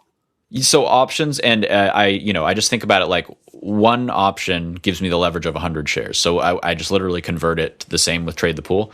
I started with options, so that's what I kind of Mhm. think in. I'm thinking in lots, and so with shares, I'll just think of like, okay, I have one lot of 100 shares, or I have 5 lots, 500 shares, and so then I can kind of take those on and off as I see fit. And sometimes it will be a longer term trade. For example, say I have really high conviction that we get up here. I would just be buying every high or low, and I'd be accumulating a position, like one lot here. Maybe I have two, I sell one. I add two more, I sell one. Now I have two. Comes down again. I buy two more. I have four. Sell a couple here. That kind of thing. And so then I don't have to be like perfect. I just have to kind of recognize, hey, price is going to move in an oscillation. It's going to have ups. It's going to have downs. I've been doing this long enough that I can usually recognize when an up or a down on a short term is happening. It's like you get some big candles and then it's a top wick, and then you start to lose that top wick candle, and it's like, okay, probably that was the little impulse up. Now we're going to make a little impulse down. And this is the kind of price action that just destroys options, by the way, They'll just Yeah, get it was wrecked. that's why I was wondering. Yeah. So that's why whenever I trade zeros, I'm like literally going, I think that if we get $1.50 move, I can double these or whatever. I'm going to take like 3 or 4. And then I'm going to take that first like 1 or 2, 3, 4, 5 candles, like a 5-minute trade, get 40 to 100%, and then just free roll like one contract. And that's just like the gamble. And it either goes to zero or goes, triples or whatever. But otherwise it's you can't really manage risk like that. And you just gotta you gotta manage risk with the contract size, because they can move so fast, Yeah. So I think it's always smarter to just go with, get your leverage with shares, either in your account if you have enough money to just trade shares. But realistically, I use Trade the Pool for that. So somebody else mentioned how many, where was it? Sorry, I'm behind comments here. Pops Mafia, by the way, asking about CoreWeave. We can take a look at that in just a second. Somebody asked me how much money I've withdrawn from Trade the Pool, and I wanted to be transparent. I don't know where they are. I've made 3 withdrawals for about a year. So this is not the way I make all my money. It's, this is the fun stuff. So I've also blown 10 of them. I think like 8 or 9 or 10, somewhere around there. I was getting some of them for free too, but that's neither the point. It's there where I take my risky trades, and when they work, well, it pays me out. And usually I just, mostly do it for the entertainment value on stream and stuff here. So yeah, 3 payouts for me. And What do the payouts look like? Is it like it's 70% of your balance? well, you can pay out. You can basically, once you hit a certain target, you can take out as much as you want over that target. I like to, wait a little bit, leave a cushion, and wait till I can withdraw. I usually do it in just let's see, usually 2,000 increments. I think maybe one of them was 1,000. So roughly 5,000 to 6,000 is what I pulled out. So how much you can withdraw? I'm sure there is. It has been. I'm not sure what it is. I'm not that big baller, so I'm not making Is there massive a withdrawals. consistency on the funded? Yeah, there's consistency rules. It's what is it? No, any one trade can't be more than. I forget the exact detail right 50%, now. I think. Yeah, it definitely all check all the rules and all of that. But yeah, that kind of thing.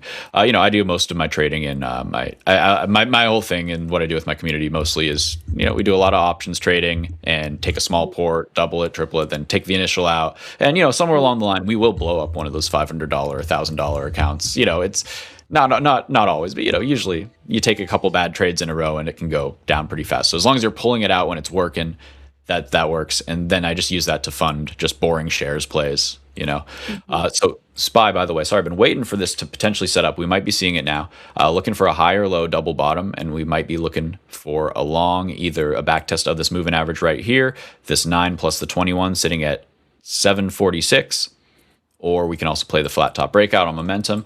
That being said, into the close here, we have just a little bit of time. What I do think it wants to do is kind of make a run back up towards like this 200-minute moving average, this purple. So I think you can get a little scalp here, but I wouldn't expect a big move. I just think the pin is probably above. I just wanted to mention, I don't know if anybody was watching or curious to watch, but MGC just hit 4,200. So awesome. I can. Awesome. Let's see. I can pull up gold on here. Oh, and Ooh, heavy. Speaking of trimming, I shorted gold at 4,250, and I shorted it with 2 contracts, and I let them ride to 4,230. Beautiful. I'm pulling up a chart with futures on it so I can see your entries and exits here. So you said, what was your entry again? 4,257. 4,257. All right. So you were shorting the breakdown through the bottom of the range, it looks like? Yeah, and I closed it at 42.30.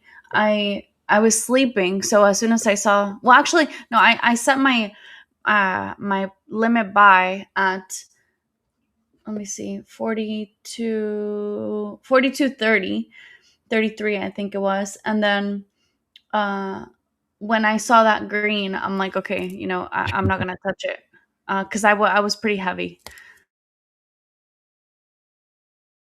Yeah. So I 42.30. yeah.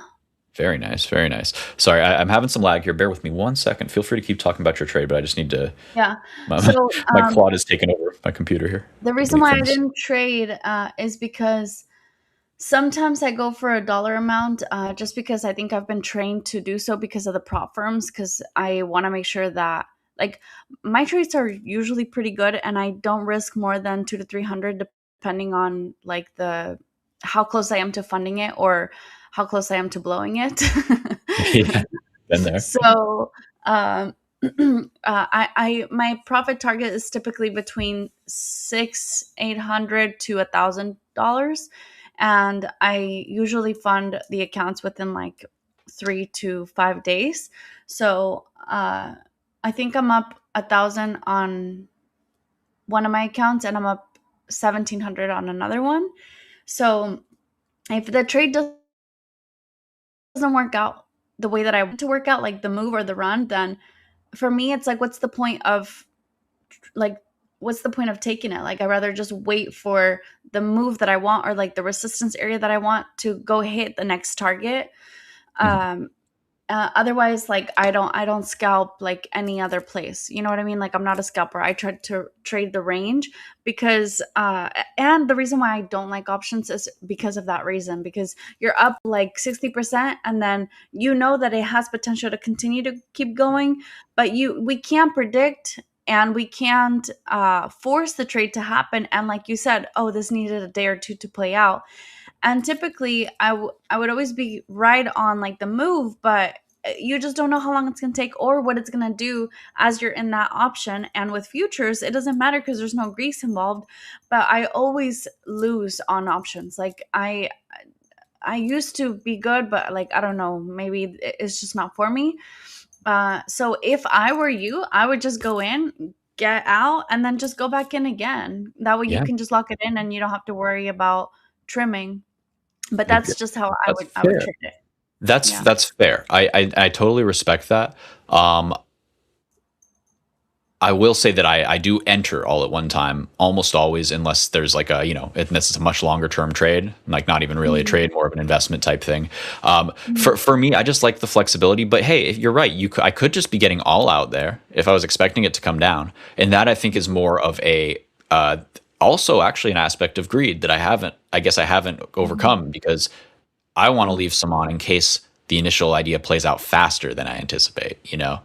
So that's but like you said, if it's coming back, if I think it's coming back, why not? The idea is to build the position if it keeps working for the pyramid. Like I said, if it was like a kind of thing where I think it might take a day or two, then it gives me a few reload entries. I will take those, but that's different than like averaging down because I'm losing, for example. That's what I never want to be doing.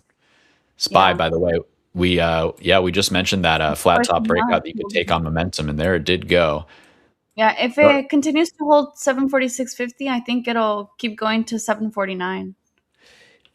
The thing for me is there's so much options pressure today that it's. I mean, it is close to the end, but I just feel like there's an incentive to pin this thing and then wait for next week to really rip it.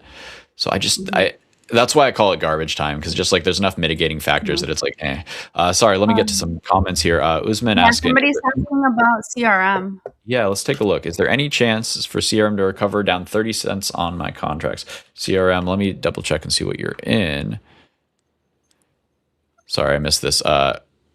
Okay, you have September contracts, CRM 185 strike. Any chance for CRM to recover down 30 cents on your contracts? Absolutely chance to recover. You have till September. Let's take a look. Brutal price action here, but today is a potential bottoming candle. I wouldn't say, yes, this is the bottom ad or anything like that. Wouldn't say average down. I would not be selling something here if I have a lot of time on it when it's posting a potential bottoming candle after being very oversold. This is a very heavy sell. This is really quite a brutal move, to be honest. Oof. Imagine buying up here thinking it was the start of a big trend. Let's look at a higher time frame and find some resting support to feel better about this. There we go. That's much better. So it's finding resting support right off that monthly order block there. I like that. Looking at a weekly.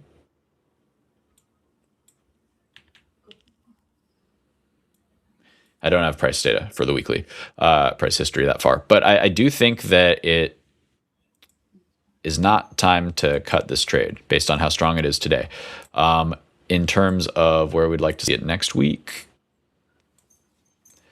what I would say is watch what it does when it interacts with this 9 moving average. This is going to keep coming crashing down. Tomorrow or Monday it'll be like 162. The next day it'll be like 158. I would expect somewhere one of those 2 days the price to come up, because that's going to be a big tell. If it can reclaim this, then you can expect for some mean reversion to happen, and you'd be looking for a 50% retracement of this range, which is quite a nice trade. That'd be 180, and you have 185 strikes. So I think it's very possible those go in the money by September. Also very possible this is, it backtests the bottom of the range and fails.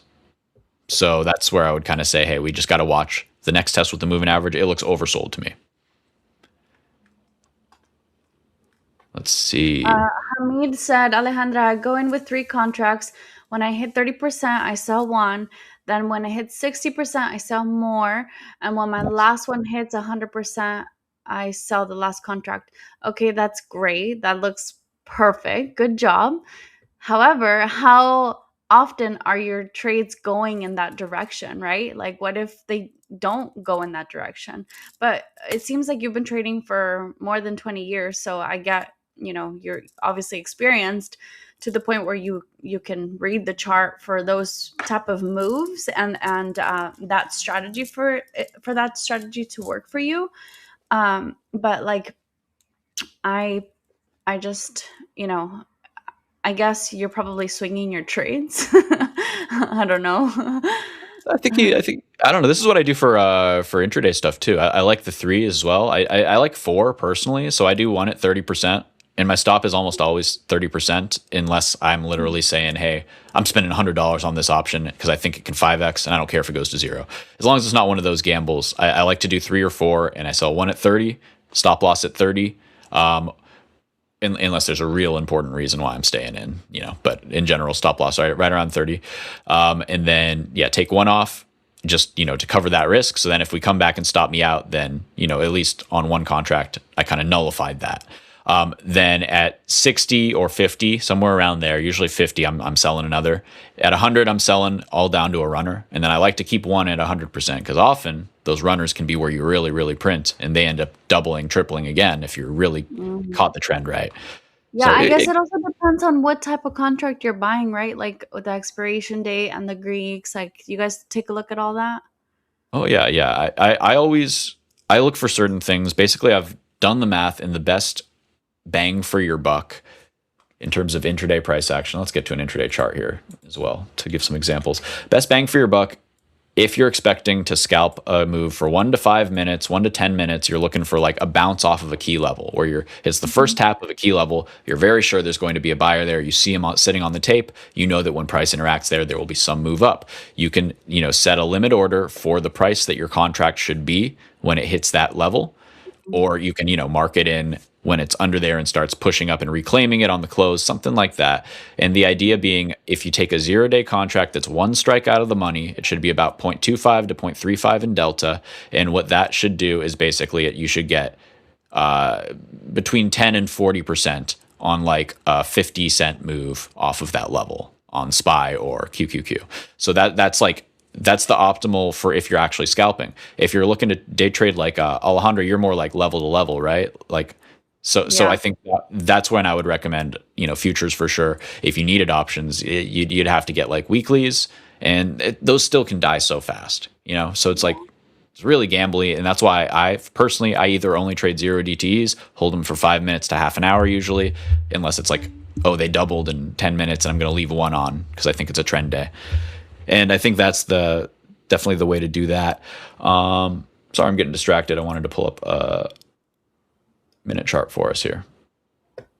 Get into the nitty gritty. And then I also want to talk about some small caps as well. Man, this is just still continuing on. And I think that what it's reaching for is the magnet. I just can't expect it to get too much further than this.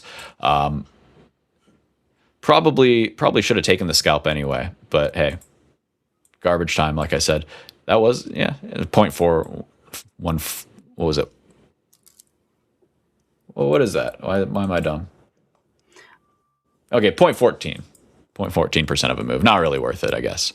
And when you guys are trading these type of options where you're trimming, is it like a day trade or are they typically swing trades? For me, it's always these are scalps, because otherwise it's just very, very quick level to level. Man, this strength is making me want to double check and see if anything changed on the gamma exposure or gamma profile here. We're reaching. I took 10 here. I don't know how this works. Yeah, this is my first trade on Trade the Pool. Awesome. So 10 shares on SPY. I guess, is that what I'm buying? Shares, not contracts? I don't know. Yes, you're buying shares. So Okay. This won't move nearly as fast as like 10 lots of 10 contracts, because 10 shares, if it moves $1, which it just did, it moved like $2 off the bottom, so you'd be up $20 off the bottom essentially. So you can also use. What's that? Let's buy 1,000 then. What you can do is you can do SPXU or UPRO, I believe it is. Yeah, so SPXU is for the short, and you can go UPRO. Yeah, UPRO is the triple leverage long. So then you get 3 times as much leverage. And then those shares are about 143. So you could do like 100 shares of those, and then you would have made like $100 on the move from the bottom. If you do like 500, that would have been a $500 move. For reference there. Yeah, it takes a while to get used to. Working day as well today too. Right, and this is why I've been trading super light and just kind of wanting to be a student of the tape and see how this is kind of working. This is the first witching since I've built my gamma exposure dashboard. So there's a little pop up from it, and so I'm definitely kind of in wait and see mode and just kind of observing what's going on here. But definitely a strong push. I believe this is up to the SPX 7500 pin. I'm gonna try to open and double check that in just a second. When my cloud is done doing whatever it's doing. So this has been what I've been watching today for the most part, but there have been a few swing trades that I'm in that I'd like to share with y'all. First off, oh yeah, nice. We're starting to get some. Steve is the hot potato trader. Sorry. The hot potato trader. That's my new nickname. I'll take that. That sounds pretty good. Yeah, in and out. We used to have a saying, eat then yeet. Like, with our 0-day contracts, just you get in when you think it's working. It starts to work. You start taking them off immediately when it starts to work. When you think the play's done, you just get out and you don't even worry about it. You just yeet that chart right out of your mind. Don't even worry about if it goes higher. You made your money. And that's, I think, super important when you're trading with any kind of leverage, whether it's options or, I think, much smarter to do leverage shares. Just take the money and run. Don't worry if it goes higher, because that's not what we're doing this for. We're doing this to get the fast money really quick, and that can hurt you if you just hold. So Talk's taking his victory lap. DRAM up 7. Yeah, this is the only one I still hold, so I should be happy, but I don't hold enough of it for me to be happy. I feel just like bitter about it because I didn't hold my Micron or my SanDisk, but I still made good money on them, so I'll stop complaining. Alejandro, when you see charts, hold on, once it works. When you see charts like this, doesn't it make you want to just buy and hold? They just keep going. No. No, you're like, this thing's gonna die horribly. I just don't trust it. That's fair. I don't know. I don't know. Belief in the fundamentals of these. It's so much. It's like homework. You got to learn so much for each new sector, and then you have to do all this math. So that's why I'm a technicals trader, to be honest, because I like doing less work and working smarter. So I'm with you there. It's hard to trust some of these things, but when the narrative is good, like chips, memory, the backlogs, they're still quite a ways out. So this narrative still has room. And Dave, I think look at SPY just pulling back, and it's like, I don't know. I would have liked to go long at market open, but I said I wanted to leave it alone. And now it's reaching some sort of area of resistance here around like the 747 area. Yeah, So and I that's think just well, this is the mock candle right here in this minute. So we're seeing large institutional orders, and we're seeing where they settle. So far, it seems like pressure is down, but not amazingly down. Okay, a little more downward pressure. We want to see where the candle closes in 40 seconds as a kind of gauge for institutional strength into the next day. Just seeing which way they're kind of betting on trends. So far, it seems like bulls are winning. Okay, I mean, I'm bullish. I like this. But I think where we're selling off from was 7,500 on SPX. Let me double check that, and that was a big gamma pin. So that's like that options level that's going to kind of make us just bonk our head. Yeah, 7,500. We're playing around it right now. That makes sense that we'd kind of stall out there. If we want to run it though, hey. if I was to go in like pretty heavy, I think I would just sell as soon as 748 hits. I wouldn't play with it, you know? 748. Yeah. Like the previous swing high here, basically. Yeah. And so that's what I would say too, and that's where I always would be taking some off. I'm honestly surprised by this move. I love it. My swings are looking good, much better now. Oh wow! But I just don't expect it to stick. I expect this to come back to the 7,500 at some point. But fine with being wrong if it means I make money. Just wish I had taken this trade that we had talked about through the top here, because man, those are where you do get big gains on options, where there's a big candle like that. Joe mentioning Apple flying up as well. So if mega caps get a bid, that would be very constructive. We've been okay. We've been having some trouble. So Apple, interesting into OPEC. Apple. This is a name to watch going into tomorrow. $9 billion to the sell side. Talk is saying the mock imbalance there. So small sell side imbalance, not enough to be noteworthy. So like those are the kind of plays that I would love to jump in on options. And how do we get access to those kind of moves before they happen? You know somebody. What I would say is the best thing to do is to buy options when they are deprecated on sale. And how I would recommend doing that is like for Apple, for example, you want to basically buy when in the morning manipulation. If you're bullish, you want to look for a bottom wick in that area. Pop's saying witching is happening. It's intense. Yeah, we got some shake and bake going on for now, for sure. Some rotations here. Apple seems like a great contender for continuation into this bullish period that we see. I see this nice little base here. Looks like we can't really give up too much to the downside. We're just grinding higher. And often when you see this kind of grind higher like that, then you get the big explosion and it starts trending. Like to see that. Pop's mentioning Marvell coming back as well. This one, I'm sad that I missed it. Missed my entry at around 280, I believe was probably the spot to get in. I have a few shares from 200 though, so happy with that. But looks incredible for a move higher in my book. I'm curious to know from you, Steve and Hamid, if you guys take a look at the Greeks, and then like what specifically do you look for in the Greeks? Like, do you look at everything like delta, theta, gamma, or do you like what's the most important thing for you when you're looking at your options place? Most important for me is there's a few things. So I already kind of have done. It's a nice move on NVIDIA that we're looking at here. I've already kind of done the math in terms of like I said, I know that if I'm trying to play like a 50 cent to $1 bounce on SPX, then I'm in a 0 DTE. I'm just, looking for this very specific one strike above the current strike. And that will always be delta wise, right around that 0.25 to 0.35 at most. Whenever I am looking for on anything that isn't SPY that's short dated, it'll be a weekly contract. And sometimes I'll swing those, but very rarely. And for those, I always look for 0.3 to 0.4 delta. And that's just because mathematically, that's how institutions tend to play these names. They, when I look up, like I search for institutional flow basically, and I want to ride with institutions that are smarter than me. That's the most bang for your buck, essentially. You buy a 0.3 to 0.4 delta weekly option. When it goes in the money, you sell that for about, 30 to 100%, depending on the IV. And then it can really depend. And then from there, you can essentially roll up if it's still bullish, and you'll maximize the amount you make on the contracts. So that's what I always look for, those delta. That's most important to me. Gamma, it's only important really if you're selling options, in my opinion. Like gamma, I'm not like watching for a gamma pop to sell my contract that I'm long. I'm just waiting for the big candle up, and then I go, oh, gamma's going to be higher off of that. And gamma is essentially just the rate of change getting priced in. So, for example, if you have an NVIDIA daily call right here on this candle at 210, it's a 1 day till expiry.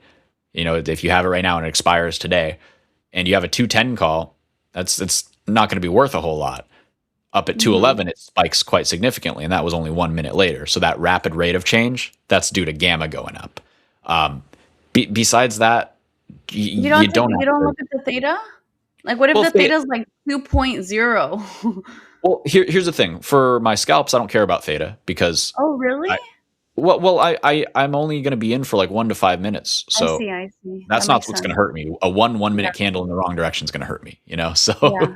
so for then, I do not really worry about that. For weeklies, I mean, definitely. But the whole thing about theta is it's going to hurt you.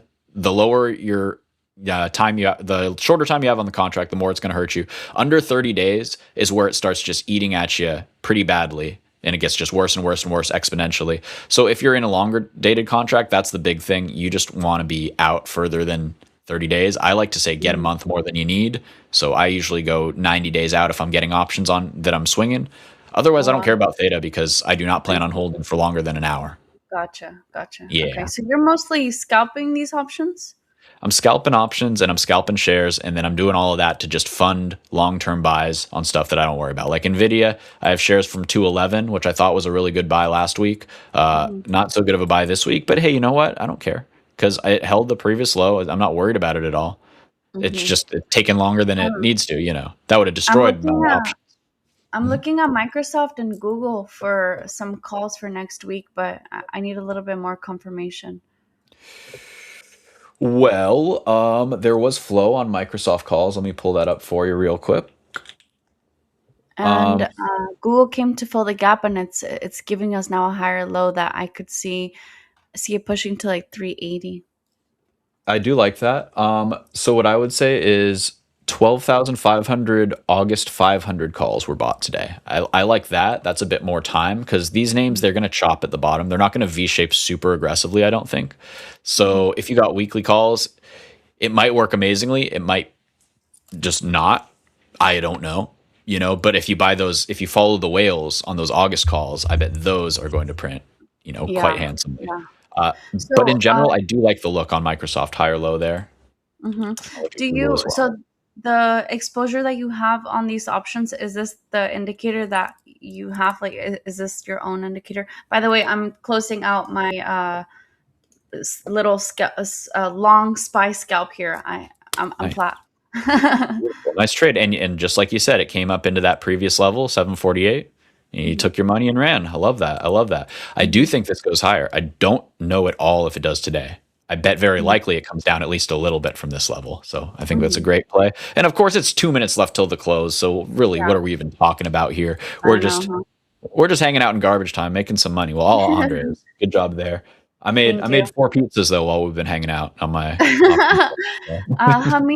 Hamid said, if you want my opinion, the best sector right now to trade options is on memory stocks. Can you elaborate on what memory stocks mean? Sorry. That'd be like SanDisk, Micron. So basically, the brains that power all of these AI stuff. You know, all the computers and stuff. The memory. It's like it's a critical component that's basically very cyclical in nature, which means that when it starts picking up, it's like, oh shit, there's only a few companies and it takes a while to ramp up production and we simply do not have enough. So that means that these few companies can price higher and higher and higher. And that's how you get a stock that goes 10x like Micron does over, you know, a while. So it's kind of a fundamental squeeze in that regard. And then eventually all these companies are going to start saying, hey, well, everybody wants more, we'll make more. And then eventually they all go, well, we're all making more. And then the market goes, wait, oh, now there's a bunch more supply. Why are we paying this much for? And then they crash, you know? So that's kind of the cyclical nature of these things. We're in either a super cycle or an insanely wild bullish cycle here. Yeah. So this will be fun, Alejandro, because you understand the technicals really well, and you're like, what the hell are you guys up to over there on the equity side? Like, what are you even doing, you nerds? So Well, like, yeah, because you guys take a look at the charts and you're just like, "Da-da-da-da-da-da-da-da-da-da-da." that's Happy true. That's true. Father's Day, everybody. Woo. Well, Yeah. not everybody, all the gentlemen that have families. Let's Go get hug your drunk. pops. Go Yes, tell them happy you love them, Thanksgiving guys. weekend. Woo! I All will right, get the guys. options things down and I will start banking with you guys. We should get Hamid here to show us what's up on Mm. his options. Put him on the spot since he was trolling earlier. Yes, yes. That what could go wrong? What could go wrong? We'll think about it. Yeah. What I'm looking forward to here is, yeah, we can talk about more about options. That's good stuff. My favorite thing is using this options information to basically use that data to trade what I think is the best instrument, which is these leveraged shares. So that's what I'm doing on the majority of it. I'm just having fun with the options, but we'll talk about all that and more, guys. We have a ton of great stuff coming up around the corner. Yeah, I can't wait for all the new programming we got going on, Alejandro. I can't wait to do the one-on-one trading competitions. That's going to be a blast too. Are you going to be doing that too with us? I think so, yeah. Awesome, I'll be awesome. on So tomorrow guys, too. oh yeah, and tomorrow we got some stuff going on. So stay tuned, guys. There's a lot headed your way. You know where to find us. Anything you want to leave these fine people with, Alejandro, before we send them Yeah, on their I way? would love to get to know you guys a little bit more since I'm kind of new. This is my second week here with Trade the Pool. If you guys want to find me on social media, I'm Alejandra Trades on Instagram, TikTok, and YouTube. Awesome. Thank you so much, Alejandra. Well, we will see you all tomorrow. Yeah. We'll be doing, me and Josh will be doing the lunchtime review, lunchtime report. We're starting to do those on Fridays as well. We've been doing them on Fridays. We don't even care that the market's closed. We want to hang out with y'all anyway. So come and join us. That will be 10 o'clock Western. So 1 o'clock market time. Be sure to be there. And yeah, we're going to have a lot of great stuff right around the corner for you. So don't turn that dial. Till then, trade safe. See you next time. Bye, guys. See you tomorrow.